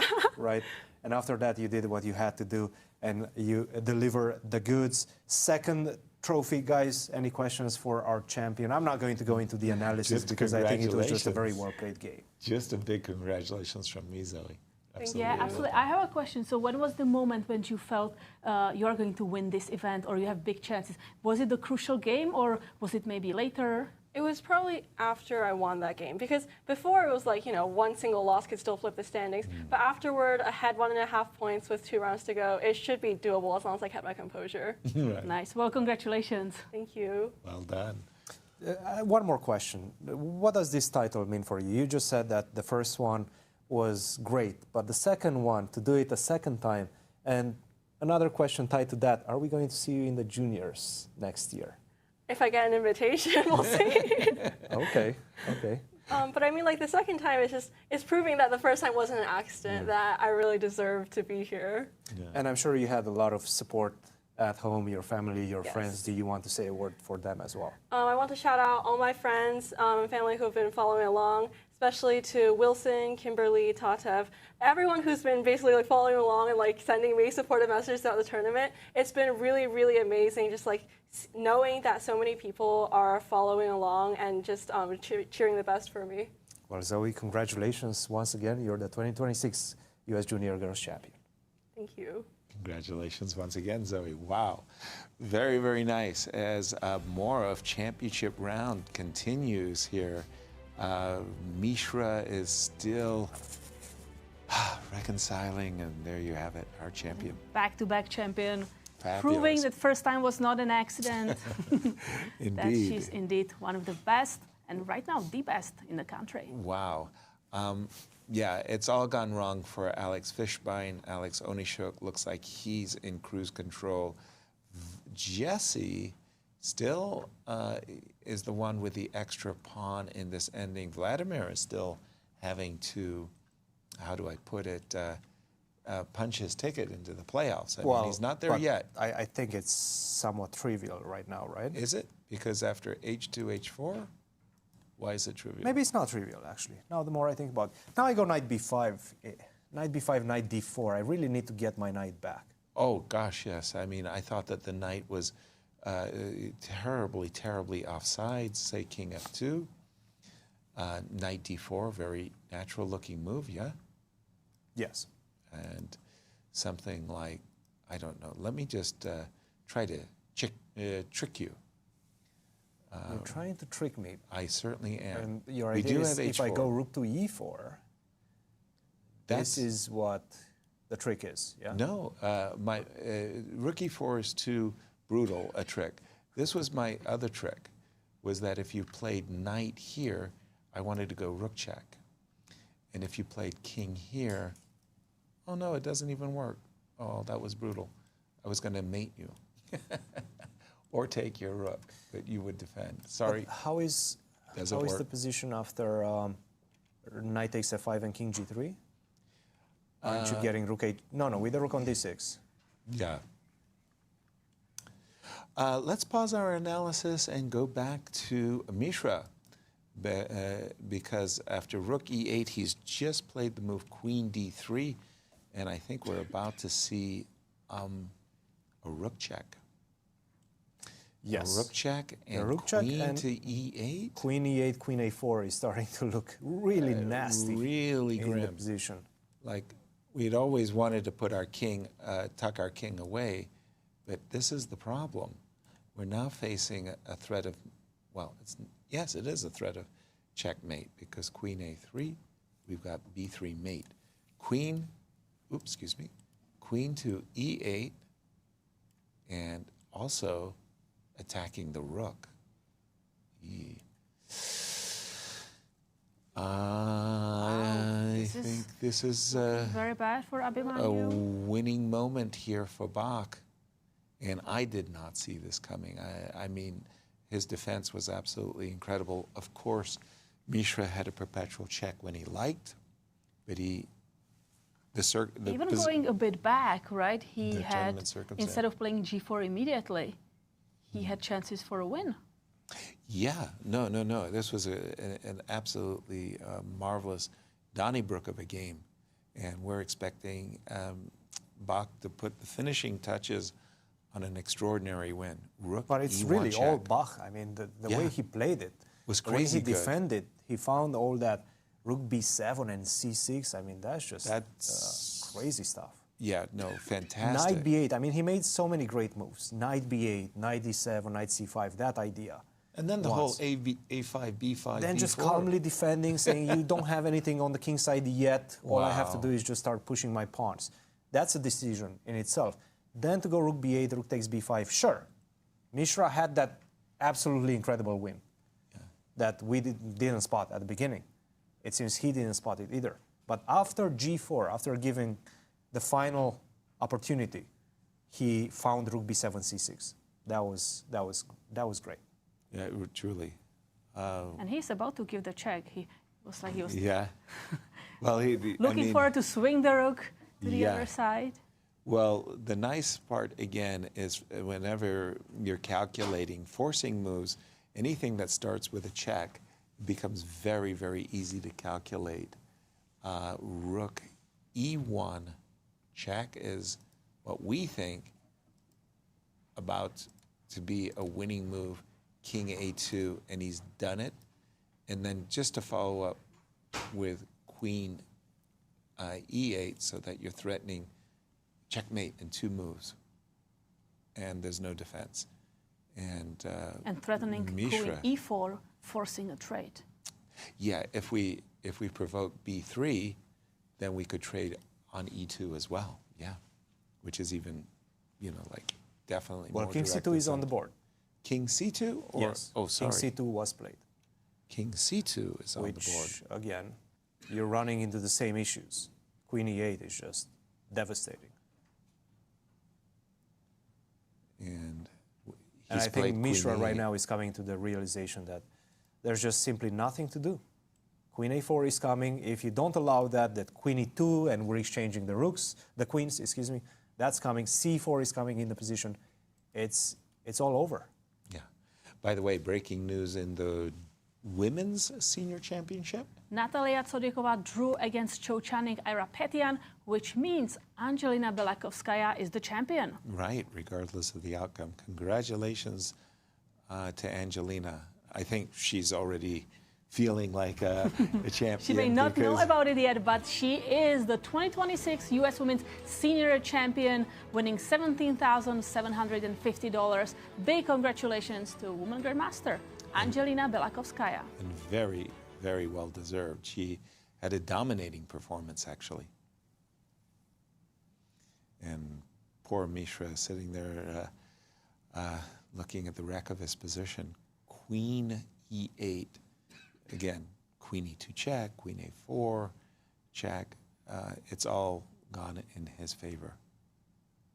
Yes, this is a very depressing position for Abhimanyu, given what he had and chances that he had in his game. Yeah. We have an interested observer in our studio, waiting for the conclusion of this game. Andy keeping an eye. What are we doing? We should invite him over to do analysis with us. Take my position. Give me a break.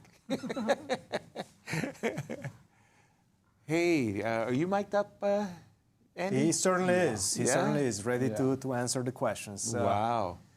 Andy, I saw a smile, a slight smile at some point, realizing, what's happening right now and the fact that it seems like Mishra does not have a good chance to save this one or to win this one, which would tie with you. How are you feeling right now? It seems like you're going to be the 2026 junior champion. Yeah, I mean, I guess I didn't play that great today, honestly, but yeah, I guess everything just out of the blue just suddenly went my way. So I'm just really grateful that so far it's been going well. It's still not over. You're still, I'm sure you're still following that game. Mishra has just played the move king d2, but inviting the move c4. There's a queen e3 check, there's a queen e2. The queen has to remain in contact with those two squares, and that was queen f3. But guess what? The knight can come into play. Yes, it's time to bring the right knight. Knight c5. Knight c5 is an excellent move. No, and it's on the board. No question. I just thought c3 would have been the simplest, but yeah, no issues whatsoever. That's a fabulous move.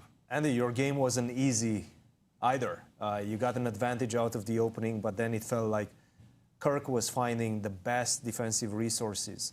Were you following Mishra's game or at all, or were you just focused on your own game? Yeah, I guess I checked it. And that is it. It's over. And that's over officially. You Mishra are has lost. the champion.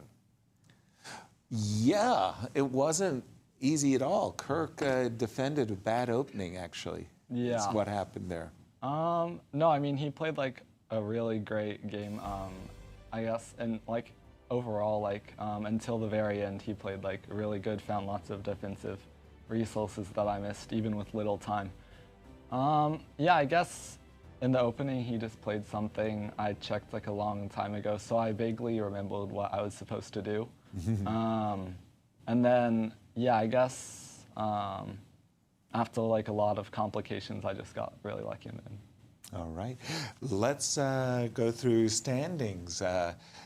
And we're going to get back to you. Don't you go anywhere. Very shortly, but let's Andy, take a look. At the standings. Yes, standings for the juniors, because we have important games that finished.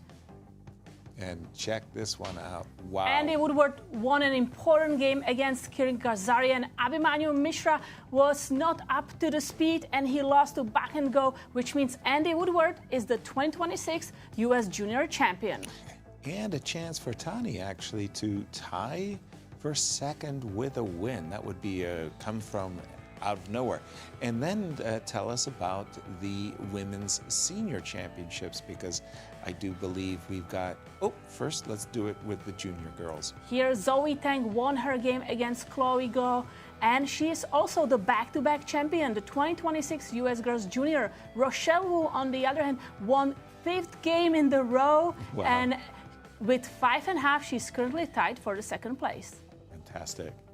And we have seen Angelina clinch now. Yes. We have draws here, which means Angelina Belakovskaya, no matter how her game finishes, most likely it's going to be a draw, but no matter the finish, she is the 2026 U.S. Women's Senior Champion. Wow, congratulations, Angelina. The seniors are still at work, but those top games are about to be decided. Yes, but we are seeing Alexander Onischuk going for a win, so he's going to be at 6.5.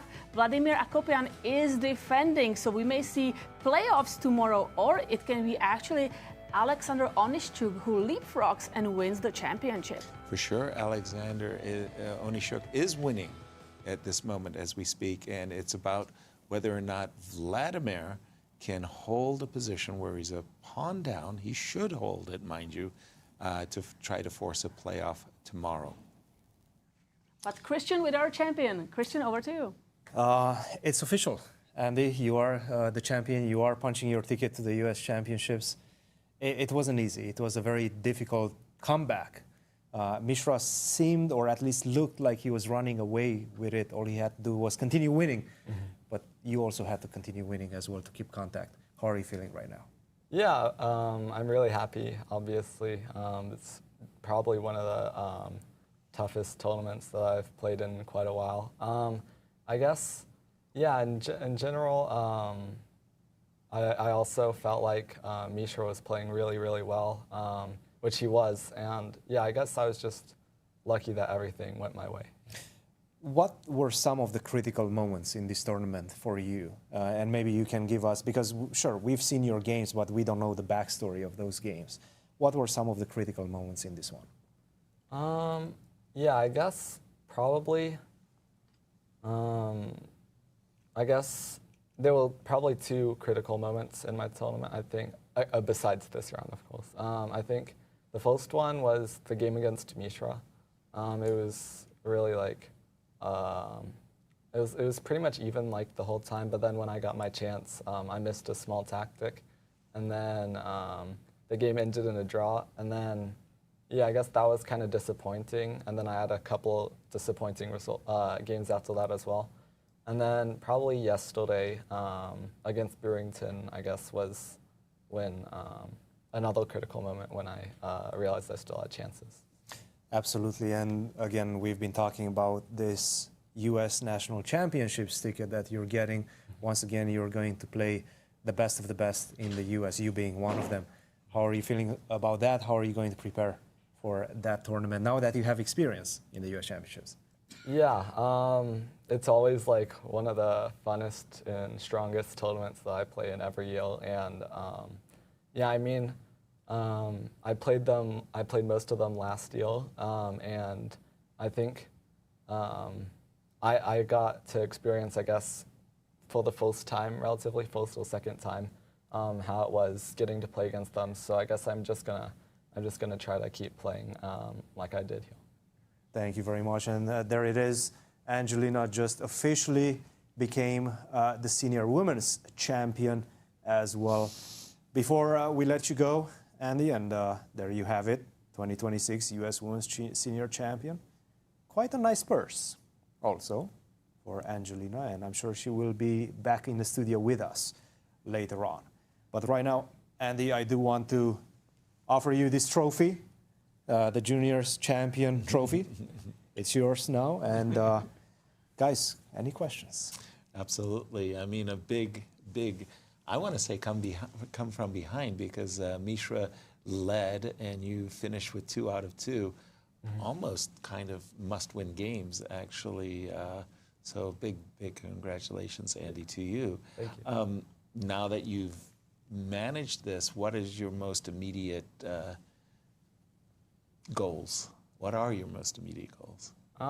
Yeah, I guess I have, at least for goals, I have a tournament, Turkish League, that starts next week. Wow, just so yeah, I guess I'm gonna try to learn as much as I can from these games and try to get ready for that one as well. So yeah, I guess I'm just gonna try to keep working on my chess, and yeah, I guess we'll see. And Andy, Cristian mentioned that you got a ticket for the U.S. Championship. This is going to be your second time playing there. How are you going to approach it differently, or will you approach it differently than your first time? Yeah, I guess the first time it was like the level of opponents was much stronger than the level of people that I usually played. So I guess not only for me, but also for them, they will kind of, I guess, they knew that if they wanted to win the tournament, probably their best chances to win against, for example, me, because I was towards the bottom of the list. So you were the target. Yeah. So I guess this year, I guess I'll just keep trying to play as if I'm the target. I guess just keep trying to win as much as possible and play good fighting chess. I don't think anybody's looking at you as the target anymore. You know, I think they're already used to you being at the top already. You've played Magnus this year as well. I just want to give you the opportunity to thank your support system as well, if you would like, before we let you go. Yeah, I mean, I'm very thankful and grateful for all the people who helped me on my route to winning this tournament, and of course my family for their endless support for my chess journey. So yeah, I guess, thank you to all of them. Thank you for engaging us with your incredible games as well, and thank you for joining us also. Yeah, thank you. Congratulations, Andy. Really under a great deal of stress in this game today against Kirk. He held his nerves. Kirk got into time trouble, blundered at the end, and Andy came out on top. Wow, just a fantastic story. Absolutely. Great so stuff. Congratulations for a great tournament to our 2026 Junior Champion. And we still have one champion to crown. Absolutely, the Senior Championship. But will we even crown a champion today? That's the question. And the answer is likely not. It does feel like Vladimir is much closer to drawing this game than he is to losing. With a draw, he will play tomorrow. Same time, same channel, right? They don't... Yes. Yeah, they play at noon, starting noon here in St. Louis time. So King G6, and essentially, yes, white is a pawn to the good, but it's a big blockade, and anytime Vladimir can manage to bring his knight into the game, he will be able to sacrifice his knight for 2 pawns and make a very, very convenient draw. We've already seen strangely enough, rook and knight versus a knight in this tournament. And I think we just have a move or two as well. King f2, all right, on the board. And I'm expecting that Vladimir is going to want to bring this knight back into the game. Knight to d6. And even though that allows a pin, it's only temporary. Rook to d8. I'm sure this king will be able to escape the effects of this pin.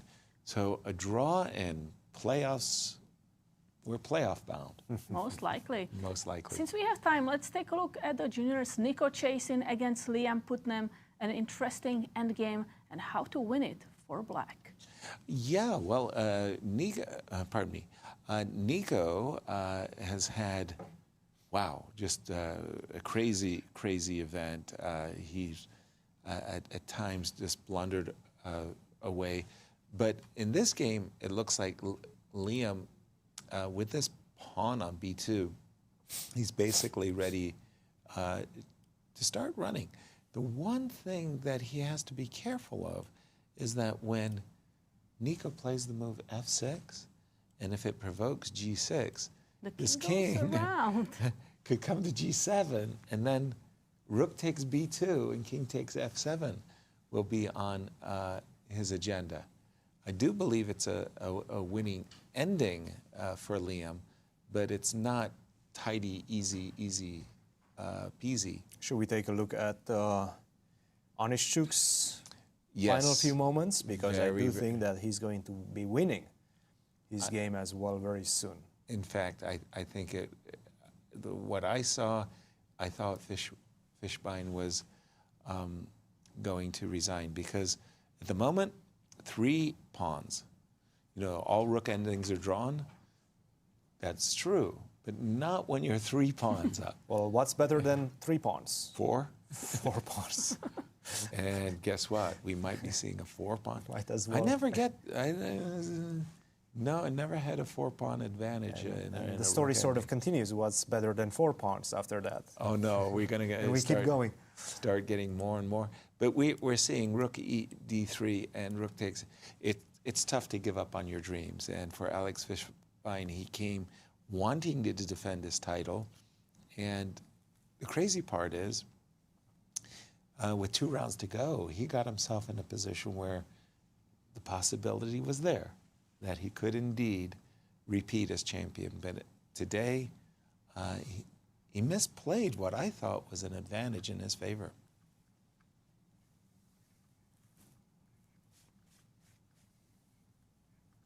And just let's remind our viewers why this game is so important, Katja. We have a what ifs. So what ifs? So if Akopian wins and Onischuk Fishbein is a draw, Akopian wins the tournament. But we are looking at Akopian drawing if he manages to draw, because he's much worse. But if he manages to draw, then we will see tie breaks after Alex Onischuk wins. Exactly. And for Alex Onischuk, who came into this tournament as a rating favorite, but he didn't know what kind of form he was going to be in. I was going to say that it took him a number of rounds to find his best form, but right now, at this exact moment, he is playing the best chess, his best chess, and that means... Now we have king a4. For Vladimir, should he get into the playoff, he'll be playing against an Onischuk who is warmed up, battle ready, and I would see Onischuk in a playoff as maybe having the best chances. We'll have to talk to Ben Underwood, our statistician, to get a confirmation on that. That is exactly what Alex Onischuk wanted. He wanted Alex Fishbein to try to push for a win, to give him chances to win and fight for the title. Exactly, but it's definitely a dream for Onischuk that winning with black, that's just so tough at the championship levels. But this is it. Too many extra pawns, and again, very, very tough for Alex Fishbein to give up his dream of repeating, but there's nothing to do here. Rook to d6, and there's no cheapos. Not even a stalemate. It's just really nothing. No stalemate that you can do in idea. the position. We have rook c2. What is it? Rook to c2. Okay. Rook is he to trying c2? to double up on the 7th? I guess that's the only chance. But the tragedy is that you double up on the 7th and you force my king to move. It's actually really a good square, d5. So rook takes, double on the 7th, and there's no threat. There's no threat. So rook takes h3, just keep harvesting the pawns. Is there a chance for Onischuk to force a trade of rooks? There is a rook b3 check sighting, and if you go king a6. No, b5, it doesn't force the trade of rooks. But rook take, this one is done and dusted for sure. Any other games of interest that have caught your eye, Katja? Yes, Rachel Lee and Irene Fay. Rachel Lee having such a great tournament until losing to Iris Mode and Zoe Tank. And now she's lost again against Irene Fay. It's a queen ending, but I always ask myself in queen endings, whose king is more vulnerable? Right now, Black's king looks fine. And who has the passed pawn? Who has the more important passer? Well, it's Irene, and yeah, she's well on her way to victory in this one. But she needs to figure out how to help this pawn move forward. Exactly. Something like queen a8, I would find myself attracted to, queen a8, and if you play queen a2, to then capturing on g4, and then repositioning my queen with a gain of tempo. So making sure the back rank is covered, there are no checks. And I want to force my opponent's queen into passivity. Okay, she's captured on g4 at once, very good move. She's keeping queen g2 check on her agenda as well. So h takes g4. By the way, breaking up the team on the king side, very good idea by Irene. King takes g4. Okay, is queen g2 check? Yes, queen g2 check is on the board. That looks very attractive because now, look at this. We're protecting the pawn. If you go king f5, there's no more perpetual check. You need the fi square vacant. But if you go king h5, then I have queen f3. Okay. And then no choice, king g6. You would think it's a I was thinking checkmating. there's some checkmate, but there is not. It's not. It's not 100%. But Cristian, we have another champion in our studio. We're blessed today. We are here with Angelina Belakovskaya after yet another, well, in this case, a draw, but it was enough. You knew exactly what you had to do to win the championship. It wasn't easy. How are you feeling right now? I feel great. I wish I would have won the last one, but it just didn't happen. Well, give me a few of the critical moments in this championship, because at times it felt like some of the players had the chance to maybe try to catch up with you. But tell me the critical moments. Well, it's kind of like was very reminiscent of the last year 2025 championship, because the main competition was technically between me and Natalia Tsodikova, though, there were plenty of other competitors who were trying to keep up with us. But this, in the same way, I won the personal encounter against Natalia, and in the last round, we had exactly the same pairings. So I had to play Olga Sagalchik, and she had to play Ira Pitan. And so last year, what's happened, I was half a point ahead. And so Natalia managed to win. I made only a draw with Olga, so Natalia caught up to me. And it ended up, us being sharing the first place, we had to play the playoffs. Like that was kind of like controversial call, and Natalia beat me in the playoffs, and I ended up losing the title. So this time around, I was 1 point ahead, and it was very important for me not to have any playoffs. So, which means that I was not focusing on Natalia's game, but I was focusing on my game to make sure that I keep my advantage. And like Olga is a dangerous opponent, so like anything can happen in a single game. So I just wanted to make sure, on one hand, to play chess and press, but on the other, keep the drawish chances so that I don't have to deal with any playoffs at all. Some of those scenarios that you just mentioned from last year, were those adding to the pressure that you felt today? Yes, absolutely, because like it was very upsetting experience when we were forced to play the playoffs, and I figured out that the best way to deal with it is to play well this year.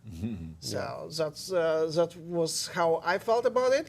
And frankly, like I think the most important game was actually yesterday against Alexei Rut. Yeah, that was a roller coaster. I don't know if you had interviewed her. You probably should interview her about it, but it was a roller coaster.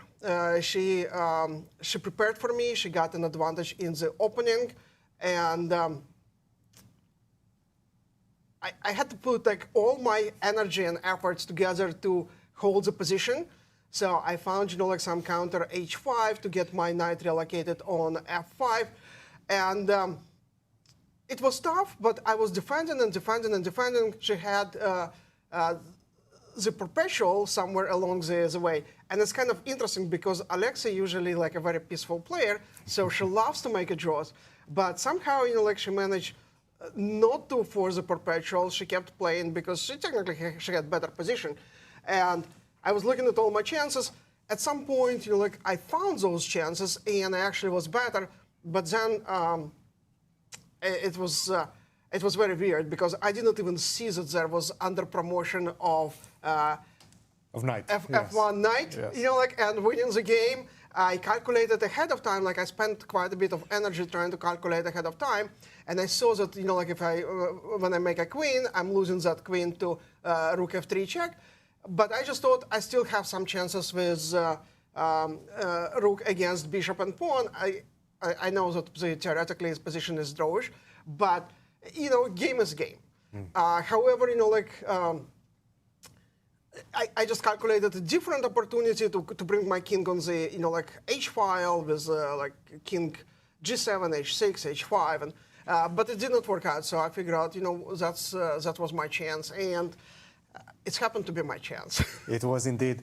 Angelina, I want to present you the trophy for the U.S. Seniors Championship. Congratulations. Now, I want to give you the opportunity to say your thanks to your support system as well, and tell me also what this title means to you, being the first time it's being played here in St. Louis.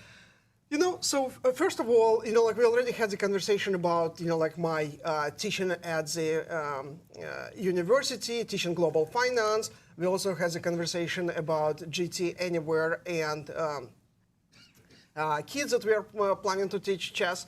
But talking about my support, the most important, like for me is my family. And so my father was a big supporter of me for all my life. So unfortunately, he passed away almost 10 years ago. But I know that he's watching. So, but I did it for both for myself and for him. And also, like I have support of my wonderful husband, 3 kids, my mom, and I was talking every day to everybody. So it ends, and like I also have quite a number of friends. So that was nice to have that support. And like one more thing, when we were in the World Championship in playing in Durres, Albania, I made sure to celebrate Shabbat in the synagogue. So I found one synagogue in Albania. I actually took the taxi to Tirana to celebrate Shabbat. It was an amazing experience. And so here in St. Louis, I decided that I should go to the synagogue as well. And so I did. I went to the UCT synagogue last last Friday. I had wonderful experience. I met some amazing people here in St. Louis. And so I ended up having the support in St. Louis as well, which was very interesting. But overall, like, I definitely want to say thank you to Rex and Ginny for organizing all those marvelous chess events and inviting now senior women to join everybody, like the juniors and the senior open and play chess. So it's amazing. It's fun. It is a little long. So just like if you think about, for those of us who are not retired, it's a long 2 weeks. But it's turned out to be great, and I'm grateful to everybody who put a lot of effort organizing. To the arbiters, to you providing the commentaries, like to everybody who comes and watching the games. So I think it's great, and I hope it's just the next step moving forward and more to come. Well, thank you, Angelina, for your touching and beautiful words, and I'm sure your dad is watching from above. Thank you, and congratulations once again. Okay, thank you. Our congratulations as well, as we do have a result in the men's section, senior section, I meant to say. My apologies. Onischuk has won. And now the camera moves to Vladimir Akopian. He can defend. And should he defend, let's tee up things for tomorrow in case we have a playoff. It's not a certainty yet. Vladimir still has to win. But how would that go? Yes, let's take a look at the head-to-head for tomorrow if Alex Onischuk plays Vladimir Akopian. And here we go. They're playoff bound. Yeah, very strong player. Vladimir Akopian, 2607 USCF rating, 2707 for Alexander Onischuk. So he has the higher rating. He is excited to be able to be in the playoff. Exactly. It's his rookie year in the senior championship as he's making his debut here in the seniors. It's Jesse Kraai with the upper hand at the moment. Pawn to the good is Jesse, but the position is, I want to say, very, very high likelihood of a draw. Jesse is aware of that. He's got to get his, he's got to hope that he could somehow magically transport his king to f4, put his knight on f5, and checkmate on g7. Very, very unlikely to happen. But hey, you're pawn up. You want to play and put as much pressure on your opponent as possible. We see Vladimir there suffering a pawn down. But we have a very special guest in studio once more. We are here with Alex Onischuk after an incredible victory. Alex, you had to do it yourself. You couldn't rely on anybody, and in the last few rounds, you looked unstoppable. What does this victory mean for you, and what are you looking forward to tomorrow? It seems like you're probably going to go into a playoff. Still not sure. Right. Yeah. I mean, if I were told before this round that you're going to the playoffs, I mean, I would take it. That's a sweet deal, right? Now, of course, I want more. Of course. Step by step. Yeah. No time. Jury is out there. Yeah, yes. yeah. Of course. Now the title is at stake, so this is what matters the most. I've been in this situation before. 9 years ago, I mean, in the U.S. Championship, I tied for first with Wesley So, and we played the tiebreak. So, yeah, I mean, if we will have to play a tiebreak, I'll prepare a little bit and hopefully... You just mentioned that tiebreak. That's very intriguing. Now, what's some of the experience that you're taking from that you're going to bring tomorrow? In tomorrow's tiebreak, if we will have a tiebreak? I mean, it's very important to kind of, maintain pressure, don't make big mistakes. I mean, like regular stuff, right? I mean, but in a tiebreak, it's especially important. Frankly, I don't know what's the exact format, but tiebreaks, one mistake and kind of... Perhaps we can actually see that. I don't know if we have the graphic ready just to once again remind everybody about the tiebreak situation in case there will be a playoffs tomorrow, in case Vladimir Akopian manages to save this endgame against Jesse Kraai. But there you have it. We're going to be playing, well, no, that's we wanted the head-to-head. Format for the format playoffs. Would be great I believe it's 2 games of rapid chess to begin, 15 plus 3. Yes, and here it goes. There it Two-game goes. rapid match, 15 plus 15 minutes plus 10. If there is a tie, two-game blitz match, 3 plus 2. And still tight, we will continue having the two-game blitz matches until tie is resolved. So starting with 15 plus 10. Can we start with the Armageddon game right away? Look, you just entered the ranks of senior. You can play a few blitz games and keep us entertained. How's your blitz game these days? We'll see tomorrow. Yeah, how it goes. Yeah. Well, probably just like me, you're probably playing a lot of blitz with your students. So that will definitely help tomorrow. How did you approach today's game? Because today against Fishbein, you guys both knew what you need to do. Both of you needed to win. What did you expect from him? What was the strategy going into it? Yeah, frankly, I mean, now I can reveal this little secret. I prepared C6 from round 2. I wanted to play it with Shaba. I wanted to play it with pretty much everybody. And finally, he played E4, and so I played the Karakan, which I normally don't play. So this was a little surprise. But then what I wanted just kind of play a long game. So I thought my best chances when we play long technical game, and kind of that's what happened today. That proved to be. Yeah, I got my kind of position and was squeezing. Maybe not without mistakes, but I think overall I played. I think it was a very well played game, especially after he made that move bishop to b5 and allowed you to transition in the structure. Right. 95, like an exchange sacrifice, but kind of easy because I have with so knight many. G6, yes. Probably, yeah. That's what I wanted to play. But also knight c4 looks good, and even something else. I had some options. The exchange sacrifice was great. Well, Alex, you still have most likely the jury is still out there, but most likely you have a playoffs to get ready for. I'll let you go, and we'll see you tomorrow. I appreciate it. Thank you. Yeah, congratulations for getting to that moment. Winning on demand with the black pieces. We saw, we've seen it in these national championships. It's so hard to do. It's fantastic. Going to the other senior, I thought there was one other senior game. No, Jesse Kraai. That's the last senior game. That was the one. Sorry. Yeah, Jesse. And just keeping ourselves appraised of this game. Also, I think knight f7 is a very reasonable move here. Get rid of this knight and get to rook and 2 pawns versus rook and 1 pawn. That looks like a very easy draw if I can manage the trade of knights. Maybe also even to manage the trade of rooks now that I think about it. Rook coming to c4, rook should be an easy draw as well.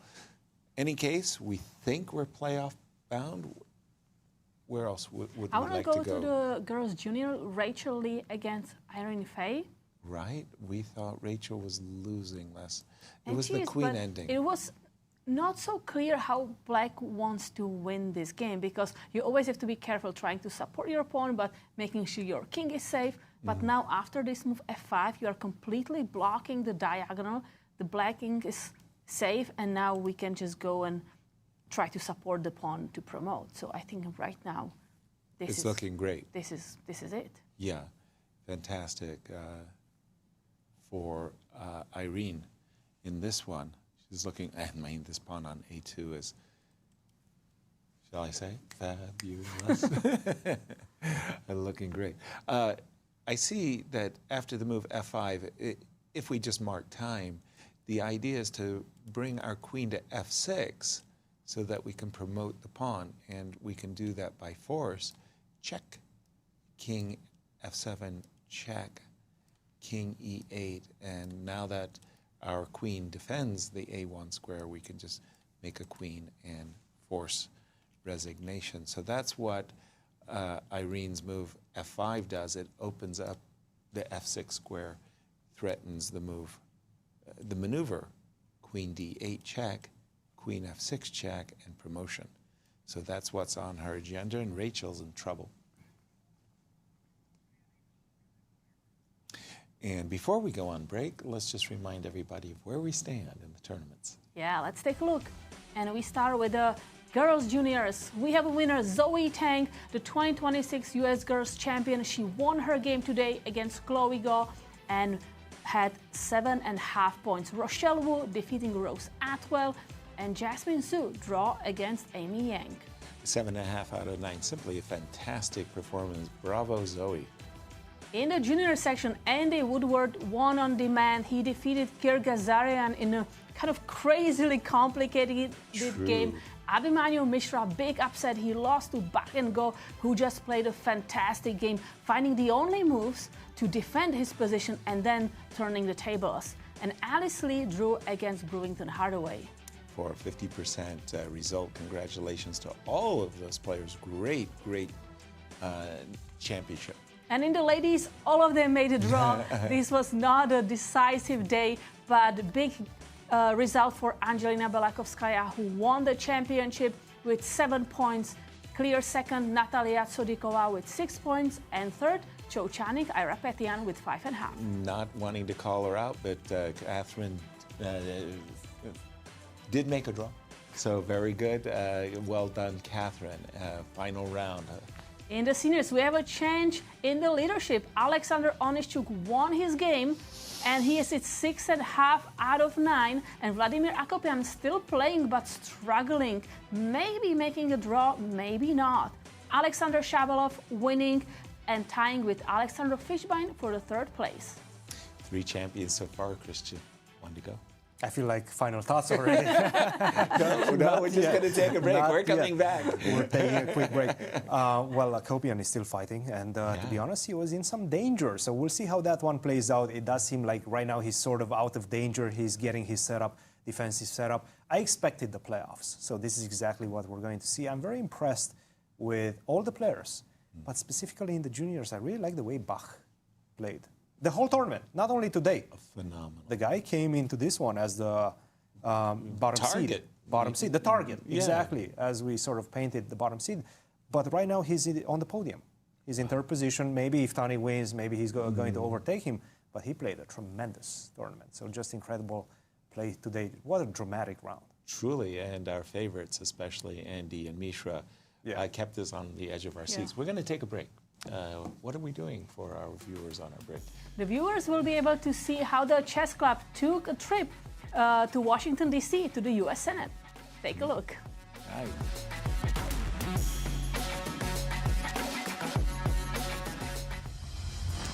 The world's best are back stateside in the chess capital of America for the 4th stop and the first U.S. event on the 2026 Grand Chess Tour, the St. Louis Rapid and Blitz. Players will have to keep the pedal to the metal for the fast-paced time controls or risk falling behind as they chase incredible prizes and crucial tour points. Tune in August 2nd through the 6th as the battle continues for the right to be crowned the 2026 Grand Chess Tour champion. Watch live at grandchesstour.org.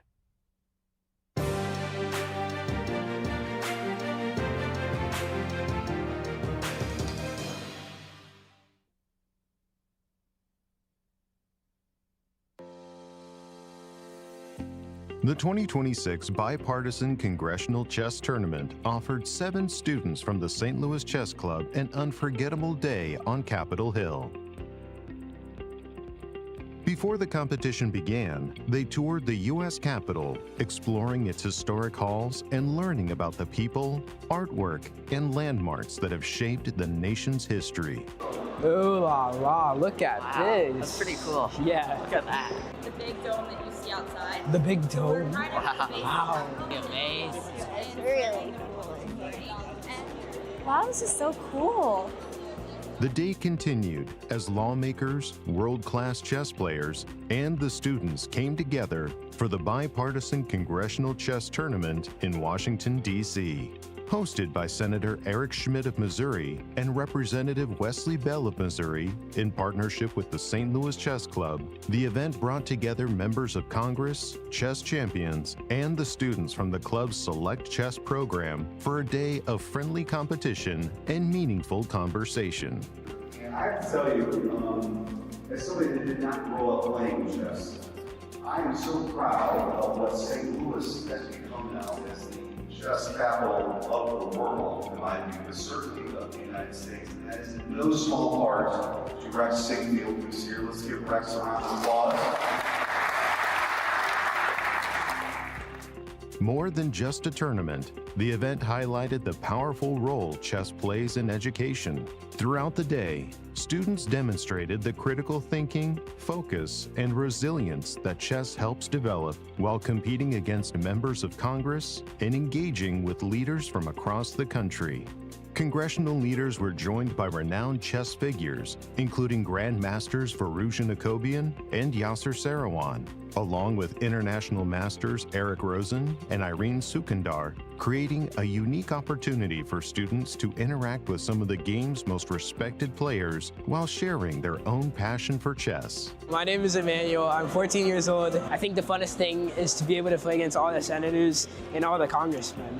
I'm Jonathan. I'm 14 years old. I think it's just fun just being able to like talk during the game just because it's not serious whatsoever. I've just had a ton of fun here and it's been a great time. Hello, my name is Marcus Silva. I'm 12 years old. Today was really fun because I got to play against a lot of really influential people in our country. My name is Carter Furness. I'm 12 years old. Thank you to the St. Louis Chess Club for sponsoring this trip and me getting this opportunity. Hello, my name is Teddy and I'm 8 years old. And today was fun because we played a lot of games and I liked how I played with like Congress people. Hi, my name's Asha. I'm 15. It's just been an overall great experience for me. Thank you for letting me come. So I'll remember this forever. Hi, my name is Millie Furness. I'm 10 years old. I think today was really fun. I got to play chess against like the senators and I got to beat them up. So it was fun. As the chess capital of the United States, St. Louis continues to lead the way in expanding access to chess education. Through the St. Louis Chess Club scholastic programs, more than 100,000 students are introduced to the game each year, building confidence, problem-solving skills, strategic thinking, and perseverance in the classroom and beyond.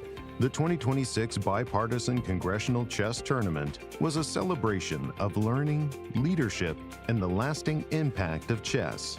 It demonstrated how the game can bring together people from different backgrounds and perspectives while inspiring the next generation to think critically, compete with integrity, and lead with confidence.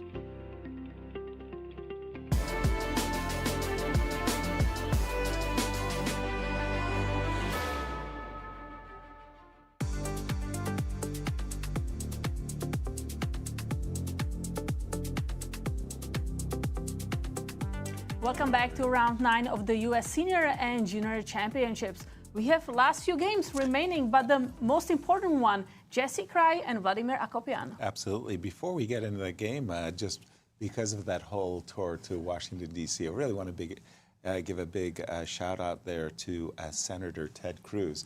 He was really a lot of fun, and he played against Irene Sukandar and knew what was coming because he was up against a woman grandmaster. Irene did win, but Ted enjoyed the outing, so big shout out to him. I think we're getting closer and closer to where the situation resolves itself pretty much by force at this moment. As always, whenever we do have these opportunities of showing checkmates, we go for them. In case Jesse were to play the move King E7 at this exact moment, we do have a rook E1 check. And essentially, you better move away from the 8th rank. You do not want to go to F8 as rook E8, in the words of Maurice Ashley, is going to hurt your feelings. So you don't go there, but the problem is if you go to D6, so King D7 is on the board? Yeah, there's going to be a knight F5. And I was thinking even after the move King D7, you could go rook A7 check, and I think that's a very easy. Board? Rook A7 check is already on the board. I was going to say because also, interestingly enough, I think knight F5 is a very forced and easy ending. Rook A7 check on the board at the moment. And by the way, it's clock time. And King D6 on the board. Clock time. Jesse Kraai has 4 minutes, 46 seconds. Vladimir Akopian, 14 minutes. I was about to say, Jesse's let us time. But okay, time really isn't a factor. You can continue making your checks. I think that knight F5 check, forcing the trade of knights, forcing a rook ending of. Knight f5 on Yeah, the board. it's for me. This would be the easiest way of completing the game, finishing the game. Knight f5 check on the board. Okay, in this case, there's no choice. And by the way, we have a result in the girls section. Rachel Lee lost to Irene Fay. Wow, and by the way, for the second place for the girls, that was actually a very big game. Thousands of dollars was Which on means stake. now the second place is Rachel Lee, Rochelle Wu, and Jasmine Su Yeah, 3 players tied. for the second and third. Wow. If Rachel had a result in that game, she would have been clear second. So, okay, so king takes f5 on the board, and this g-pawn is basically not going anywhere. And so this game, if you don't mind, I'll keep an eye on this one, but the game between Nico and Liam, remember that was that rook ending where Liam had this really nice pass pawn on b2, which was stopping Nico's rook from going anywhere. f6, Liam came back with this king and played f6 check. What do you think of this current position?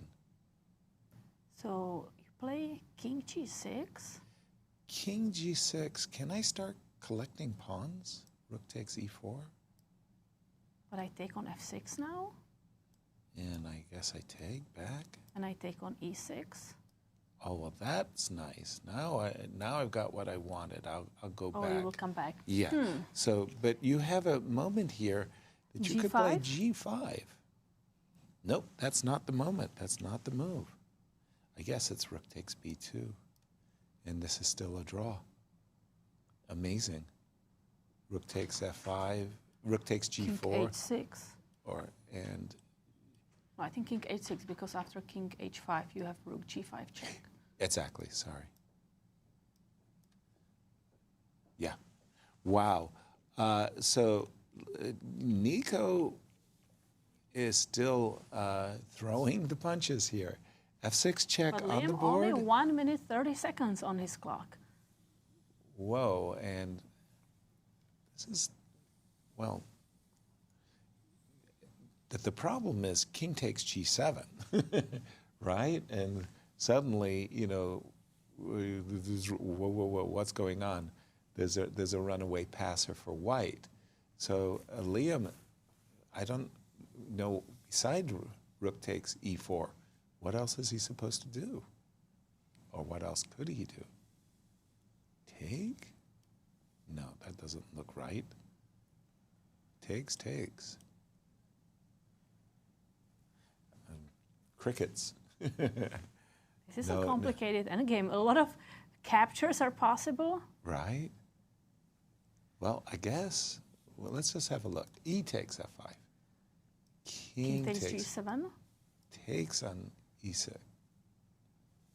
G takes f5. Okay, g takes f5, so at least you don't give me a check. That's indeed the best move, but this is Rook really takes not easy, e4. right? Yeah, it's tricky This because is some tricky stuff, because right now, apparently, after rook takes b2, you just give a check and king f6, and the endgame is winning. Yes. But how easy is this? No, it's not easy at all from the current position to see that you should be playing, well, after king g6, that you should be taking this pawn and taking this pawn. Not easy at all. And by the way, after king f4, so if you decide to go king f4 instead of king from the g6, current position, yes. Now the only winning move is king f7. Also not obvious. So just some sort of a Zuzwang situation. King f7. So if I play g5, then you take on g5 and e4 is hanging? No, you take on f5 after g5. Really? Yes. The one move I resisted. And then take on f6. Yes, take on s6. Sorry. Take on f6, take on f6, king f5, and rook b5 at the end. No, taking with the g pawn. Taking with the g pawn? Yes. Taking with the g. He played king f4. He didn't play king g6.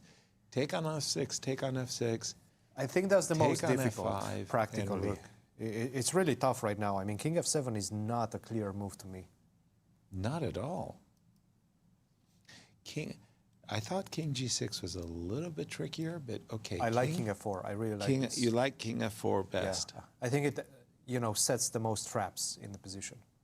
And it is a trappy position for sure. And he has a minute to solve all of these things, to calculate everything. That's really a tough situation right now for Liam. And kudos to Nico for putting so much resistance, because it did look bad at the beginning of this endgame. Right. So once again, king f7 and against g5 to capture on f5. Because right now, this is the one thing that you're saying to yourself, don't capture on f5. And don't king f7 on the board. Played it. Wow, what a find. Yeah, that's a great move right there. That really is. For Liam, he's saving his best for the very last round, because should he win this, I believe it will be his first victory of the tournament. Nico's had a terrible event. Things just went But sometimes all a kinds draw of bad. almost feels like a win. Right? And in this case, if Nico manages to save this one, it's definitely going to feel good for him.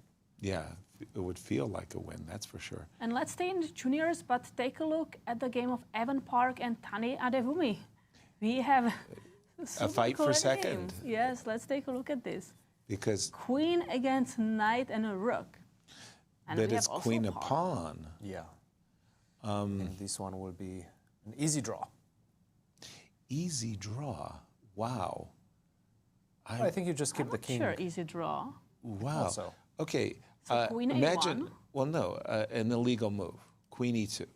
Imagine I could put an illegal move on the board. Right, queen G5? e2, and then queen d2 check, and I take the it knight. like that. Yeah, yeah. Okay. So not that easy. That's but true. I know what you mean about a fortress, but I would say if your rook was on d4 and your king was on g2, then I think it's easy. But yeah. if the queen was on f2 and the king was on e4, but then again, is it table-based? It's not easy. It's not easy. Is It's it definitely not easy. Position is a draw. Yes, position There is you draw. go. There's a according number to of losing table moves, base. of course.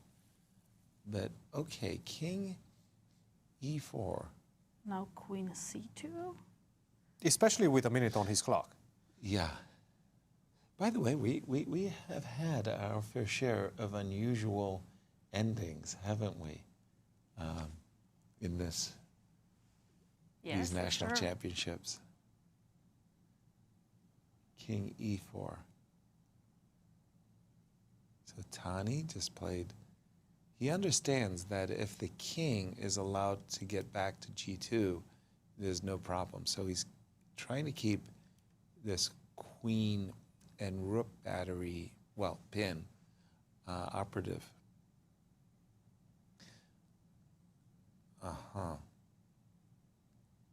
If I were in white shoes, I would love to have my knight on e3.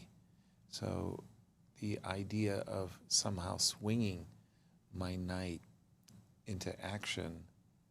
But if you play with your knight, then I can start pushing my pawn to g5. Right. Knight to d4, king to g, pawn to g5. All right, king breaking the pin, very logical move by Evan.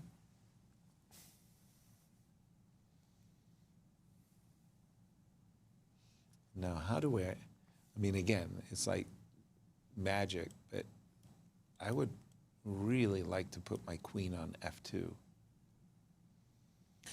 But I mean, this one is not as exciting as that endgame, right? Absolutely. Of Liam, I think. Let's go to that. Nico. And, it would be his first victory of the tournament if he wins this one. Absolutely. So he did capture on f6, did Nico? Yes. And g takes f6, and in fact, what do you do now? I do feel, do I have to mark time somehow with my king? Ugh. But then I go e5. And then E5? I get my, and then I get my king to g5, right? Just king g7. Okay, so king h6, king g5. If I mark time with my king, and you go e5, and I might king g7, and I'm just losing. Well, even this position. First of all, I don't know what rook takes e4 is. Yeah, it's probably winning. Well, let's have a look-see. Yep, the engine says you bet it is winning. Rook f4 is coming next. I pick up the pawn on f5.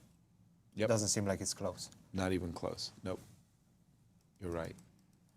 So it means from the start, I should take, and now run with my king.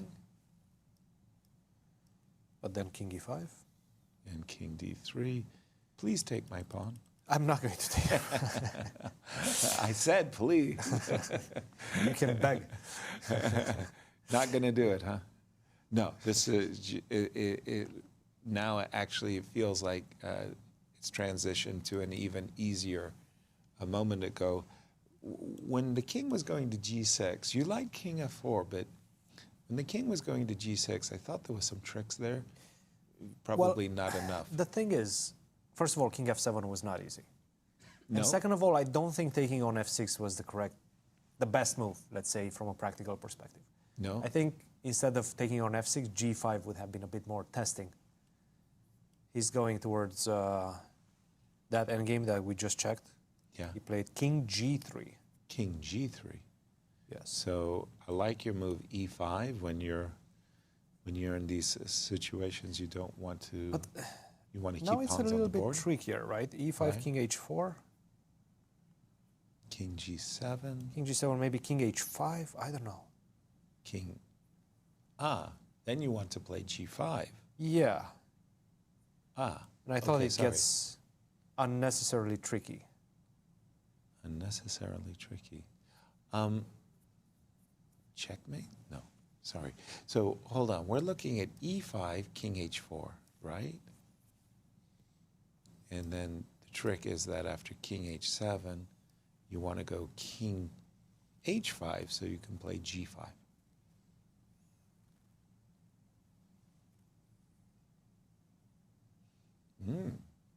Well, there is a trick there.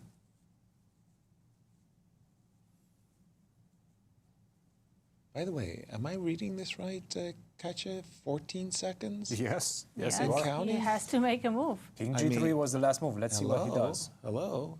King e7. King e7. So trying to play for king e5, not blocking the e5 square, but keeping it vacant.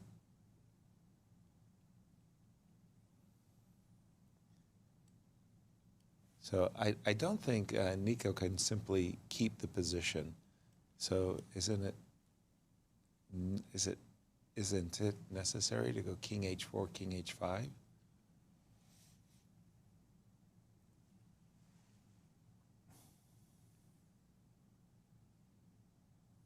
I'm thinking if you go king h4. Yep. King h4, king d6. Yes. King e5.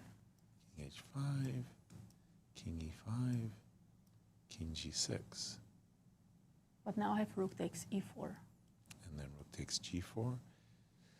So rook takes e4. I wanted to play g5. Or you can actually take on e6.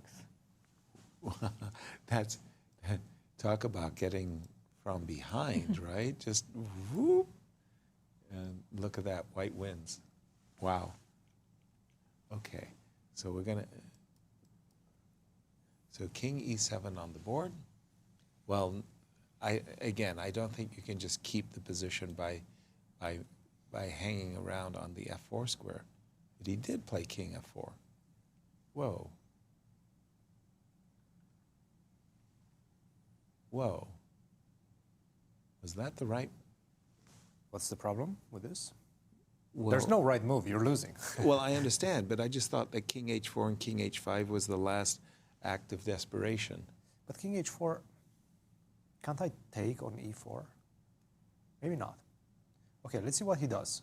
He's definitely... Okay, 6 seconds on the clock. He's definitely wanting to play the move. King f7. Okay, he's going back. Okay. Now Nico needs to play king g3 fast, and he does. And he does. That puts the extra pressure. Right. Hey, you need to find something. You need to make a decision. Exactly. You're not going to get to gain time on my watch.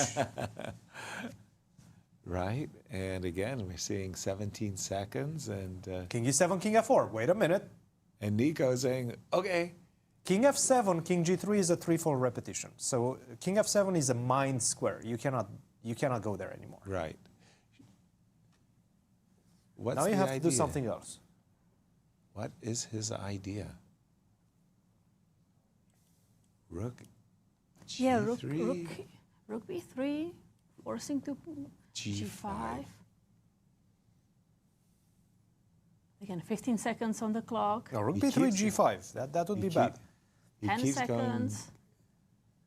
He keeps going down, but he's He got has to to take on f5. But rook b3, I think he's going for rook b3, which is a draw. E5. Rook b3 G5. right now, G5 is a draw. By the way, G5 is the only move. I can't move my rook. I can't move my king. Can't take on f6. G5. But the only move, well, legal move, and I have to prevent e5 checkmate, is draw. G5 is a draw right now. Crazy.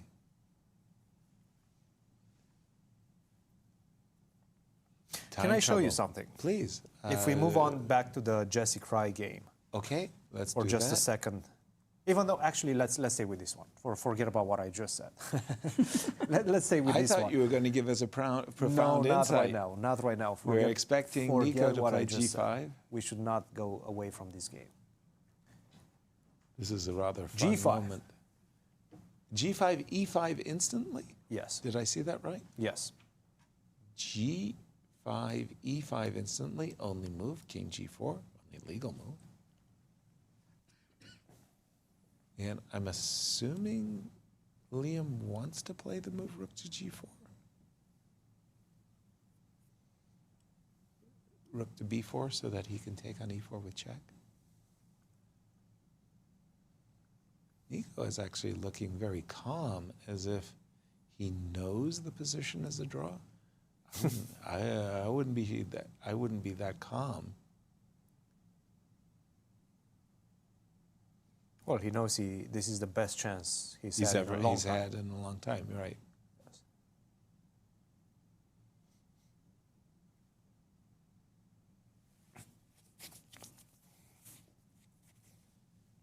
And again, Liam is going all the way down on time. He played his move with 8 seconds on his clock. He captured on G5. Nico instantly recaptured with the king. So there is this idea of check and rook here, and you're trying to keep the king trapped on the H file.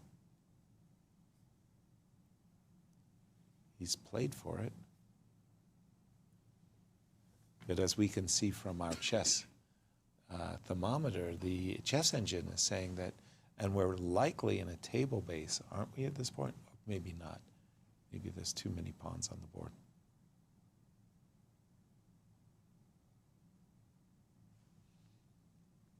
There's an interesting test.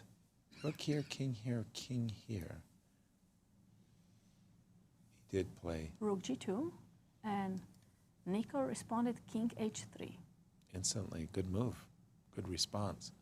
Trying to kick this rook away and bring our king to, now I feel the draw is inevitable in this one. So, as soon as white marches with his king towards the C3 pawn, I think we're going to have a draw situation. But Liam with 10 seconds on his clock. Rook C2. King G3, King F3, and King E3, all the way across the board.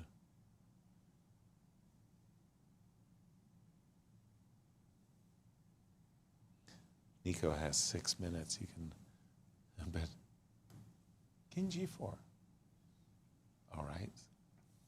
Still getting to f3 and e3 via g4.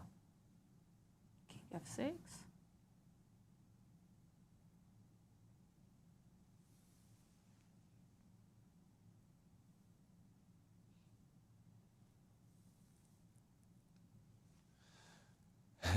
Kind of holding my breath there.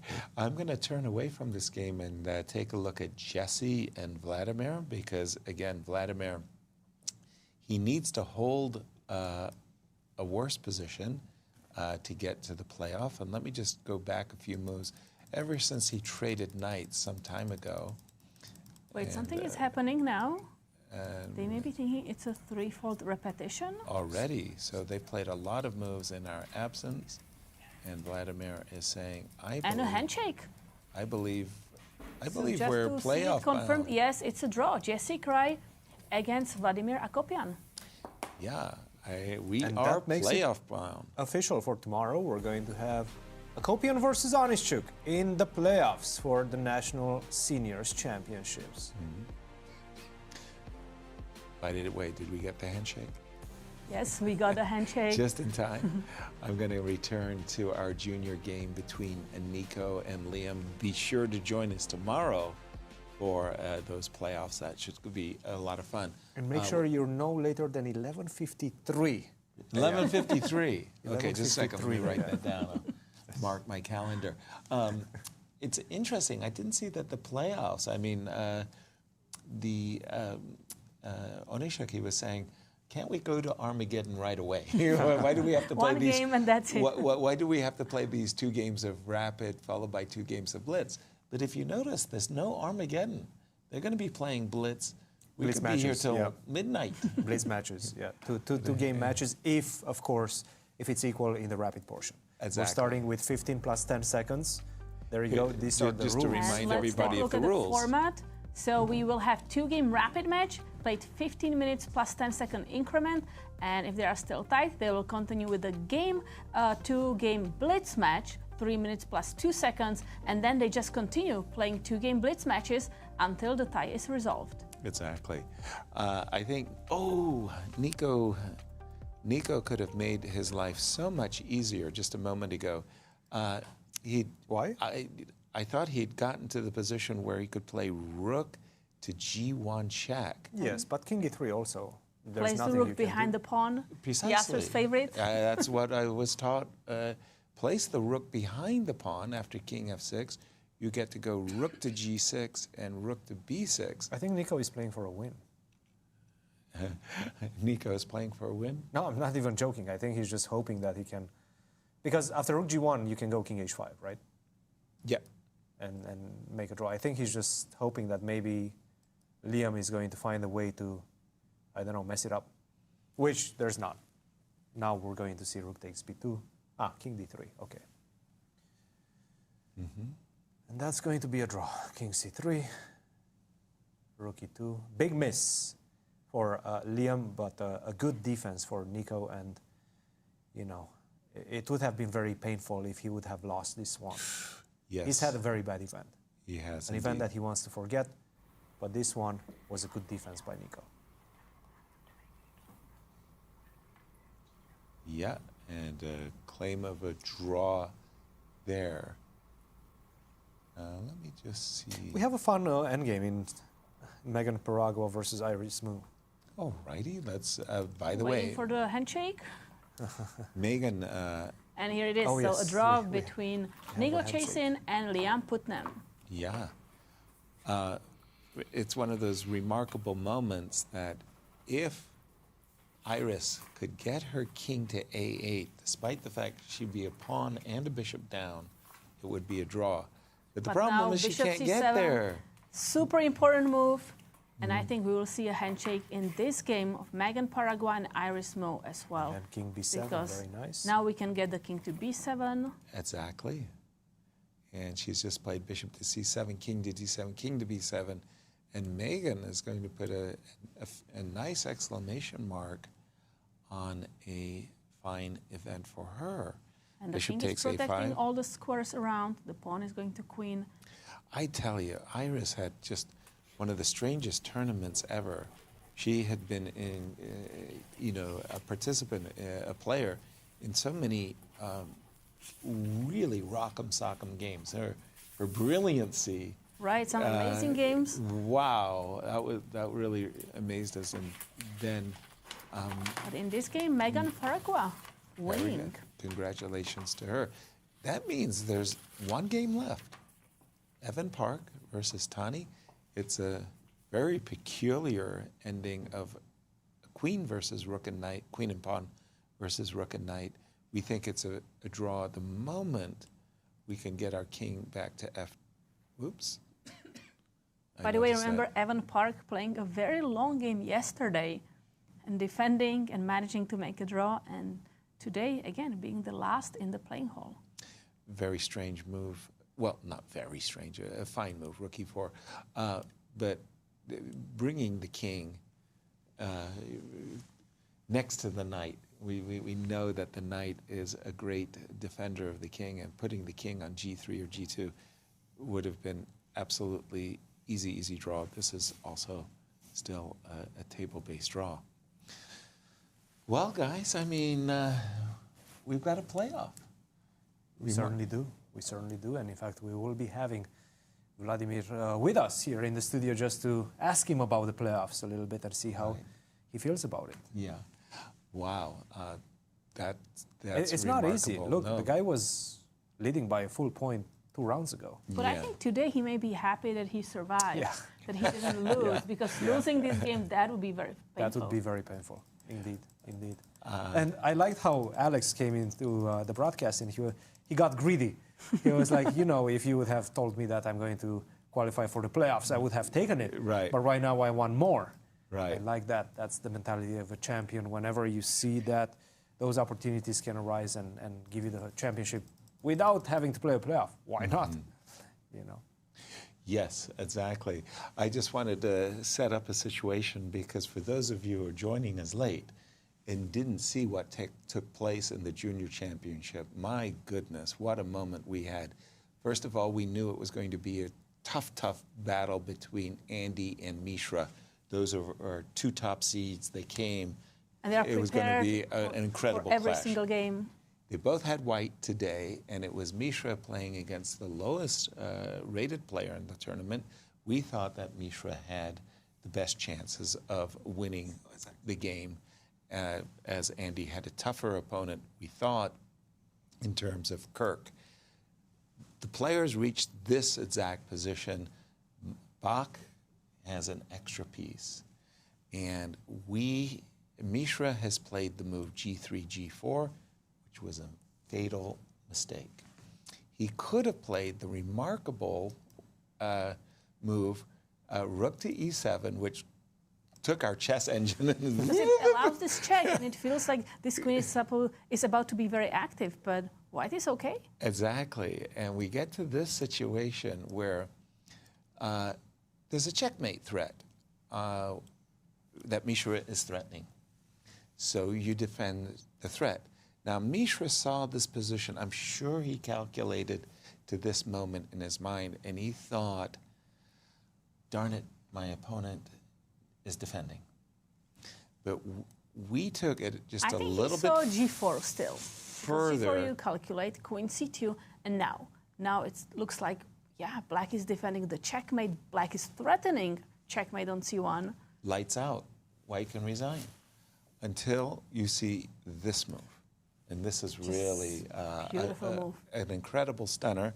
You defend the back rank mate that black was threatening, and at the same time, you set up an unstoppable checkmate yourself with queen takes e2 and rook takes h7. If Mishra would have found this, we would have been playoff bound in two events. But that is not what happened. Mishra did play the move g4. He ended up losing, and it was quite a day for us at the office. We have one game remaining, and we expect that a draw in this game is inevitable. But boy, was that a dramatic finish for us. I want to take a look when was the last time there was something captured in this game to see? The 50 move rule. The 50 move rule. You're talking about the game between Evan I think we're about Tani. 20 moves in, so we still have plenty to go. There's a lot of capturing going on.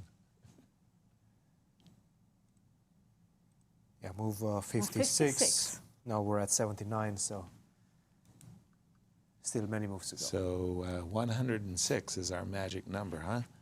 Our magic move. And you can go rook e6 now. Rook e6. Like that. It's a very good move. Kind of a little cheeky. Just perfectly fine as well, what he's doing.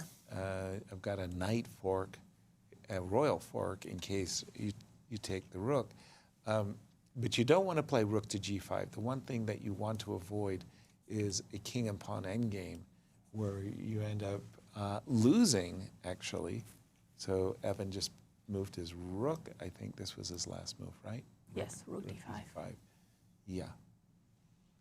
And you see from our table base that the position is a draw.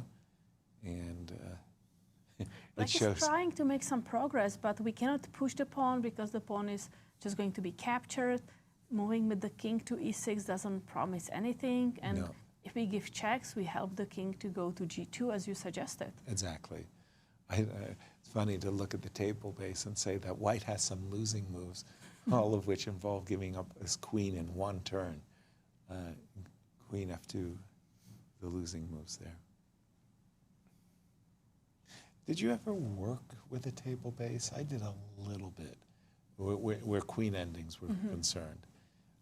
Because there was a certain time in my career where I thought I really should learn which pawn was the most dangerous. Should it be the A pawn, B pawn, C pawn, that kind of thing. And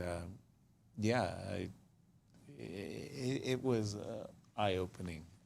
I learned a lot from the table bases. And Tani has here 10 minutes to figure out if he can try to make progress. By the way, not the most fun way of spending a weekend. And he's also checking how many moves he has. Yeah, he's looking at the 106. When was the last capture? Exactly so. Right. When you think back on these national championships and the brilliancy of Iris, the comeback from Andy Woodward, the dominating performance of Angelina.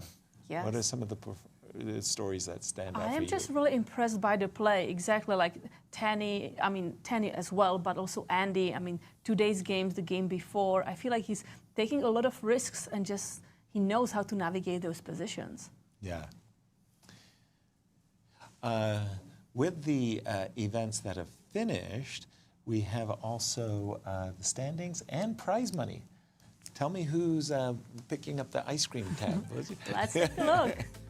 Wow, so for the final standings for the Women's Senior Championship, Angelina Belakovskaya, the champion, taking home $17,750 because this includes the winner's bonus. Yes. Natalia Tsodikova, $10,000, and third, Chochanik Arapetian, $7,500.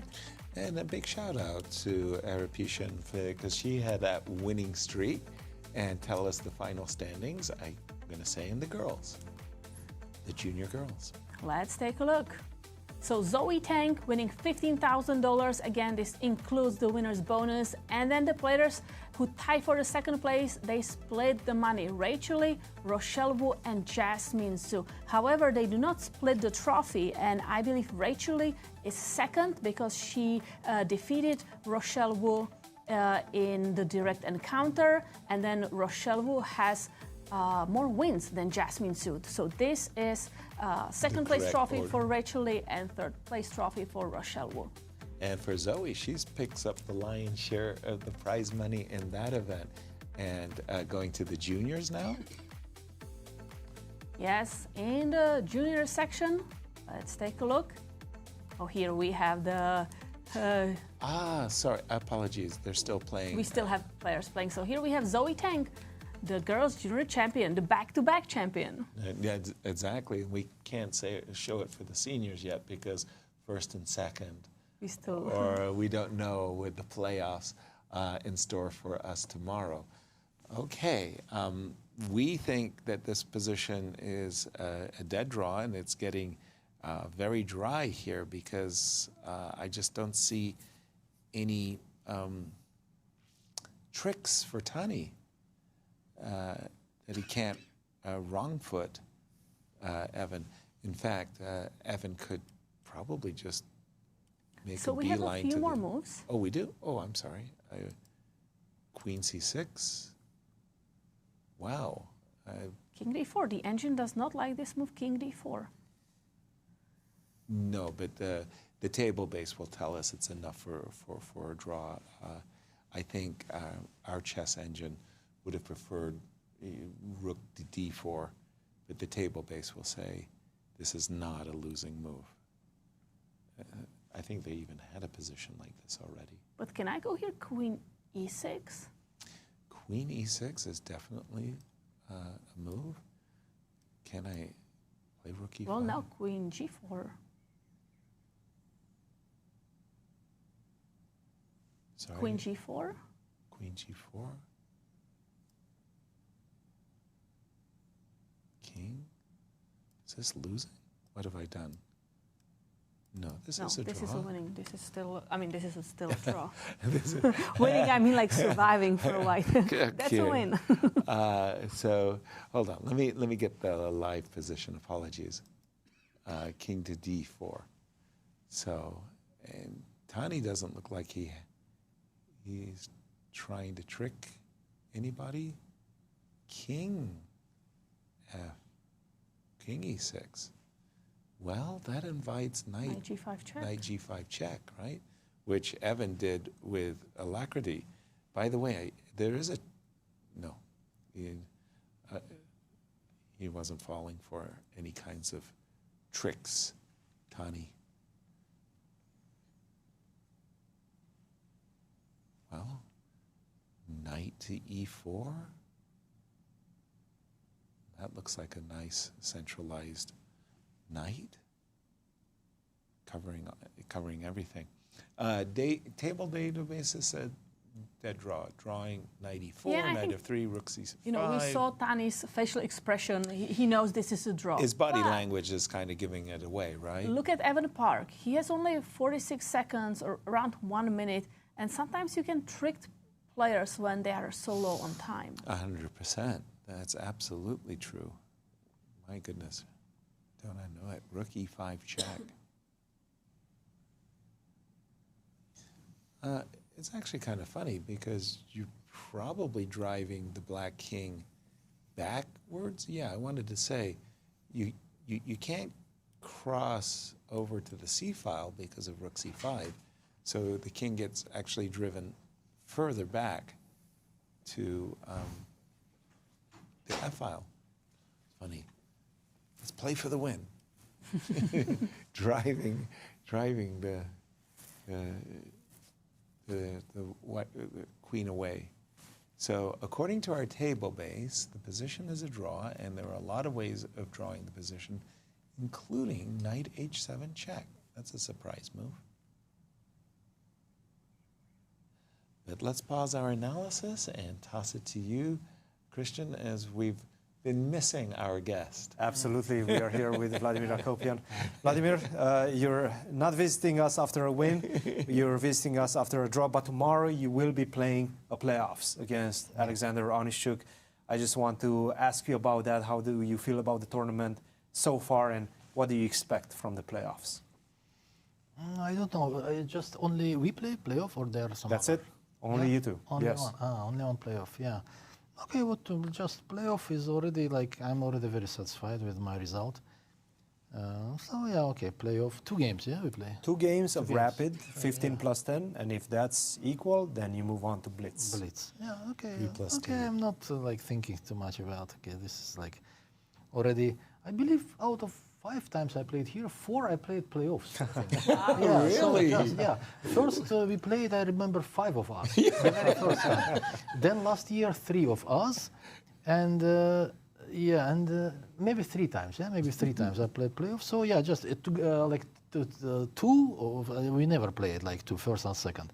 So it was last year three, me, Fishbein and Shabalov we played, yeah. So I don't know, this already playoff. Okay, what to do, yeah, we'll play. Are you of course, better to do without playoffs, it's clear, and to have a like rest day. But what can I do?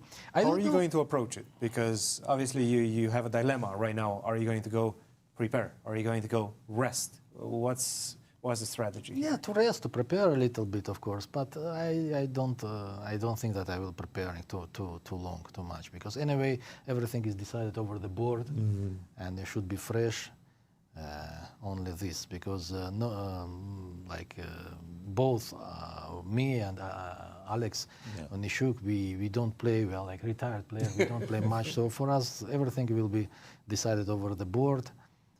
So I don't think that the preparation is very important. But for me, it's interesting today. Yeah, I don't know what I was probably misevaluating my position, but I had strong feeling that after C4 I was going to win, and pretty quickly. You're feeling bold.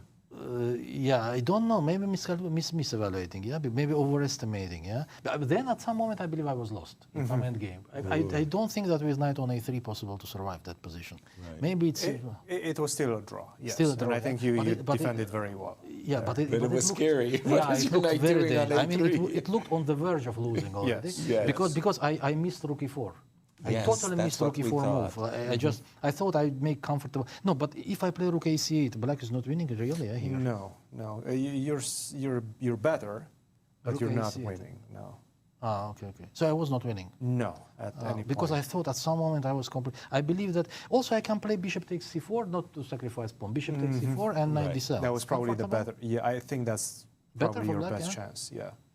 Not to go. Yeah, this is.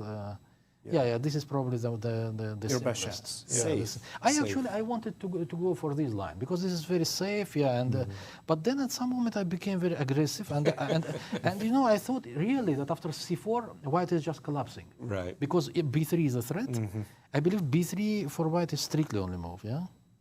Right. Yes. Yeah, it's strictly only move. Then I saw this and I thought, okay, white is like surviving, not losing immediately, but like many ideas black has. Yeah, all this rook c8 sacrificing pawn. Also after cb3, knight b3, queen c3. Actually, I believe that this endgame is very difficult for white. But he played well. He played very well. Yeah, because bishop c2 and knight d4. Here, of course, I understood that like nothing, but at least I can play like so that I don't get any problems. Yeah, and. Maybe even rook e4. Yeah, rook e4 I saw that I wanted something, rook e4. But here I saw, but after knight d6, knight b4, rook e4, I thought, not that I panicked, but I thought I'm already almost losing, yeah, because nothing works. Yeah, the knight is like trapped and... yeah, it certainly is. And I think g4 just allowed you to go this h5. Yeah. But still unpleasant, yeah. Still very unpleasant. I have to like always be precise, yeah. Once the knight lands on h6, once you get the knight back, I think you. Yeah, but even here after rook c4, I mean, it was not that super simple, yeah. Because some end games, for example, I was not sure. I only knew that this is a rook end game is total draw.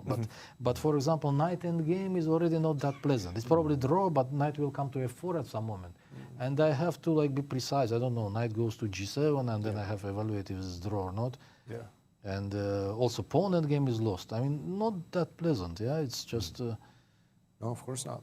I mean, he pressured for as long as he could. I think this is quite... This is quite instructive, yeah. Vladimir, after finishing this game, what was your dominant emotion? Were you disappointed for not winning or happy you survived? No, disappointed that I did not win, of course. Especially that I have to play tiebreak now. Yeah. No, because I believe I had a very strong feeling that after c4, maybe within 3-4 moves the game will be finished. Right. I believe that such initiative normally. Of course he played well. Yeah, this all like just played this b3. He found all these like good moves also in endgame. Right. Just to make you feel better, you were almost lost out of the opening. Yeah, but what did I do wrong? I just d5. I knew that. Taking on d2. See d5 immediately.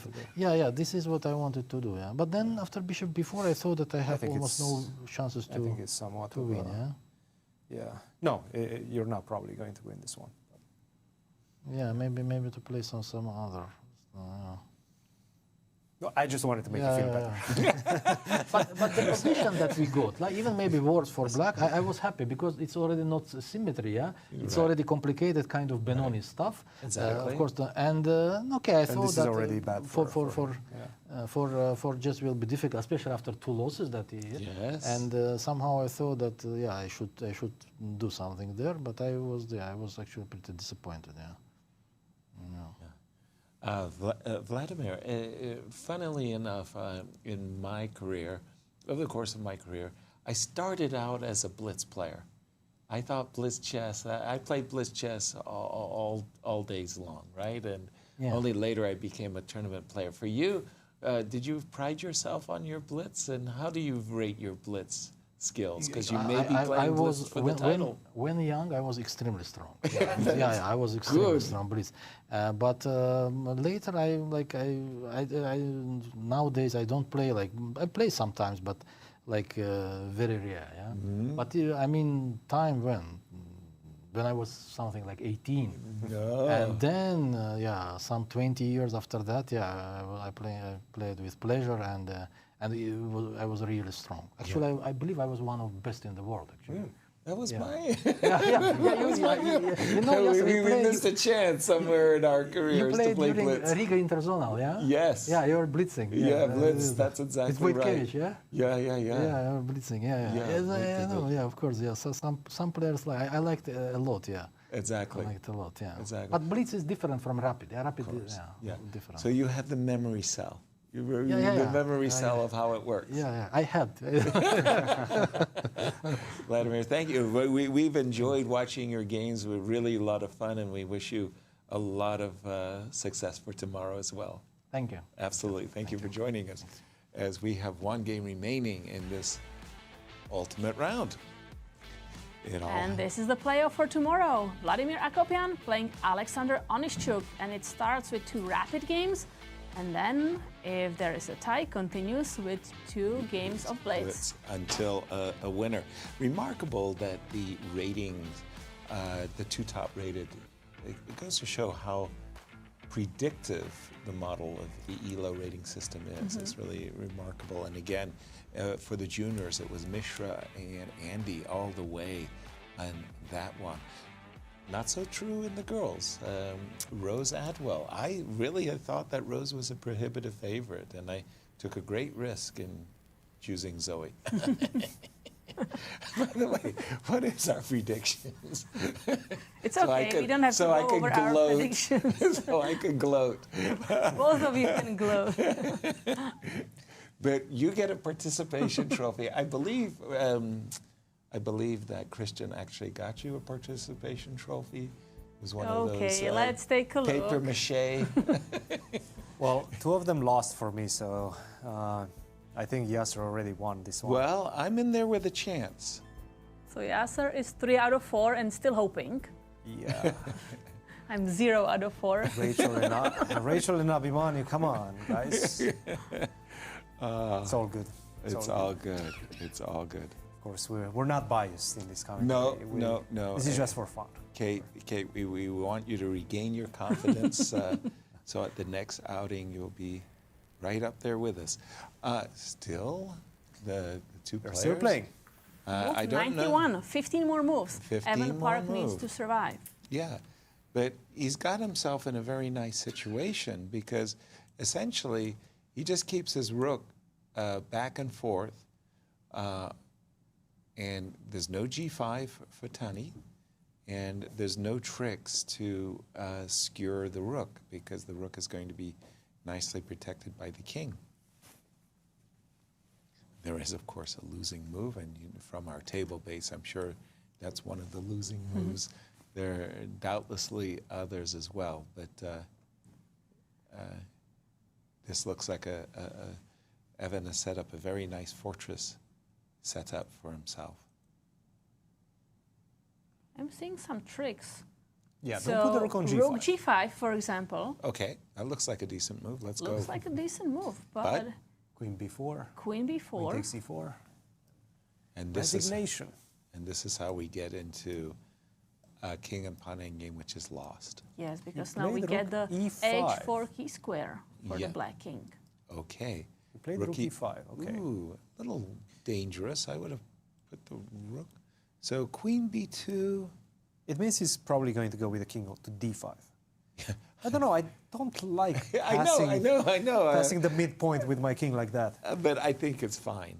Because it's fine, but then you go queen b2, king d5, and now you go king g7. I'm trying to go back with the king and put you in a Zuzwa. King g7, my rook is... It's not going to happen. No. Like, obviously, you're still perfectly fine, but I feel this was a bit unnecessary. Right, giving Tani maybe more chances than he deserves. And he's going for it. He's trying to cut that king. Right. Queen b4. Yeah. Yeah, I'm not so sure about this. I'm starting to feel some danger for Evan. Okay. So king e6. Queen d4. Queen d4, and before you know it, I'm going to have to allow... By the way, we forgot to mention that the 50 move rule gets reset the moment a pawn Look at Tani, he's looking at his score sheet. Yeah, he's like, he's checking. How close am I to getting... How many moves? How many moves? Right. And the answer is how many moves? 15. You wrote that, right, on your score sheet? Yes. We got 106. 106, and right now it's move 9. Wait, it's okay, not 91. 93. 93. So 13 more moves. By the way, king e6 is now the only... There's two moves that don't lose. King e6. King e6? And rook e6. And rook e6. Any other move loses, and rook e6 is becoming tricky. Rook e6 is not going to be easy. Yeah. Because then I'm going to be able to push g5 most likely at some point. I was very satisfied for Evan when his knight was on f3 and his king was on e3, and he was going backward towards the g2 and g3 squares. King e5 was really unnecessary. Yeah, so he's really created some trouble for himself. By the way, let's remind everybody that for Tani, a win is a big difference in the prize money. It's thousands of dollars at stake for him, as a win would really, he would hit the trampoline and move up the ranks. And for Evan Park, he has 47 seconds on the clock. Right. Especially from Mishra's point of view, Tani's point of view, pardon me, because he would actually tie Mishra. By the way, he played knight d6. Yep. That was the blunder. That's losing now. Blunder alert, everyone. As there is a winning move, queen b3 check. Also not clear at all. Queen b3 apparently is winning. Queen b3, so that after king d4, now I can go g5. Queen b3 on the board. Yeah, but the point is that if Evan had hoped that knight f7 check would rescue him after g5, queen b3, the idea is that you can now go g5, advance the pawn. No knight f7 check anymore, and a reset of the 50-move rule, too. Oh, dear. We could be here for a very, very long time to come. Yeah, that is to say, I'll be here. I think the production team will have closed shop. The janitor will be here. I'll still be calling it. Don't worry. So king d4 on the board. And here's the moment for Tani to shine. G5. He was reaching for it. Did you see him? And he kind of hesitated. He's getting himself excited. He knows that he's been given a fabulous opportunity to advance his pawn.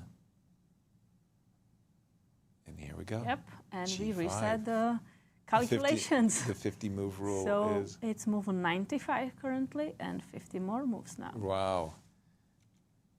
And we know from the table base there's no saving this, but let's be clear, there's still a lot of work that Tani has to do. I mean, as you can see on the graphic, the table base says black is winning, but only after like a sequence of absolutely perfect moves. Well, But is it that difficult now? Because, you know, before we were struggling to push the pawn and all the endgames were drawish because the king was too close. Sure. Now the king is just moving forward. Well, let's put it another way. Your pawn has to pass a number of points, right? So assuming we play rook e3. So knight f5 is on the board. Okay, knight f5. Fine. What I wanted to say is assuming we play rook e3 and put our knight on e4 and try to keep the pawn from getting to g3, that's another fortress position that you would have to break down. g5, and sorry, King h5 on the board. Clicking the live position, and here we go. So it was knight f5 check, king h5 on the board. Black is winning. So I think what Evan is hoping to do is play knight e3 and set up for rook on e4 to try to prevent the pawn from running any further. The problem is I think that Black's king is actually squirming up the board and is going to drive. There we go. Knight e3 is going to drive the pieces away. King h4, king h3 coming. So first we can do like queen b2 check to ask you if you want to go to e4.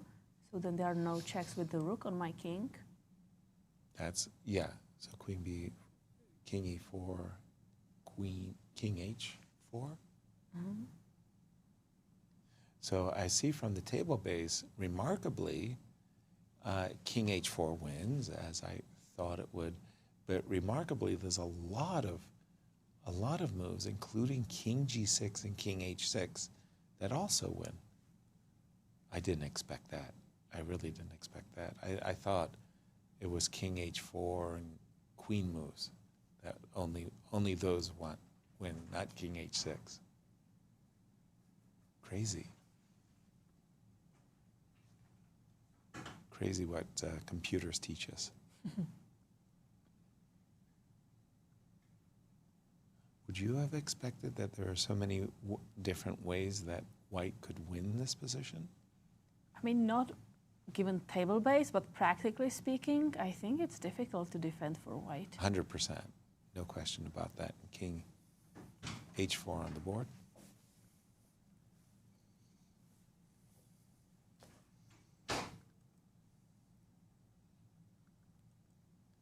And again, white has a lot of losing moves, and I think Evan wants to play knight.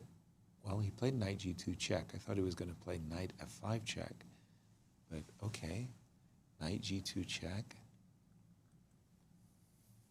king g4, and rook e4 check. So,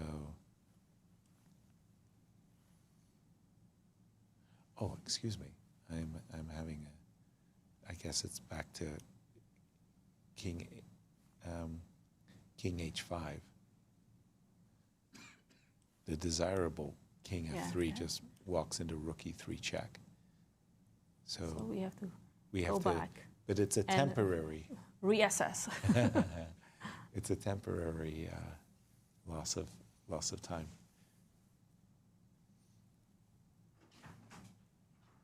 I've never had this particular ending myself. I've had, on many occasions, rook and bishop versus a queen, with pawns on one side, and fortress was very easy.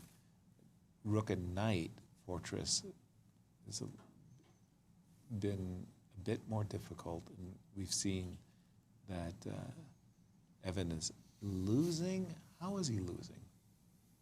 I need to keep kicking your king away.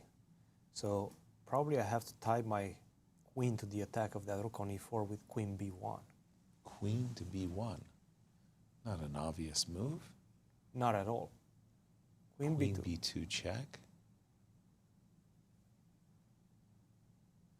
So he's probably trying to do the same thing, but he might just repeat the position once. King to d3, yeah.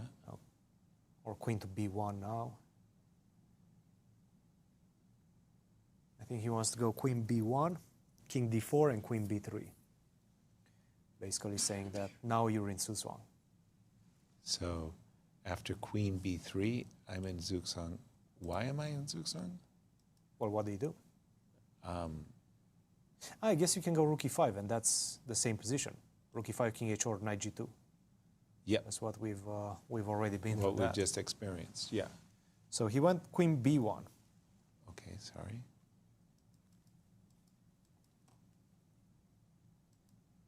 King d4, let's see. King d4. So maybe queen a1 check? Oh, this is not easy. Queen b3. I mean, no, queen b3 is the right approach. The right approach? Yes, queen okay. b3 is the right start. Now after rook e5, now we need to do something else. Now we need to do queen b2 perhaps, start with queen b2. And then move on to king h4. So this is the problem was that the queen was on the third rank, and it was always getting hit by this rook e3. Gotcha. idea. So put the queen on the second rank and then go king h4. And Kate was saying you want to make the... King e5 now on the board. King e5, sorry. Queen b3, king e5. That so is Evan... suspicious. Now queen d3.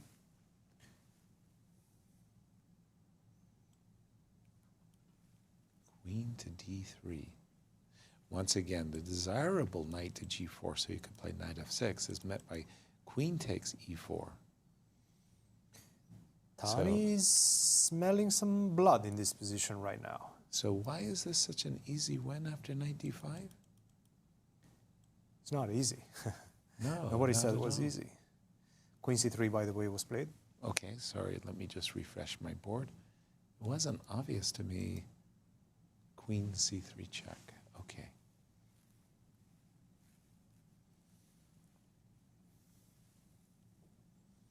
King d5, okay. So what's your...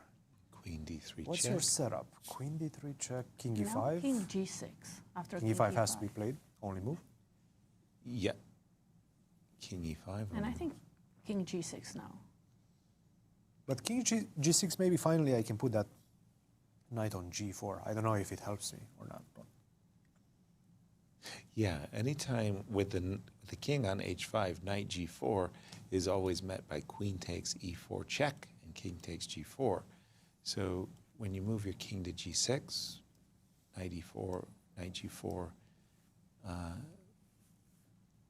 perfectly okay, right? I don't have a way to check you in a good way. And knock me backwards, right? Oh, sorry, not king g6. So what is our table base win? Because again, not very obvious how Tani is supposed to win this one. So queen e2? No, he's reaching for his king. I suspect he wants to play king g6. Queen e2. Here we go.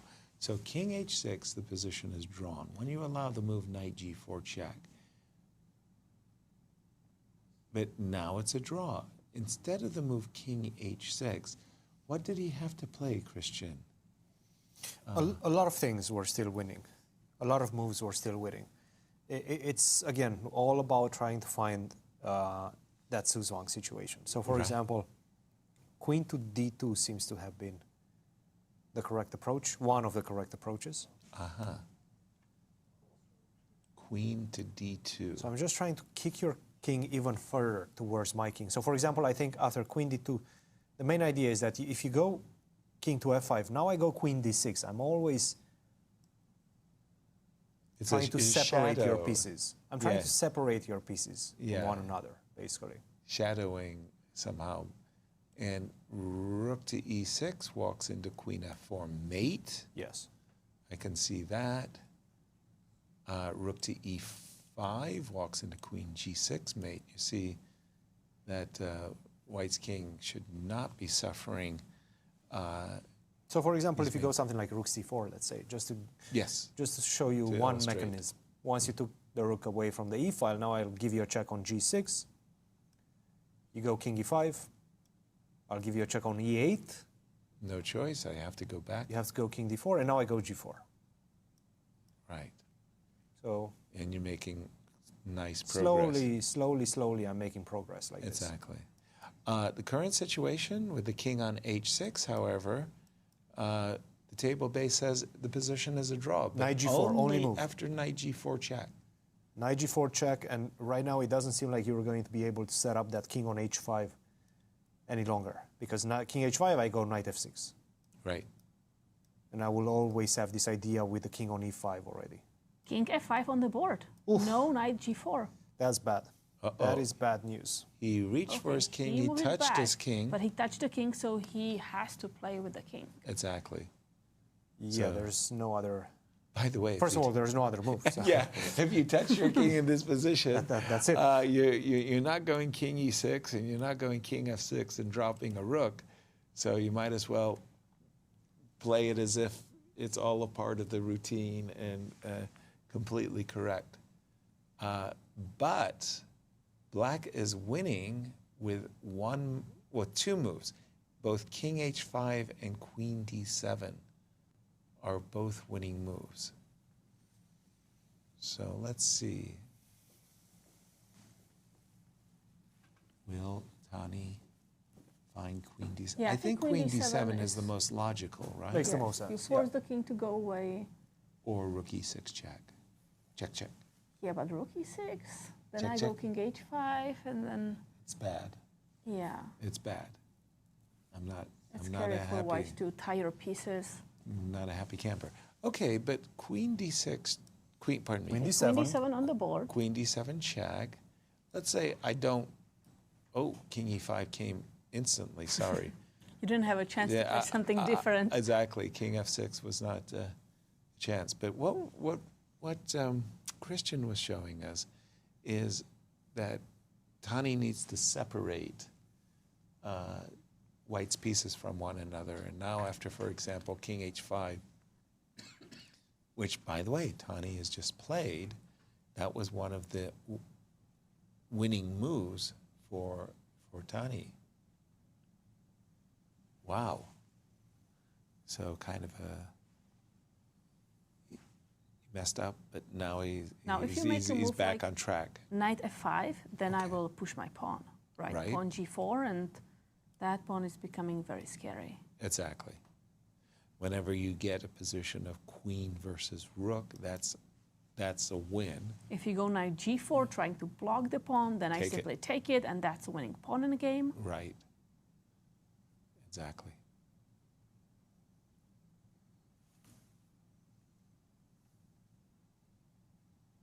And if you go king f6, I don't know how brave this king can be. I feel like I'm putting my pieces in some kind of a net. Queen d6? Pardon me? Maybe queen d6 check here? Yeah, that looks good. Okay, we have a move. Knight d5. Okay, sorry, I'm just gonna go to the life position. Okay, now pushing the pawn would not be the best idea because there is a royal fork, but king g6. King g6, now go back to e3. Yeah, I was about to say, there's again some, yeah, he went back to e3. Trying to keep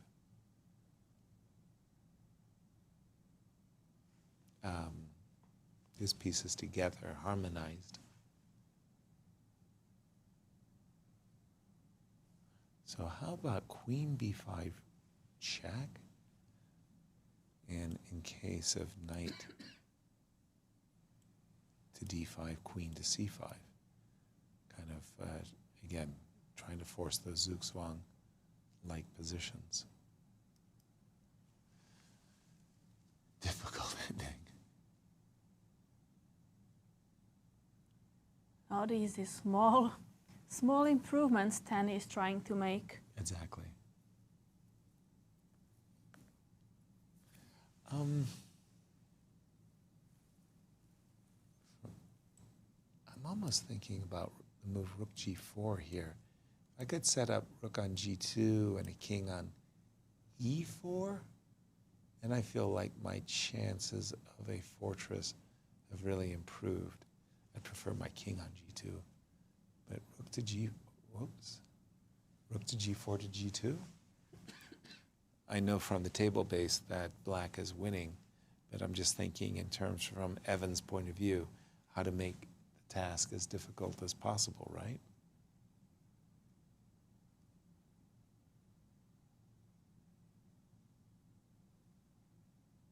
I kind of like the king on h5. But king h5, knight e5. Oh, sorry, do we have a live move? Wait. Apologies. He may actually go back to h5. Let me just see what our live position is. Okay, king h5 back. King h5. We can expect knight d5. Played instantly, by the way. And now something different.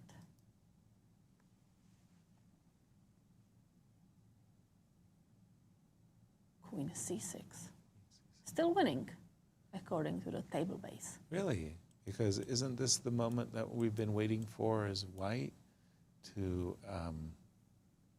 play knight f6 check and, well... No, because this is a different story. Now if you go knight f6, I go king g6, and then I will have a double attack, queen c5, queen f5. Nice. So I won't be able to get back. Let me show that. That's a very nice point. Thank you, Katja. Knight, check, king here. And here I am thinking as white, I've got the setup. No, I lose my rook in 2 moves. Check, and my rook, my king and rook are separated, and there goes my rook. Whoa. Okay. So but knight f6 on the board?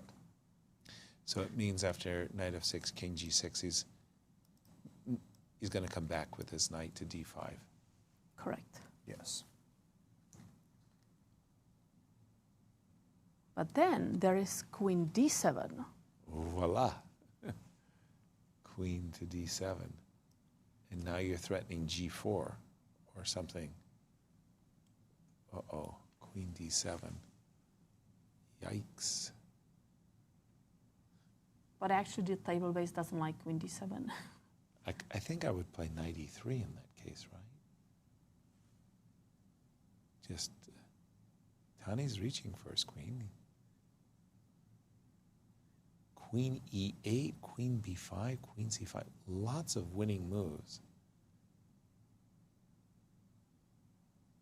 A bit surprised that queen e8 is a winning move. Queen c5 on the board. Black is winning. Sorry. Queen c5 on the board. Still keeping. And again, I'm desperately trying to stop this pawn from advancing, so I want to keep my rook on the 4th rank. I'm thinking that rook b4 is the way of making black's life as difficult, most difficult. He actually chose king e6. I'd be like scared to play the move king e6, scared that my king and rook are being separated, and I could lose my rook. King e6 on the board.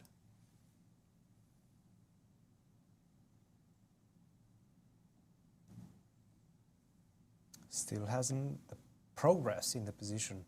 Okay, now I have queen c8 check and g4. And queen c8 on the board. Yep. With a king on g6, you might be running into some issues with that pawn on g4. Let's see. I think it's winning. Because you go king e5, I give check. Well, no, it's knight e7. And how do you do it? Oh, g4, knight e7. Give check on f5, it's not helping. There's still the fork. You mean something like this, right? Yes, but I still cannot push for g4.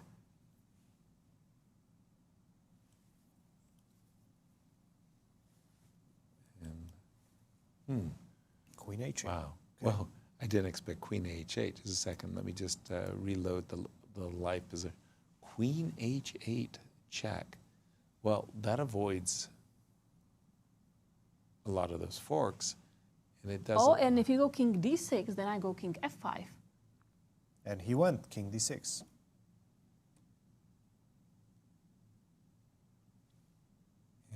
you go. King This of 5. starts looking very nicely. Yeah, now it just feels like white's pieces are being driven away from the g-pawn, no?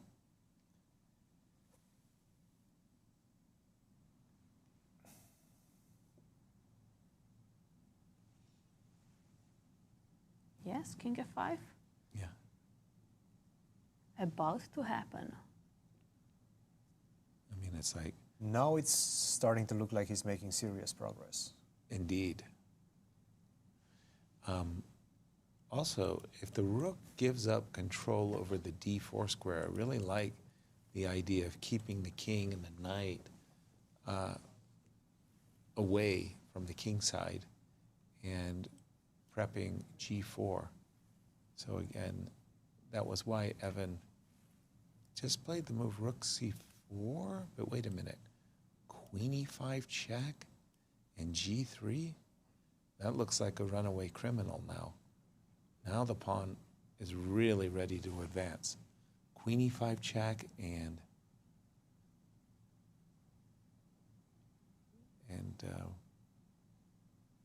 g3.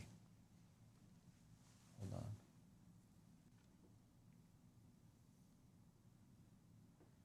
By the way, players been playing almost 6 hours now. Yeah.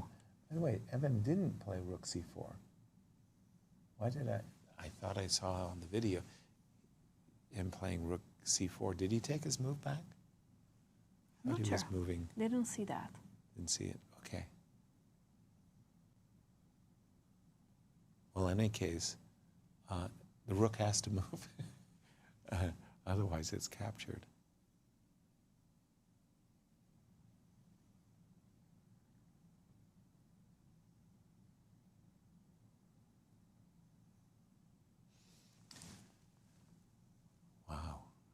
Rook to b4. Rook to e7, trying to go behind the pawn. Yeah. Rook e3. Rook e3. Okay. Again, I really love posting up with the queen. Queen to d4 here, because I'm pinning the knight to the king, but I'm also making the whole g4, g3 possible. And on the board? Yeah.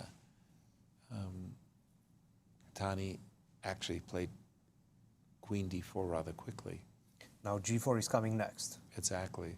I think Tani is starting to sense the fact that he's very close. To could be winning this one. And if he wins this one, again, he will tie Mishra. Mishra. Second. Yes. And it would be a fantastic junior championship for him. Absolutely. Rook e8. That doesn't actually prevent Tani from advancing his pawn. g4. g4. And you can give a series of checks, right? But I'll be safe on the h file. There'll be no rook h8.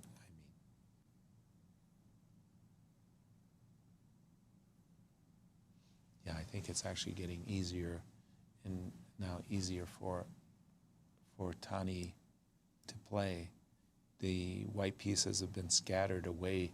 Before, you know, the white pieces were nicely defending the g5 square and stopping the pawn from advancing. Now the pieces are so far away. The pawn is the runner. No one is stopping the pawn. Precisely, like nobody.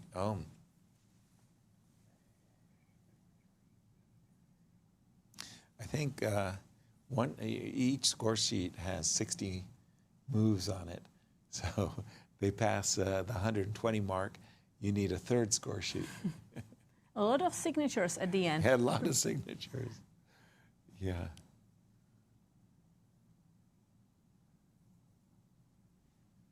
King to h4. Yeah. King is marching to the support of the g-pawn right now. Not 100% sure. I'd have to check my score sheets in my office, but I had a 200 move game. Wow. Yeah. Which tournament? An Olympics. In fact, In fact, it was the game that couldn't devour China. It's a very, very funny game. King h4 on the board.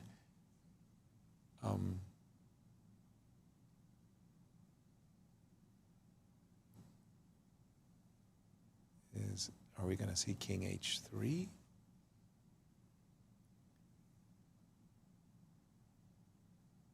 Yes, king h3. Black is winning.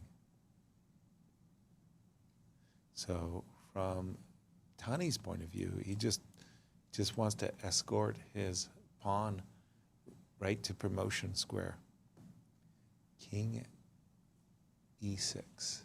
And we continue g3. G3, let's go. For Okay, sure. maybe not. Maybe first check. There might be a reason to play queen e4 check, but for the moment, I really like the I like idea. that we are guarding h8 square, right? Yeah, you took the words right out of my mouth. G3, no check on the h8 square. g3 on the board. Right.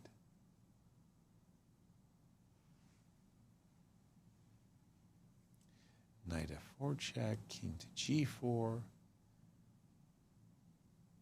Threatening to go into a king and pawn endgame with queen takes f4.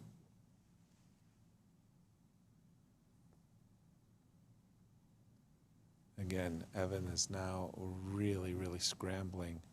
Rook f7. Whoa, whoa, whoa. Doesn't that make things a little bit easier? Because now we're defending g7. Can't we just go g2 and Then any knight check, just take it. I just take the knight. Take the knight. And then we play queen against the rook. Yeah, exactly. In the winning moves, it says queen e4 check. It doesn't list g2 as a winning move. Why not? What's wrong with g2?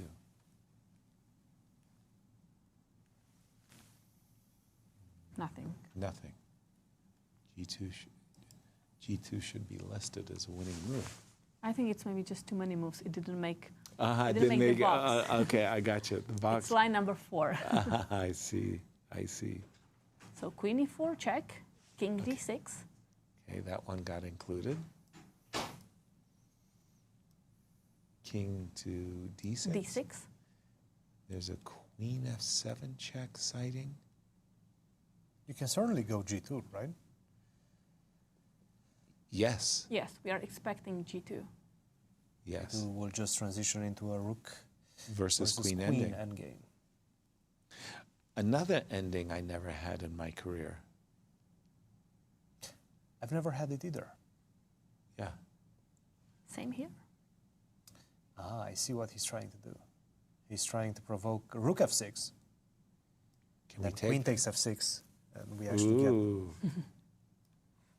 a rook queen versus a knight. Okay, king e7 is on the board. That's no contest at all. King e7, and very quickly queen g5 check. And again, I think Tani is now all set up. He's primed and ready to play g2. With the move g2 in case of rook check. Then there's king g3, no trickies. So the best chance is knight f4 and to go into queen versus rook ending.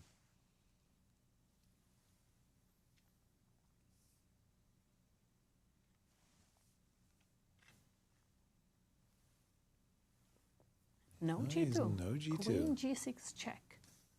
Queen g6 check, one extra check. King e7, more or less the only move, right?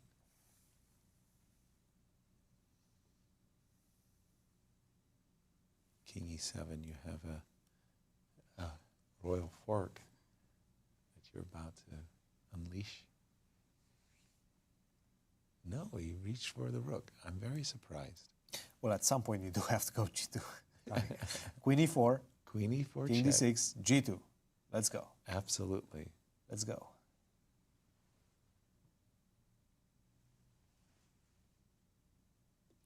And once that happens again, we're going to transition into another endgame. That's going to reset the counter. Well, the nice thing is he hasn't played G4, played 40 moves, played G3, played 40 moves. At this point, he might be going for the record for the juniors and seniors championships for the longest game. Move 126. That's impressive. So Queen E4 check followed by G2 is first and foremost on our agendas. Let's see if Tani agrees.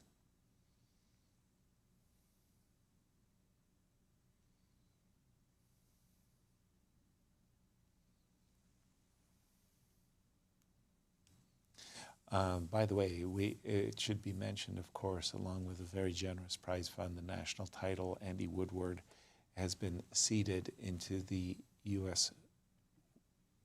Championship. And I want to say also for Zoe, right? She gets a ticket, direct seeding into the women's championship as well. Those are always very nice invitations. Big prize money in our national championships. King.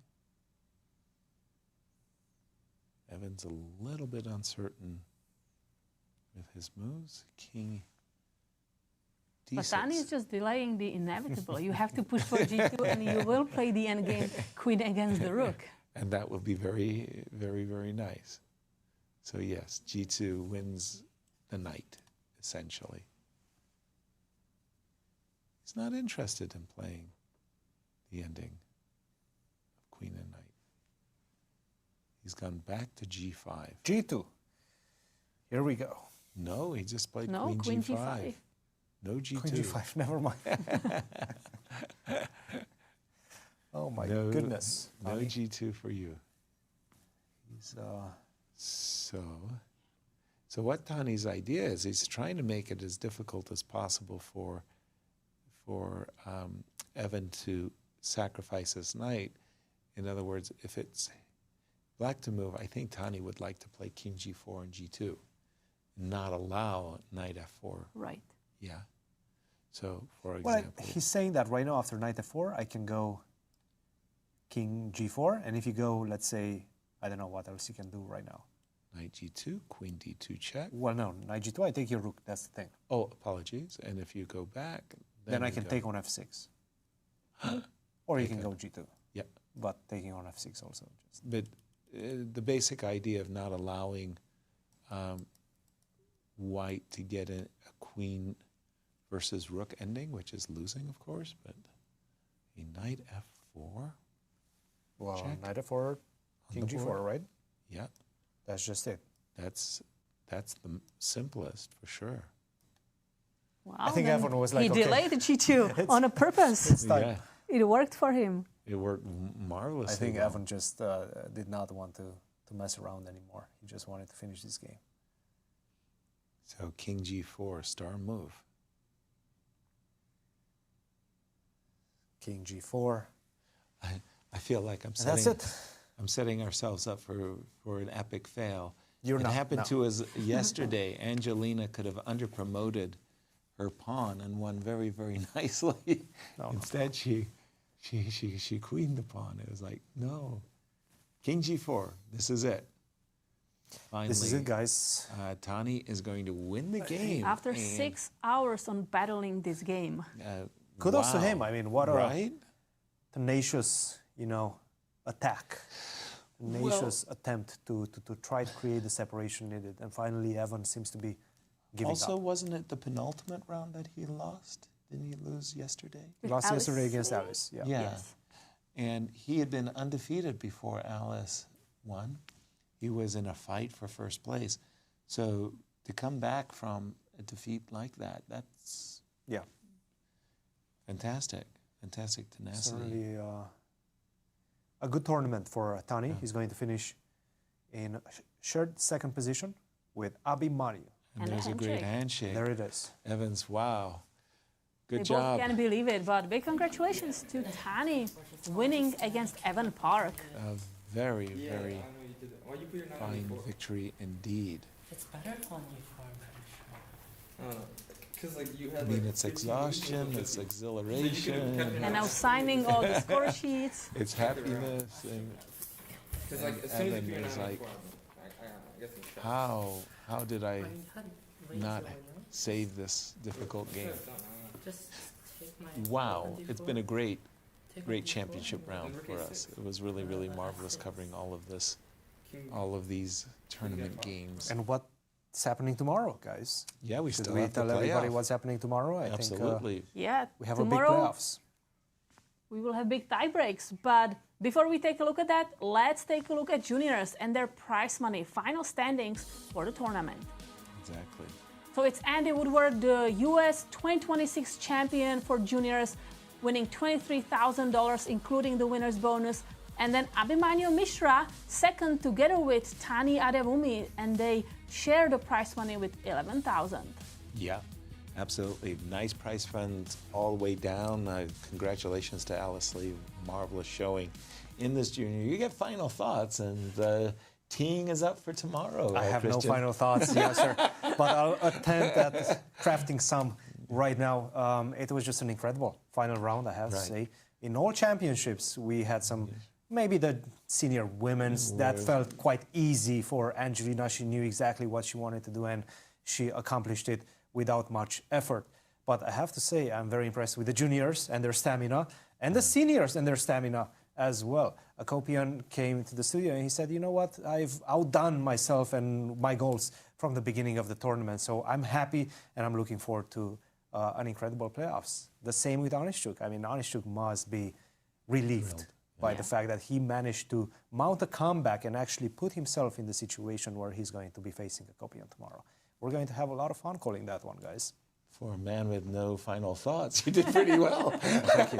Thank you, Cristian. Thank you, everybody, for struggling and staying awake with us. And a hearty good night from St. Louis. We're going to see you all tomorrow for the playoffs. For the playoffs. Good job. Good job, everybody. Good night. Good night.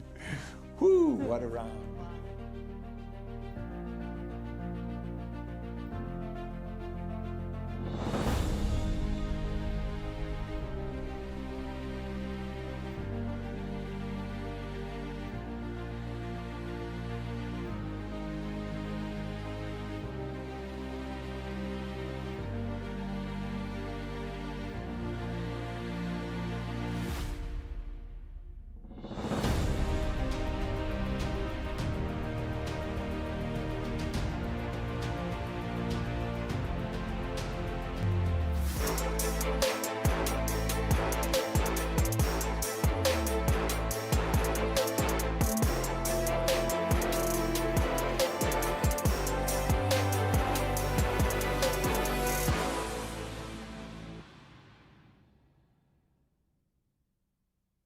This has been a presentation of the St. Louis Chess Club.